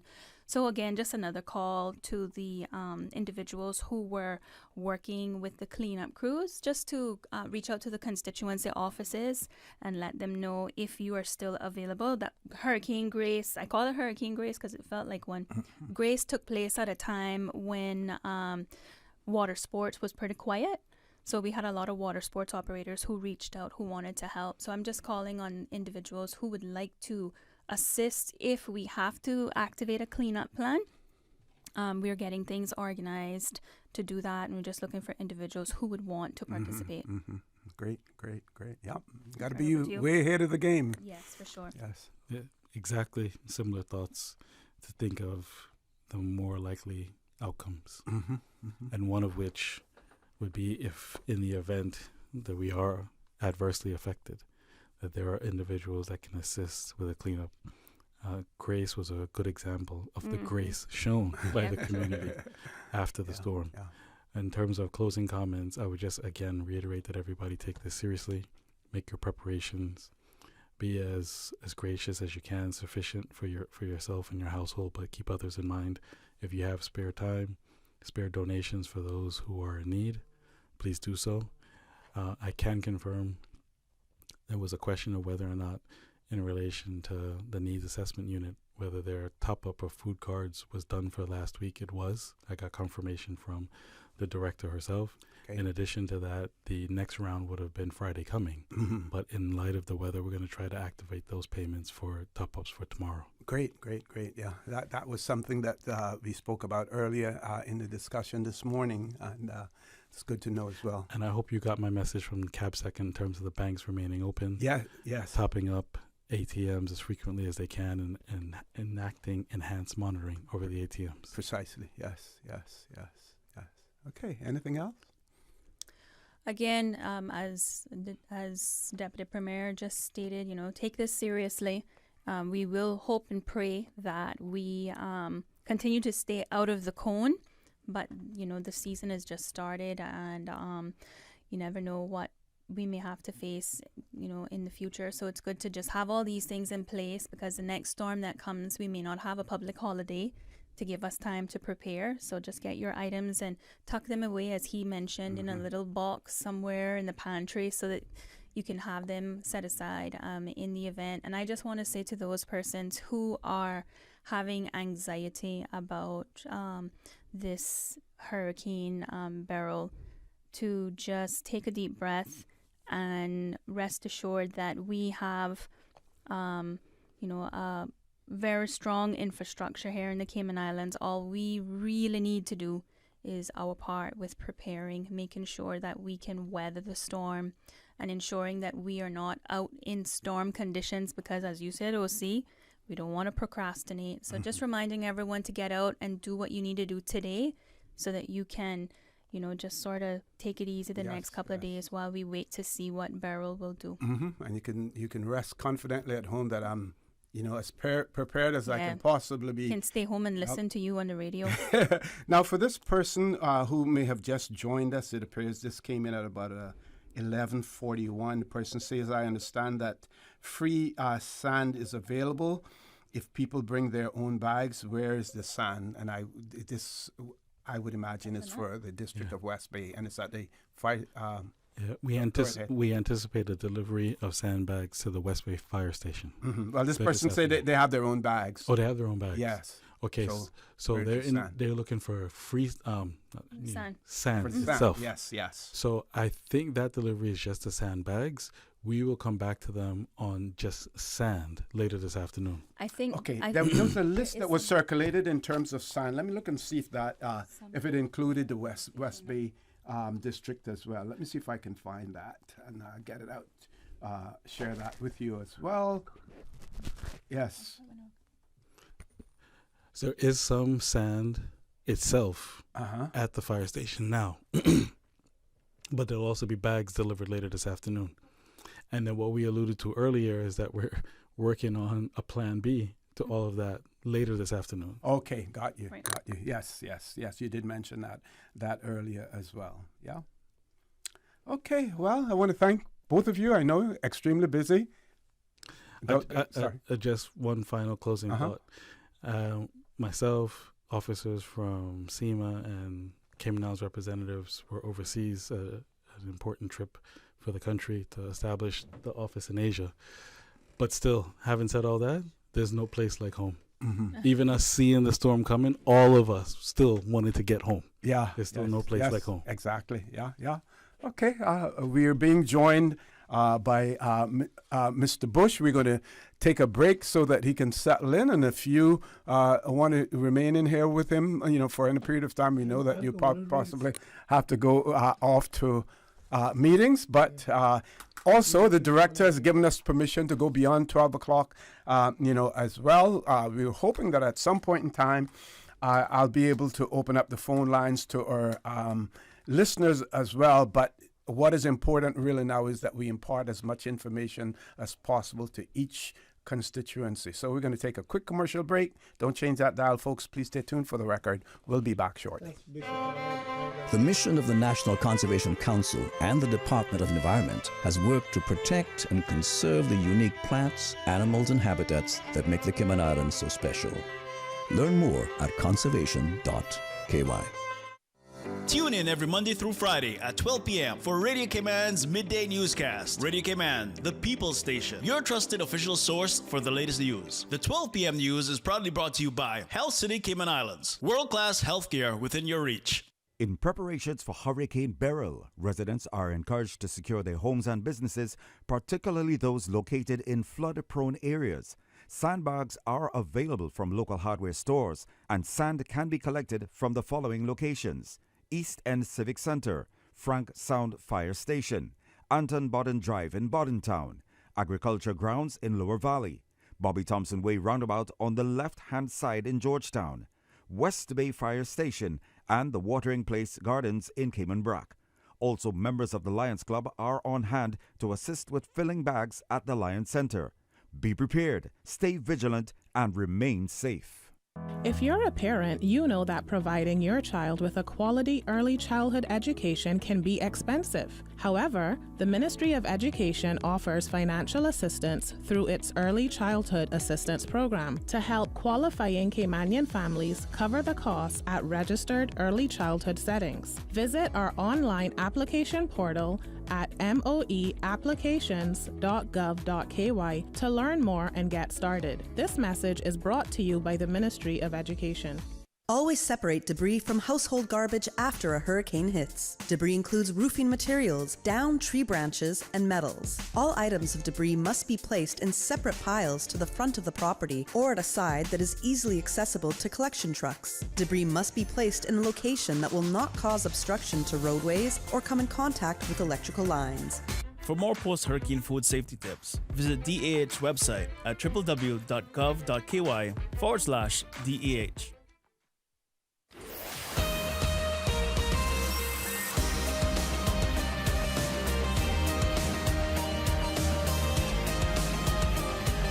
For the record, with Orrett Connor. Good morning. Almost ready to say good afternoon, but good morning. Welcome to this special edition of For the Record. As a result of the Cayman Islands being placed under hurricane alert by our authorities, local authorities here in the Cayman Islands due to the approach of Hurricane Beryl. It is my pleasure to have in the studio with me now Honorable W. McKeever Bush, Member of Parliament and a representative for West Bay West in our Parliament. Mr. Bush, good morning, sir. Welcome to For the Record. Thank you very much. Thank you very much, OC. I have hopefully a brief message to my constituents in particular. And I'll begin by saying, as we face potential challenges in the coming days from Hurricane Beryl, I urge you all to be prepared and stay informed. The safety and well-being of our community are our top priority. Ensure you have an emergency kit with essential supplies such as water, non-perishable food, medications, flashlights, batteries, and secure important documents by simply placing them in plastic bags. Stay updated through local news and official channels for the latest information and instructions on Hurricane Beryl here at Radio Cayman and on this show and on other media. In the event that you need to seek shelter, please be aware of the designated local shelters available to you.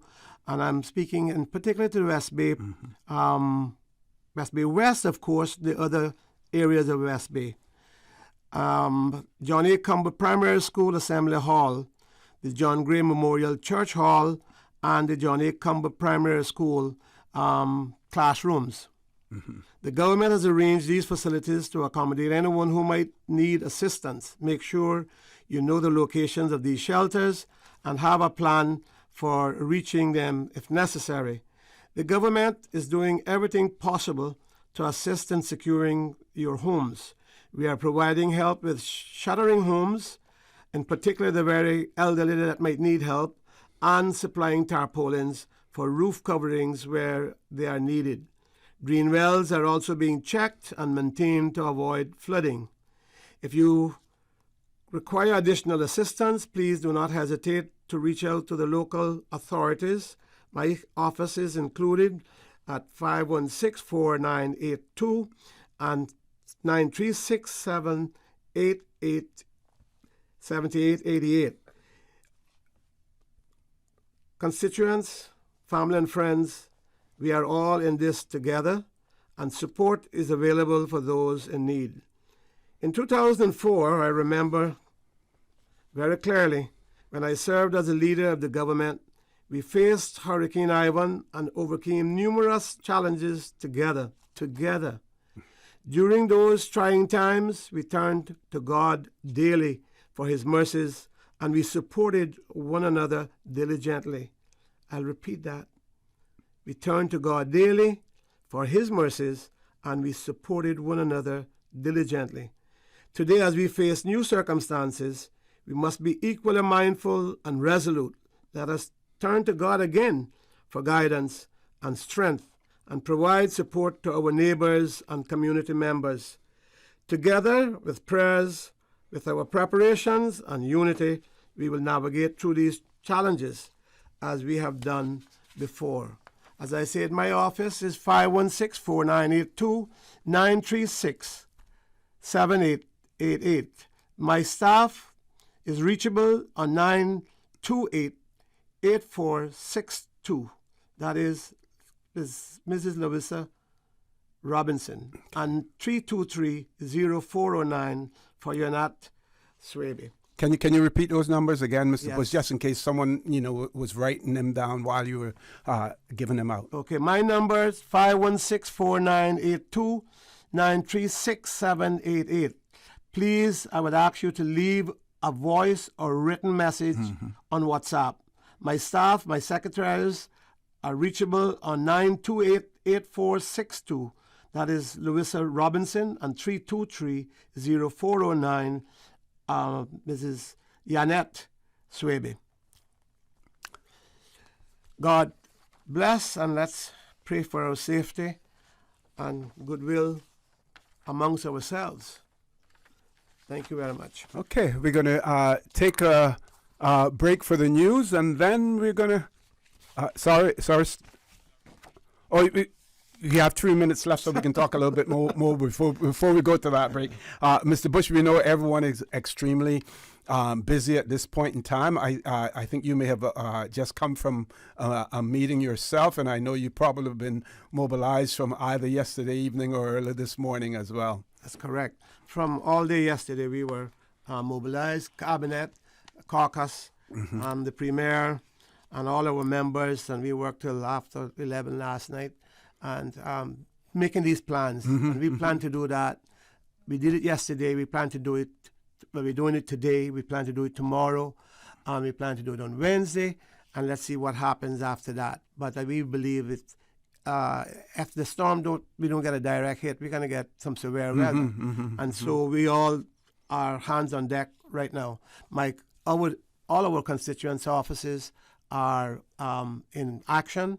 As I say, the telephones are there. People might not be sitting in the office because they have to move around to see elderly, to get information, because sometimes the information coming in OC, as you know, people will tell you a telephone number, but you might not get an address. And sometimes you call that number, you can't get it, so the person not getting served. And so, yeah, the work is ongoing. It's a lot being done by government right now.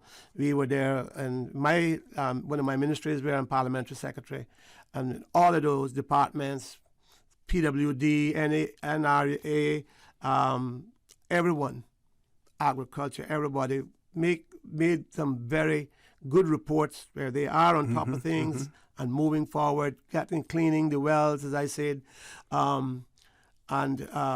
Right now, again, hazard management is moving right now in a meeting. We go back into caucus at 1 o'clock. Okay. So, yeah, it's quite busy. And you've been through this before. Oh, yeah. So you know. And my biggest worry, because if you remember, at least I thought that Cayman was not ready for I-1 because they didn't take it that seriously. I remember because the invigilator told me, no, we never have to worry about it. But at 11 o'clock that day, I said, sir, you can stay in this glass house. I'm going West Bay to take care of my people and do what else I have to do for the country. And I think that people now realize they have to prepare. They just can't leave it to chance. Oh, you're not coming here. You're not going to come here. No, we can't do that. Yeah, that is so true. We're going to take that break, and when we return, the conversation with the Honorable W. McKeever Bush will continue. Don't please change that dial. Please stay tuned. For the record, we'll be back shortly. Radio station. Radio Cayman is the voice of the Cayman Islands.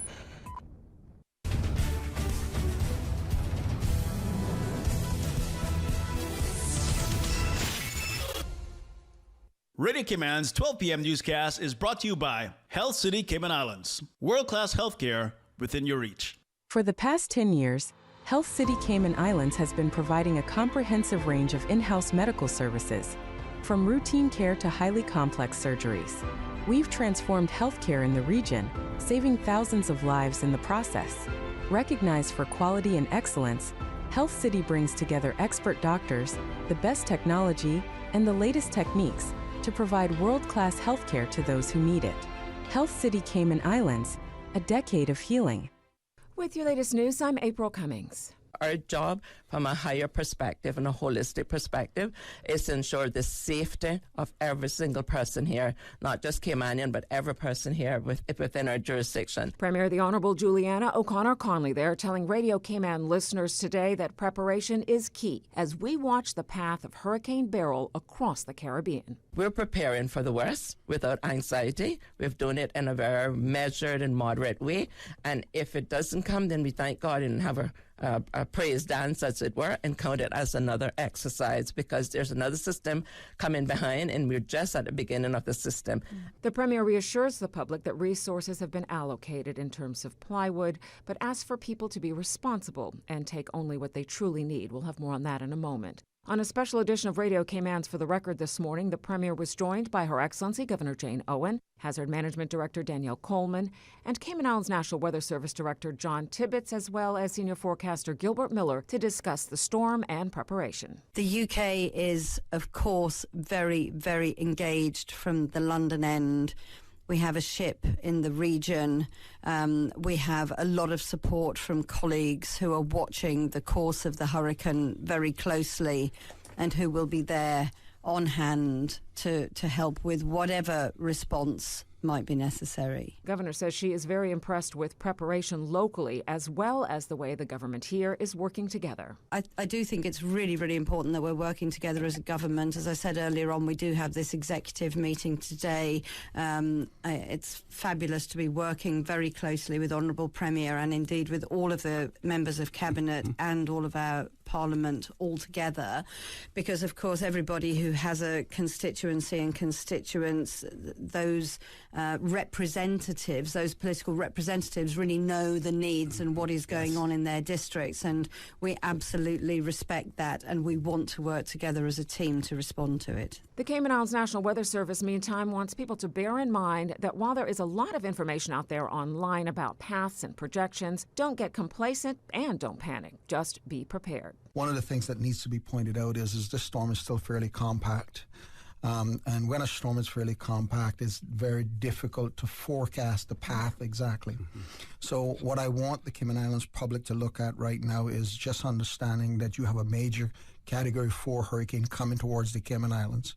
Whether it's going to hit the Cayman Islands or not, we don't know at this particular point. However, we have to treat it as if it's coming. We want to bear in mind that these storms wobble a lot, so we can't focus strictly on the numbers once they pass us, so we need to be prepared at all times. The current models suggest a Category 1, Category 2 to the south of us on Thursday, but we are monitoring for any type of intensification or shift in forecast track and intensity, and we will keep the public informed of that as the time comes. We've obviously been working very closely with the hardware shops and Chamber of Commerce to make sure the shops are open today and potential extended hours throughout the week, and that's obviously hardware shops as well as supermarkets. So to that end, residents are encouraged to secure their homes and businesses, particularly if you are in a flood-prone area.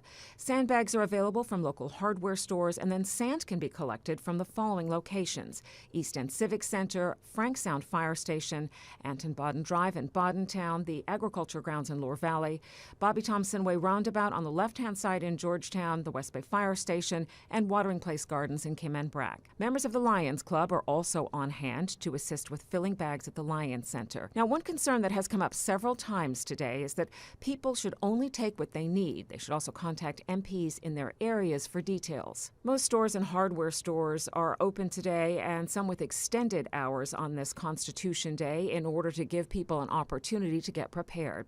And among the things you need to think about is whether your home is secure or whether you will need to go to a shelter if the conditions worsen. That said, go to beprepared.ky. They have a lot of information on the website that can help you as you make your decision, as well as help you prepare if that's the path that you choose. Cayman Airways, meantime, is reminding people that they have an airline-initiated change fee waiver. For customers whose bookings meet specific conditions, the national carrier will waive applicable change fees and fare difference for travel at a later date. Now, there are some conditions, so you will need to check out CaymanAirways.com, or you can call 949-2311 or your travel professional for more. And while we wait and watch the path of Beryl, some of our friends and loved ones across the Caribbean are already experiencing the storm. Former Cayman journalist Jason Harper called in this morning from Barbados. Persistent rain overnight, heavy winds, power outages, water outages across the country. But it looks like Barbados has been spared the worst of Hurricane Beryl. This morning, the last advisory said that Beryl's eye was passing south of Barbados. And we will be experiencing storm force winds, as you can probably hear behind me, for the remainder of the day. The all clear has not been given, but thankfully not very much damages to report. And it seems as if Barbados was spared as the worst of Hurricane Beryl seems to be moving on. Jason Harper reporting from Bridgetown. Thank you, Jason. Again, stay with Radio Cayman throughout the day. We will be providing regular updates on air and on our Facebook page. From Radio Cayman's newsroom, I'm April Cummings. Radio Cayman's 12 p.m. newscast is brought to you by Health City Cayman Islands. World-class healthcare within your reach. For the past 10 years, Health City Cayman Islands has been providing a comprehensive range of in-house medical services, from routine care to highly complex surgeries. We've transformed healthcare in the region, saving thousands of lives in the process. Recognized for quality and excellence, Health City brings together expert doctors, the best technology, and the latest techniques to provide world-class healthcare to those who need it. Health City Cayman Islands, a decade of healing.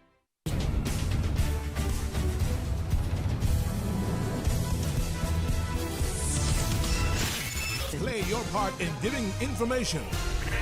If you see news happening, contact our newsroom 949-7799.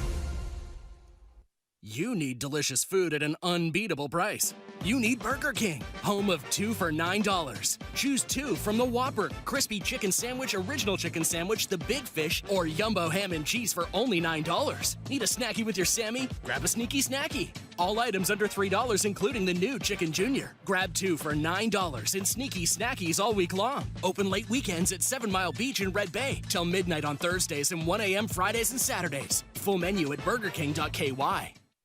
This is Catherine Ebanks Wilkes, and as the representative for West Bay Central and the Ministry for Sustainability and Climate Resiliency, I am concerned that our islands are at a high risk of loss and damage to seagrass beds. Stronger storms, warmer sea temperatures, and sea level rise can destroy seagrass beds. Culturally and economically important animals like green sea turtles and conch need seagrass to survive. To learn more about the climate risk to our islands, visit www.gov.ky/climate change policy.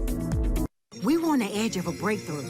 I knew the substance was extraterrestrial, but I didn't realize. Aunt Angie, what does this have to do with managing my insurance? Well, long story long, the entire lab exploded, and the radioactive sludge went everywhere. I ended up in the hospital for a few weeks, but I was able to manage everything with the CG Online portal. The online portal. Safe, convenient, simple. CG Brit-K. Good like that. The Weather Report is brought to you by Kirk Home Center. We've got a great deal in store for you.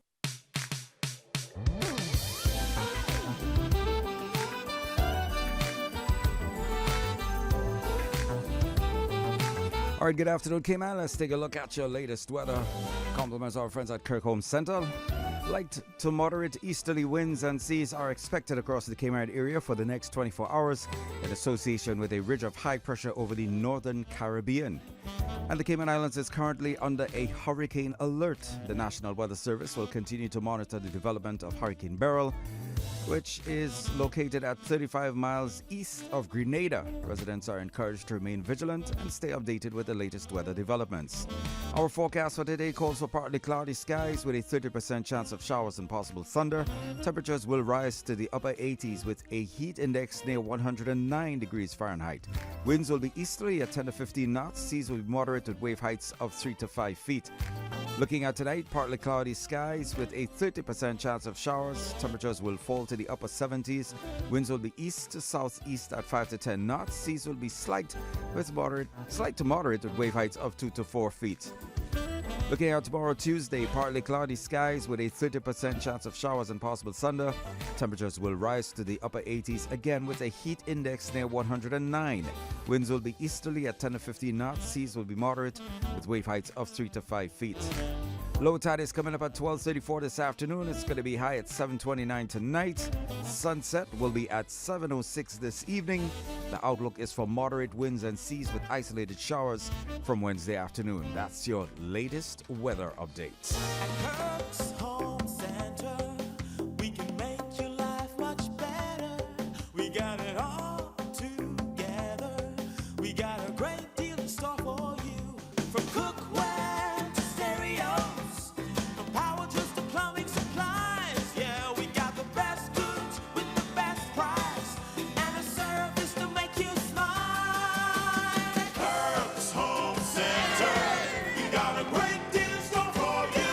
The Weather Report is brought to you by Kirk Home Center. We've got a great deal in store for you. Welcome to today's Midday Meditation, brought to you by Safe Harbor Lutheran Church. I am Pastor Paul. But do not overlook this one fact, beloved, that with the Lord 1 day is as 1,000 years, and 1,000 years as 1 day. 2 Peter 3 verse 8. Maybe the days are getting shorter. The longest daylight hours in the Northern Hemisphere peaked around June 21st, and we are losing a few minutes of daylight each day. The next 6 months are a long slide toward the shorter days of winter. Our views of days long and short is a matter of perspective. When we are children, the summer races by because the next school day is only weeks away.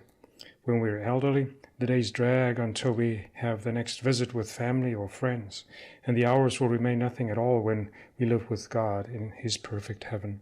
God will come to rescue us from this time-bound world and deliver us to heaven. We read His timeless gospel with words of promise that are certainly true. While we are anxious for Him to come, God reminds us that His time frame is not bound to the hours that define ours. He is beyond the seasons. In His eternity, what we count as long or short is all the same to Him.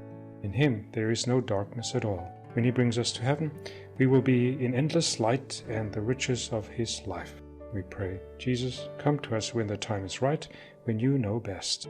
Amen.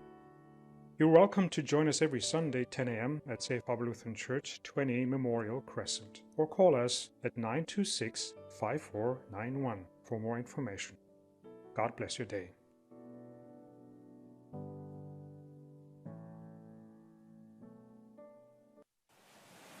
The Cayman Islands boasts of a long, colorful, and rich history. In tribute to our roots, Radio Cayman, the voice of the Cayman Islands, is pleased to bring you the Historical Vignette Series, brought to you by Rotary Central. For more than 110 years, Rotary members have used their passion, energy, and intelligence to take action on sustainable projects. The Cayman Islands, He hath founded it upon the seas.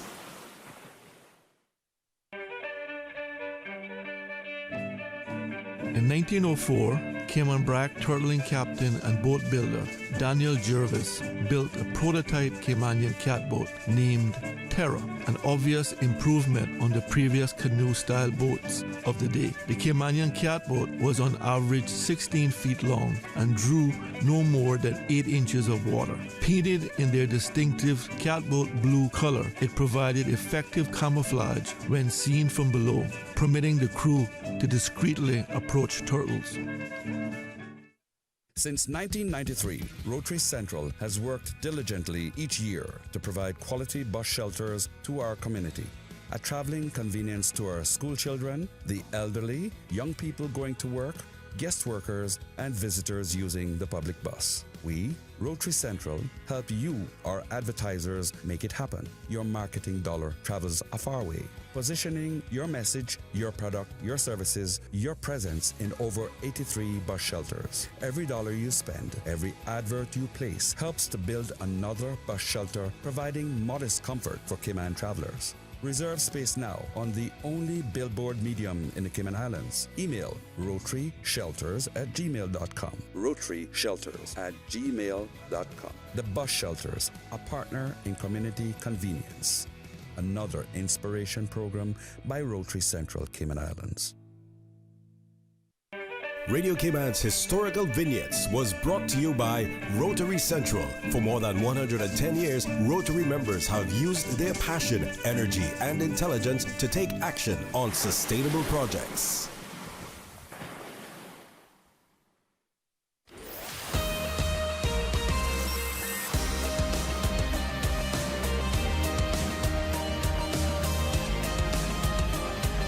For the Record with Orrett Connor. Good afternoon and welcome back to this special broadcast of For the Record. I'm your host, Orrett Connor. My pleasure to have in the studio with me now the Honorable W. McKeever Bush, Parliamentary Secretary and Representative for the constituency of West Bay West in our Parliament. As well, I just wanted to say to you, we were due to end at 12 o'clock, but the Director has given us permission to continue on. I don't know for how long, but my body is young. my mind is fairly young as well, so I can go as long as they want me to go right here today. If it means imparting information to you, we know that we haven't given you or listeners an opportunity to call in as well. Not sure whether or not you will have that opportunity, but we continue to urge you. If you have any questions or observations, please send them to us, preferably on our WhatsApp number 925-3261. Meanwhile, Mr. Bush, your particular constituency, we know that some constituencies are more vulnerable than others. You know, when it comes to threats, from natural disasters. Can you speak to your particular constituency, sir? Well, see, when I look around, much of my area, some of it is on the waterfront. Mm-hmm. So far, we're not hearing about any serious threat to that. But generally through the constituency, good homes, but we do have some that needed assistance, and we've been trying to do that over the years. Mm-hmm. And but one of the big things, and I mean huge, the need for shuttering. So lots of calls for plywood. And I mean, 300-400. Wow. Don't know if we will reach that amount. But that's a huge request. And that is because they're good homes, but not shuttered up. No shuttering. And there are just a few areas in West Bay West where could be some flooding in the past. And we've put in some deep wells in some of the areas last year. And so this year there was less collection of water. But there is some areas, thank God, I would think about 3 or 4 areas now that I am realizing. One of the problems that we've been having was some of the drains that had been put in over the years, they had got clogged up or filled in, and so we've been having to try to remember where some of them were. Then some people were calling in late to say, like yesterday, to say that there was they needed a well cleared. So we got some of that, but as I said, we've done well. Minister J has done well in doing a lot of new drains.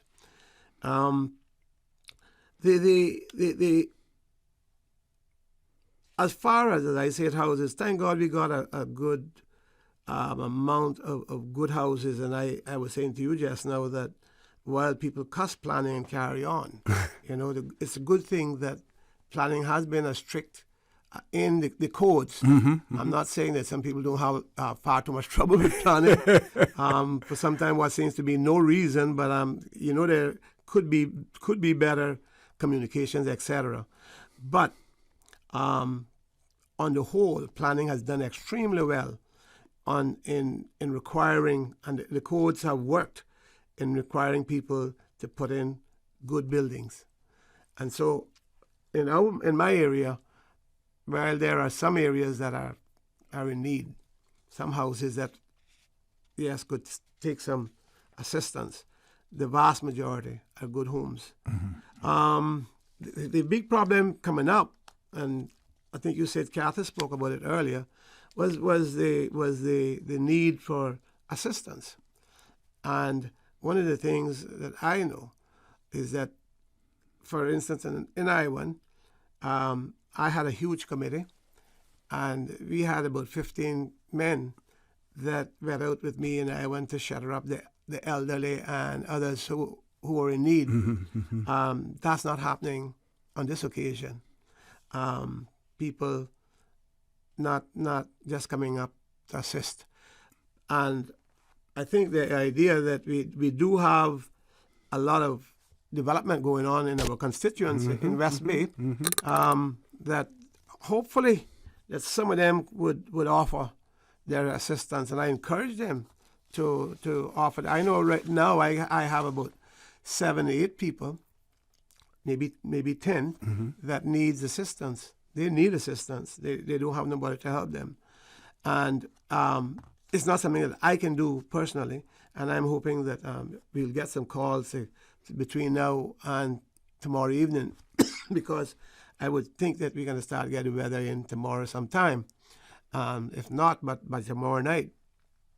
So I would encourage them, anyone that can assist, to call myself or leave a message, 516-498-936-7888.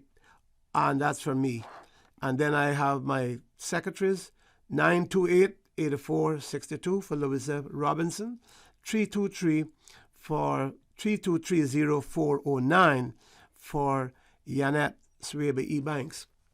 And they can reach them, and hopefully they will make an offer to assist, because as I said, a couple of things, and we are addressing this too, as far as public works is concerned.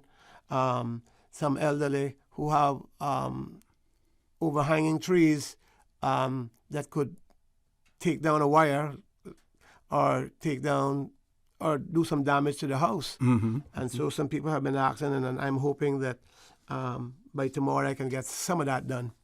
from the few calls I've had about that. Outside of that, I mean, you would find some areas on the roads flooding, but people, that don't last long. Yeah.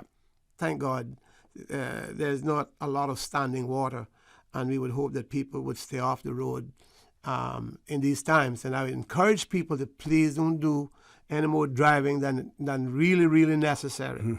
On the flooding area, we have sandbags. Right now we have some sandbags at the West Bay fire station.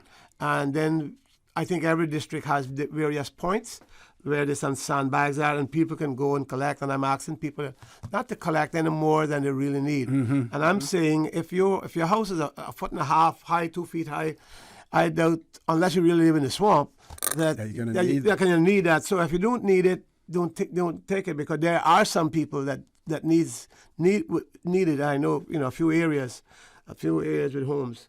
So yeah. So and I think this was one of the things that we discussed with Miss Catherine and Mr. Ebanks, Mr. Andre Ebanks. The West Bay Fire Station is actually where the sand can be collected from, and they were also speaking to the fact that they were considering other alternatives as well, something that they had been discussing early in the meeting, and I think that they would be getting together after to discuss all alternatives in relation to how sand can be obtained as well. Yeah, there is government has a collection of, I guess, used material that can be used for bagging, so we are collecting. We're purchasing some bags so that people can go and fill the bags themselves. That is not, I don't think, quite finalized.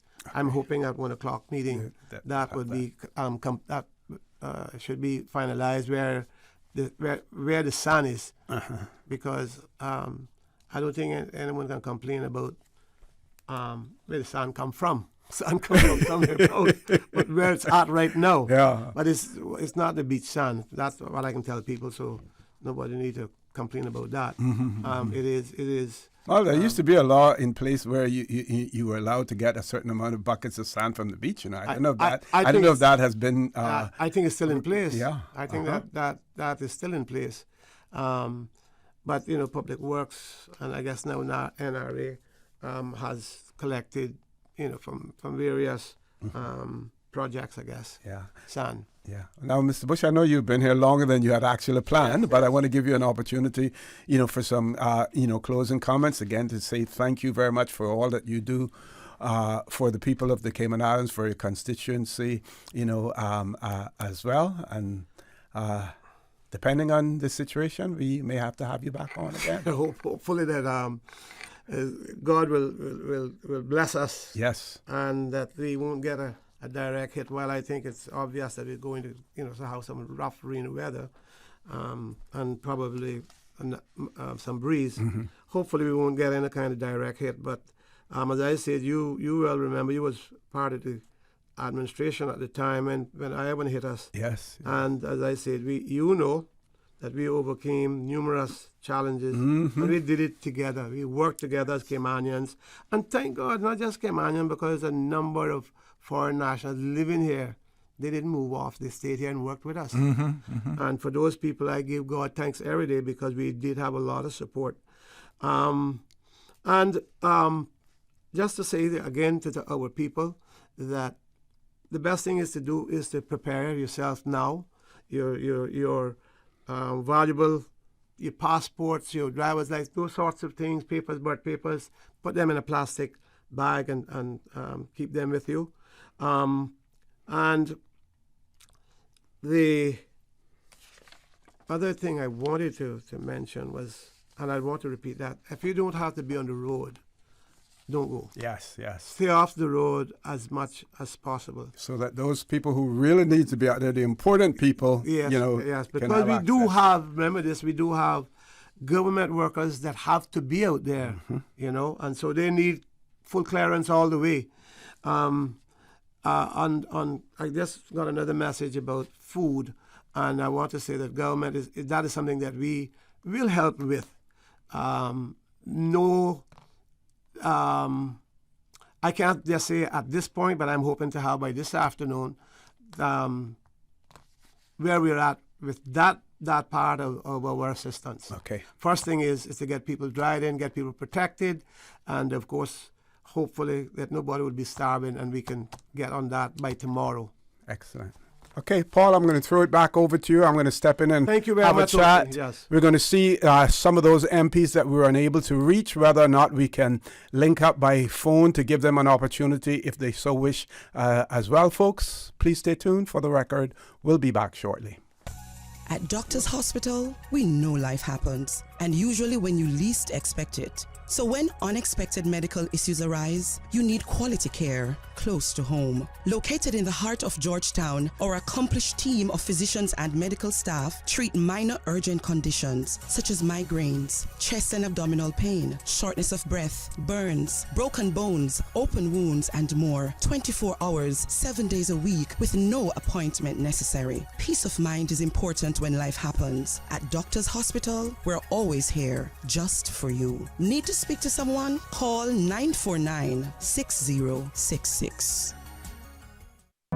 The Ministry of Education and the Passport and Corporate Services Office remind all students traveling to and from school overseas to ensure their passports are valid for both travel and entry into their destination country. Passports should be renewed at least 10 weeks before departure, and any necessary student visas must be obtained. For passport services, contact the Passport and Corporate Services Office at 649-7678. For Ministry of Education scholarship inquiries, contact scholarships@gov.ky. This message is brought to you by the Ministry of Education and the Passport and Corporate Services Office. A caring and community spirit, cherished family and cultural values. These are some of the things that still embodies the Caymanian way of life in the Eastern Districts today. Savannah Pharmacy, your neighborhood pharmacy, located in Countryside Shopping Village, is delighted to offer products and services of real value. Whether it's catering to your family's medical needs or carrying apparel, gifts, and beauty products, Savannah Pharmacy provides you with more than just prescriptions. Remember, they're always just around the corner with everything your family needs and convenient opening hours, including Sundays and holidays. Savannah Pharmacy. For more information, call 946-3336. Prescription refills made easy at Savannah Pharmacy. WhatsApp your prescription refills to 929-5045. In preparations for Hurricane Beryl, residents are encouraged to secure their homes and businesses, particularly those located in flood-prone areas. Sandbags are available from local hardware stores, and sand can be collected from the following locations: East End Civic Center, Frank Sound Fire Station, Anton Bodden Drive in Boddentown, Agriculture Grounds in Lower Valley, Bobby Thompson Way Roundabout on the left-hand side in Georgetown, West Bay Fire Station, and the Watering Place Gardens in Cayman Brac. Also, members of the Lions Club are on hand to assist with filling bags at the Lions Center. Be prepared, stay vigilant, and remain safe.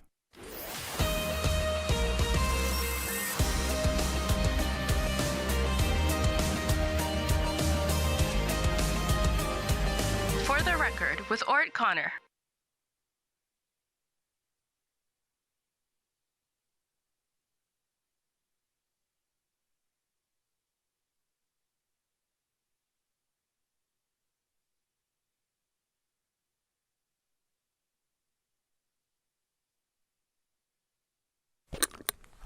Good afternoon and welcome back to For the Record. Sorry about the delay there, but we're trying to contact some of the members of our parliament who are able to come in. We know that they're all busy.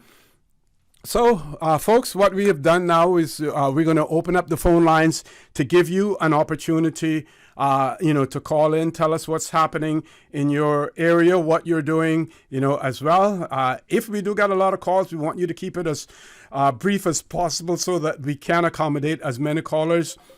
We know earlier that we received information that there was some possible price gouging that was taking place in some of the stores. Now, there are extremely reputable retailers and wholesalers who are out there who really don't need to price gouge in any way. But, in any country, there are also unscrupulous persons as well. And one of the pieces of advice that had been given was that, hold on to your receipts and compare and see what has happened. And at the end of the day, we will get the information in terms of where you can report if that is taking place. But, we have to be extremely vigilant out there. We also got some comments in relation to plywood and that those persons who have to batter up their residences, that they should mark whatever windows or doors that have been covered up and store them for the next occasion. Some may have the wherewithal to do that. Some may not. There have been suggestions that government should collect the plywood back after and store it. Whether or not government has the wherewithal and the ability to do that is another question as well. But what we can say is that every hurricane season we see the distribution of plywood. Plywood can last quite a long time if it is properly stored and properly preserved as well. So, those of you who do receive it, if you can, preserve it for the next eventuality. Paul, we have a caller. Let's go to the phone lines. Caller, good afternoon. Welcome to For the Record. Good afternoon, OC. I just wanted to kind of flag the wonderful, amazing work that Meals on Wheels does on this island. They are the touch point for many of our more vulnerable people. They deliver hundreds of meals every single day all over the island. Mm-hmm. So for the community members, we all need to check on our neighbors, but oftentimes they're the first touch point that will, after this storm, whatever, hopefully it's not a major event, they'll be the ones that are actually communicating face to face with some of our more vulnerable populations. So I would suggest if anybody out there is in a position to help financially or through the donation of food, or if you've got a high truck that could assist with transporting some of our volunteers to visit some of the more remote locations. This is the time to do it. Let them know. Give them your contact information. We just all got to help each other, and I'm prayerful that this is going to pass by without too much impact. Yes, we all are, but it is good to know that this is, when we're faced with adversity, that is really when we here in the Cayman Islands, come together, and it's good to see that is taking place again. And certainly, we hear you, when you talk about the volunteers. Now, do you have contact details that you can give anyone who wants to volunteer to assist, Meals on Wheels?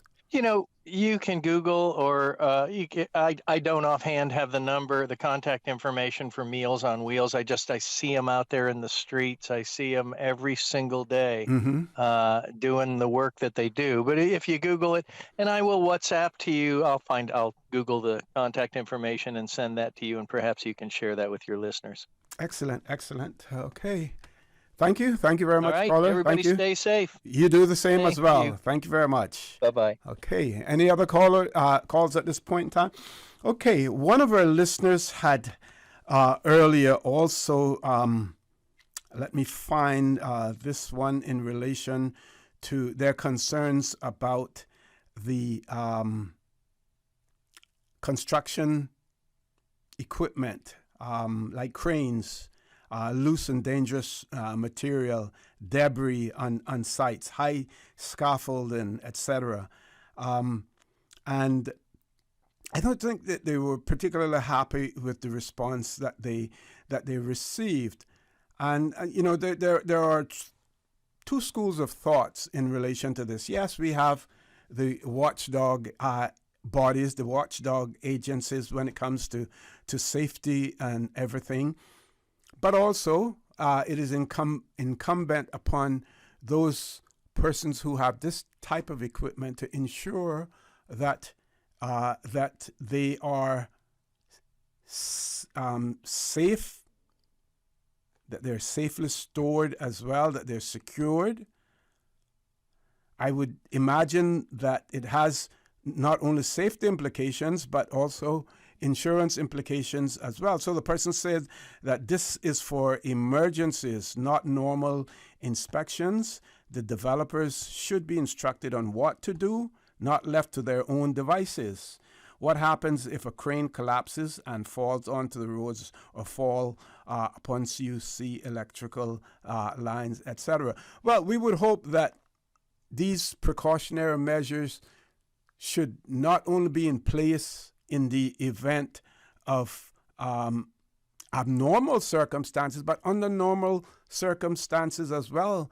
There should be protocols in place for those cranes, those construction sites, and everything else. But we hear you, and we hope and we trust that is something that is addressed as well. Let's find some other stuff. Any callers, Paul, still?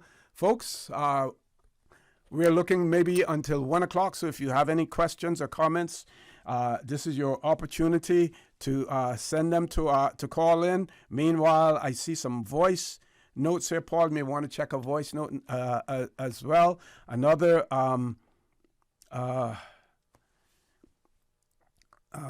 trying to respond to these things at the same time. Someone who wanted some information, give them the thumbs up and said yes. That was the case in relation to that. We have a voice note as well. Let's hear the voice note. Go right ahead, Paul. OC, people can reach out to donate or to volunteer with Meals on Wheels. Their number is 769-1974, or you can email them at info@mealsonwheels.ky. Okay, just play that one more time, Paul, so that those numbers, because I didn't write the number down for Meals on Wheels, but I'll write it down this time. OC, people can reach out to donate or to volunteer with Meals on Wheels. Their number is 769-1974, or you can email them at info@mealsonwheels.ky. Okay, I want to thank that caller for that. Meals on Wheels, 769-1974. If you want to offer your assistance in any way, please do so. We know everyone out there is going to be busy, and I'm sure that all of the help that they can get, they would welcome as well. And the person says you can make a difference. Please consider making a donation today as well for Meals on Wheels. It only takes $7 a day to feed a senior as well. I want to thank them for it. I want to go back to this whole issue of getting volunteers. We have heard members of Parliament talk about the distribution of plywood. And in some instances, they deliver as well. What they can't do, what is difficult for them to do, is to try to install it. Because if they did, then it poses a really difficult challenge for them if they have to stop and cut plywood, fit it into windows, cover doors, or whatever as well. There are so many companies out there. I don't know the number in terms of the number of trade and business licenses that are held for persons involved in the construction industry. But if you drive through, or if you ride through the district of West Bay, and we can speak now to almost every district on the island, you do so for Georgetown, you do so for Bordentown, you do so for East End, you do so for North Side. Construction going on like it is going out of style. Those investors, those contractors are making attractive profits from what they're doing in the Cayman Islands. What does it take for you to just give back a little bit? Offer a few of your carpenters to link up with the members of Parliament to assist in their constituencies. And I'm sure some of you, many of you will do it without any recognition whatsoever. But if recognition is one of the conditions of your involvement, then we'll give you the recognition too if that's what you want. But please go out there and assist as well. It is not as simple as you may think. There are single parents, single mothers out there who need assistance. There's the elderly. And yes, the government has identified many of them. They know who they are, and there have been ongoing programs through government to ensure that people have the proper shutters on their residences and stuff like that. But get out there, be a good corporate citizen, do your part. It is when we face the challenges in the Cayman Islands that we all get together and we assist each other. Paul, you need to take a commercial break. Folks, I'm going to be here for probably another 10 or 12 minutes. Please stay tuned. For the record, we'll be back shortly. The mission of the National Conservation Council and the Department of Environment has worked to protect and conserve the unique plants, animals, and habitats that make the Cayman Islands so special. Learn more at conservation.ky. In preparations for Hurricane Beryl, residents are encouraged to secure their homes and businesses, particularly those located in flood-prone areas. Sandbags are available from local hardware stores, and sand can be collected from the following locations: East End Civic Center, Frank Sound Fire Station, Anton Bodden Drive in Boddentown, Agriculture Grounds in Lower Valley, Bobby Thompson Way Roundabout on the left-hand side in Georgetown, West Bay Fire Station, and the Watering Place Gardens in Cayman Brac. Also, members of the Lions Club are on hand to assist with filling bags at the Lions Center. Be prepared, stay vigilant, and remain safe.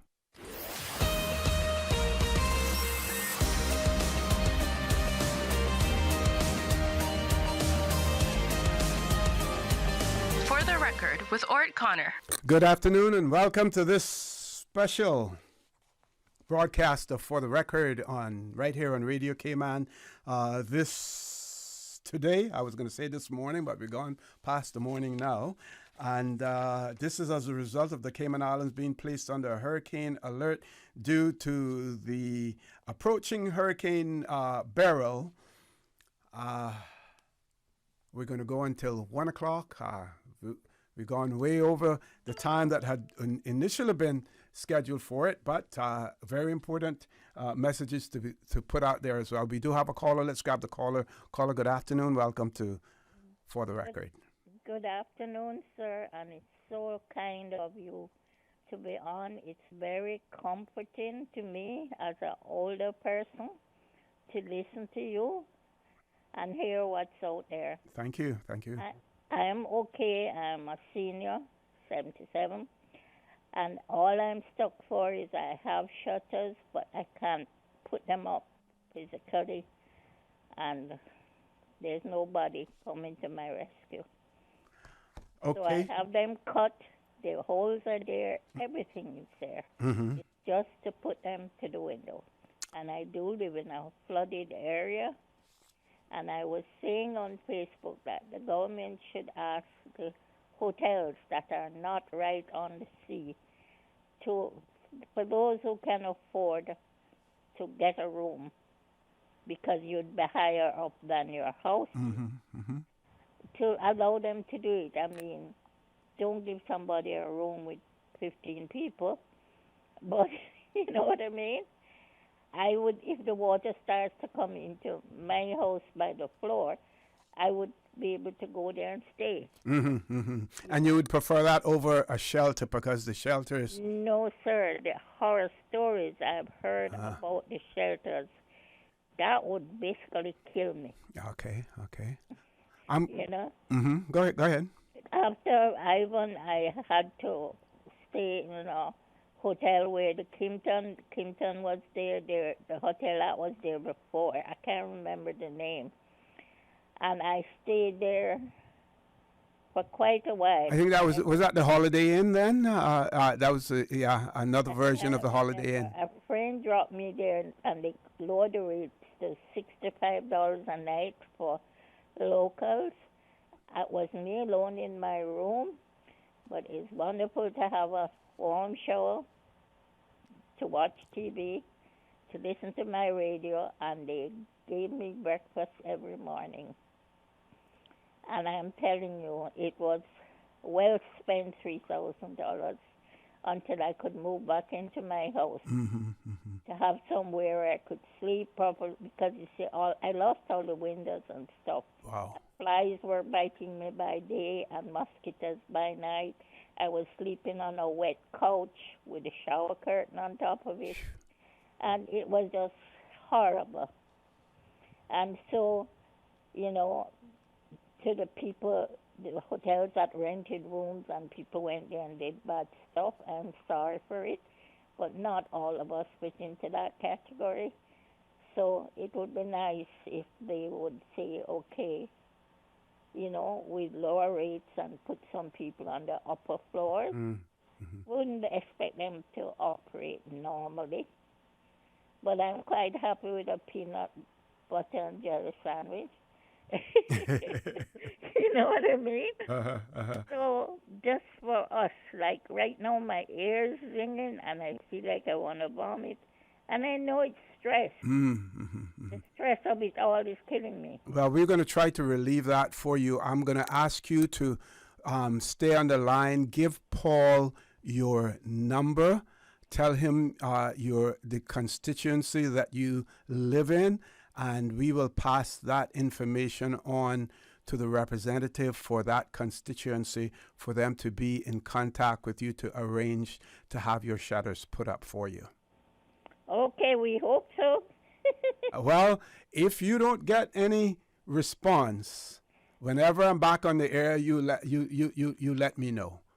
But we're going to share the information with the member of parliament who's responsible for your constituency. I'm sure that they will be more than accommodating to, with you. You would think some of these people like here making big money in construction would grab yes. go out and be making money off of Cayman and volunteer. Exactly, yeah. But some of them just here for the money, you know. Yeah, no. One of the things, and I'm going to let you go right after this, is that, persons like you, we know your situation.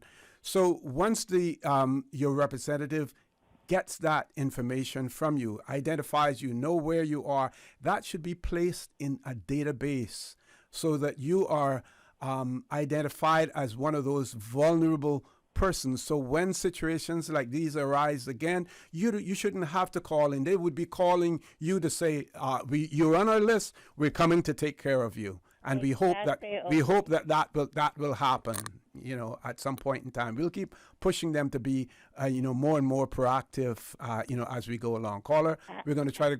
And my representative knows all of that already. Okay, well, we're going to remind him when we get off the radio here as well. Thank you very much, caller. We're going to try to grab another caller. Caller, good afternoon. Welcome to For the Record.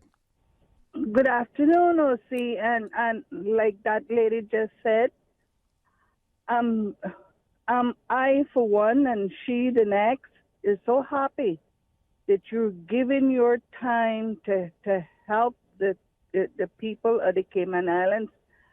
And down here in West Bay, we were promised a shelter from 2004.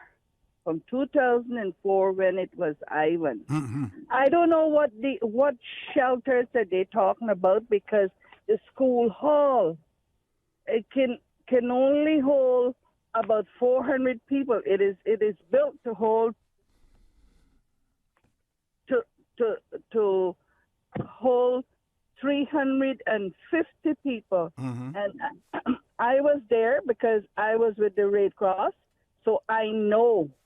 And we didn't have anything for those people. The government put some food stuff in their pantry, and the person that was responsible in giving the key that was from the government couldn't even get the pantry open. If we didn't have two police down there, which was Denby Grove, and at that time, and the Honorable Sam Bulgin son, I don't know, and we had doctor as well. We didn't know what we would do because it was elderly. We had to house the senior citizens. Elections has gone by, and nobody looks after these things till now. Now it is too late. But we could start building something after we get over this season, if it's not another excuse. And for God's sake, when hazard management comes on the line, if you want, I can tell them what they should get, because I was taught that. Say, not tell the people about picking up sandbags and sandbags. You can't eat them. You can't drink them. What the people need to prepare for, because I'm sure a lot of people have forgotten what they need to prepare for. I'm going to tell you, Cayman is not prepared for this kind of weather. It got plenty time. The politicians should see about this sort of thing, getting their districts prepared. But you want to hear one or two on the radio. But what about the responsibility that we as citizens and individuals have to ourselves? That yes, there are those persons out there who are not as able to do for themselves, and those really are the ones. But there are a lot of people in the Cayman Islands who are capable as well. Of course. Oh, see, I know all of that. That's why I had volunteered. That's why I was trained.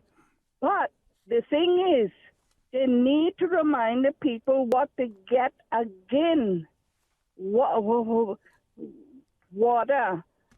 plastic bags. Yep, all of those things. Medication, all those kind of things. Those reminders are going out, and some were mentioned this morning as well. They, mentioned it. All of that information is out there. Yes, I hope so. And I thank you for your time again. Thank God for people like you. And I would leave it at that, because sometimes I hear these things and it's just arguing, because we got 3 times now the amount of people from 2004. And a lot of them are staying in poor areas. So let's pray that this drift off into the Atlantic and don't harm nobody else, including our 3 islands. And thank you again, and God bless these islands of earth. Thank you very much, caller, and same to you, and please stay safe, you and your family, as well. So, folks, we're getting to the end. I just want to remind our listeners and viewers that the locations where sand can be collected, if you have sandbags, in East End, it is the East End Civic Center, Frank Sound Fire Station in North Side, the Anton Borden, on Anton Borden Drive in Bordentown. It doesn't say specifically where on Anton Borden Drive, but if you drive along Anton Borden Drive, I'm sure that you won't miss it. The Agriculture Grounds in Lower Valley, Bobby Thompson Way Roundabout And that's if you're coming from the east, it's over on the left side where you would turn to go towards Fern Garden in that area. West Bay, it's at the fire station, and the representatives in West Bay are probably making other arrangements as well. They will let you know in relation to that because they have ways of communicating with their constituency. For Cayman Brac, it's Watering Place Gardens in Cayman Brac. And also in Georgetown, it's the Lions Center. And members of the Lions group will be there to assist with filling the sandbags as well. And also to remind you that up until 1 o'clock today in Cayman Brac, the Water Authority would be taking orders for delivery of water in Cayman Brac as well. That's less than 30 seconds to go in relation to when that will close off for today at least as well. Folks, I want to thank all of you who have been listening in, who have shared comments with us as well. We want to thank all of our representatives. We want to thank the Leader of the Opposition. We want to thank the Governor. We want to thank the Premier, the Honorable Juliana O'Connolly, all of her ministers, all of her Parliamentary Secretaries, everyone. As you've heard before, we're all in this together, and we in the Cayman Islands, we are at our best when we are faced with adversity, be it natural adversity or man-made ones as well. And this is no exception. We urge you all to be safe, stay safe, continue to rely on your local resources for news, and of course, the official voice of the Cayman Islands, Radio Cayman. Folks, please stay safe. Continue to listen to your radio station, Radio Cayman, and have a great day.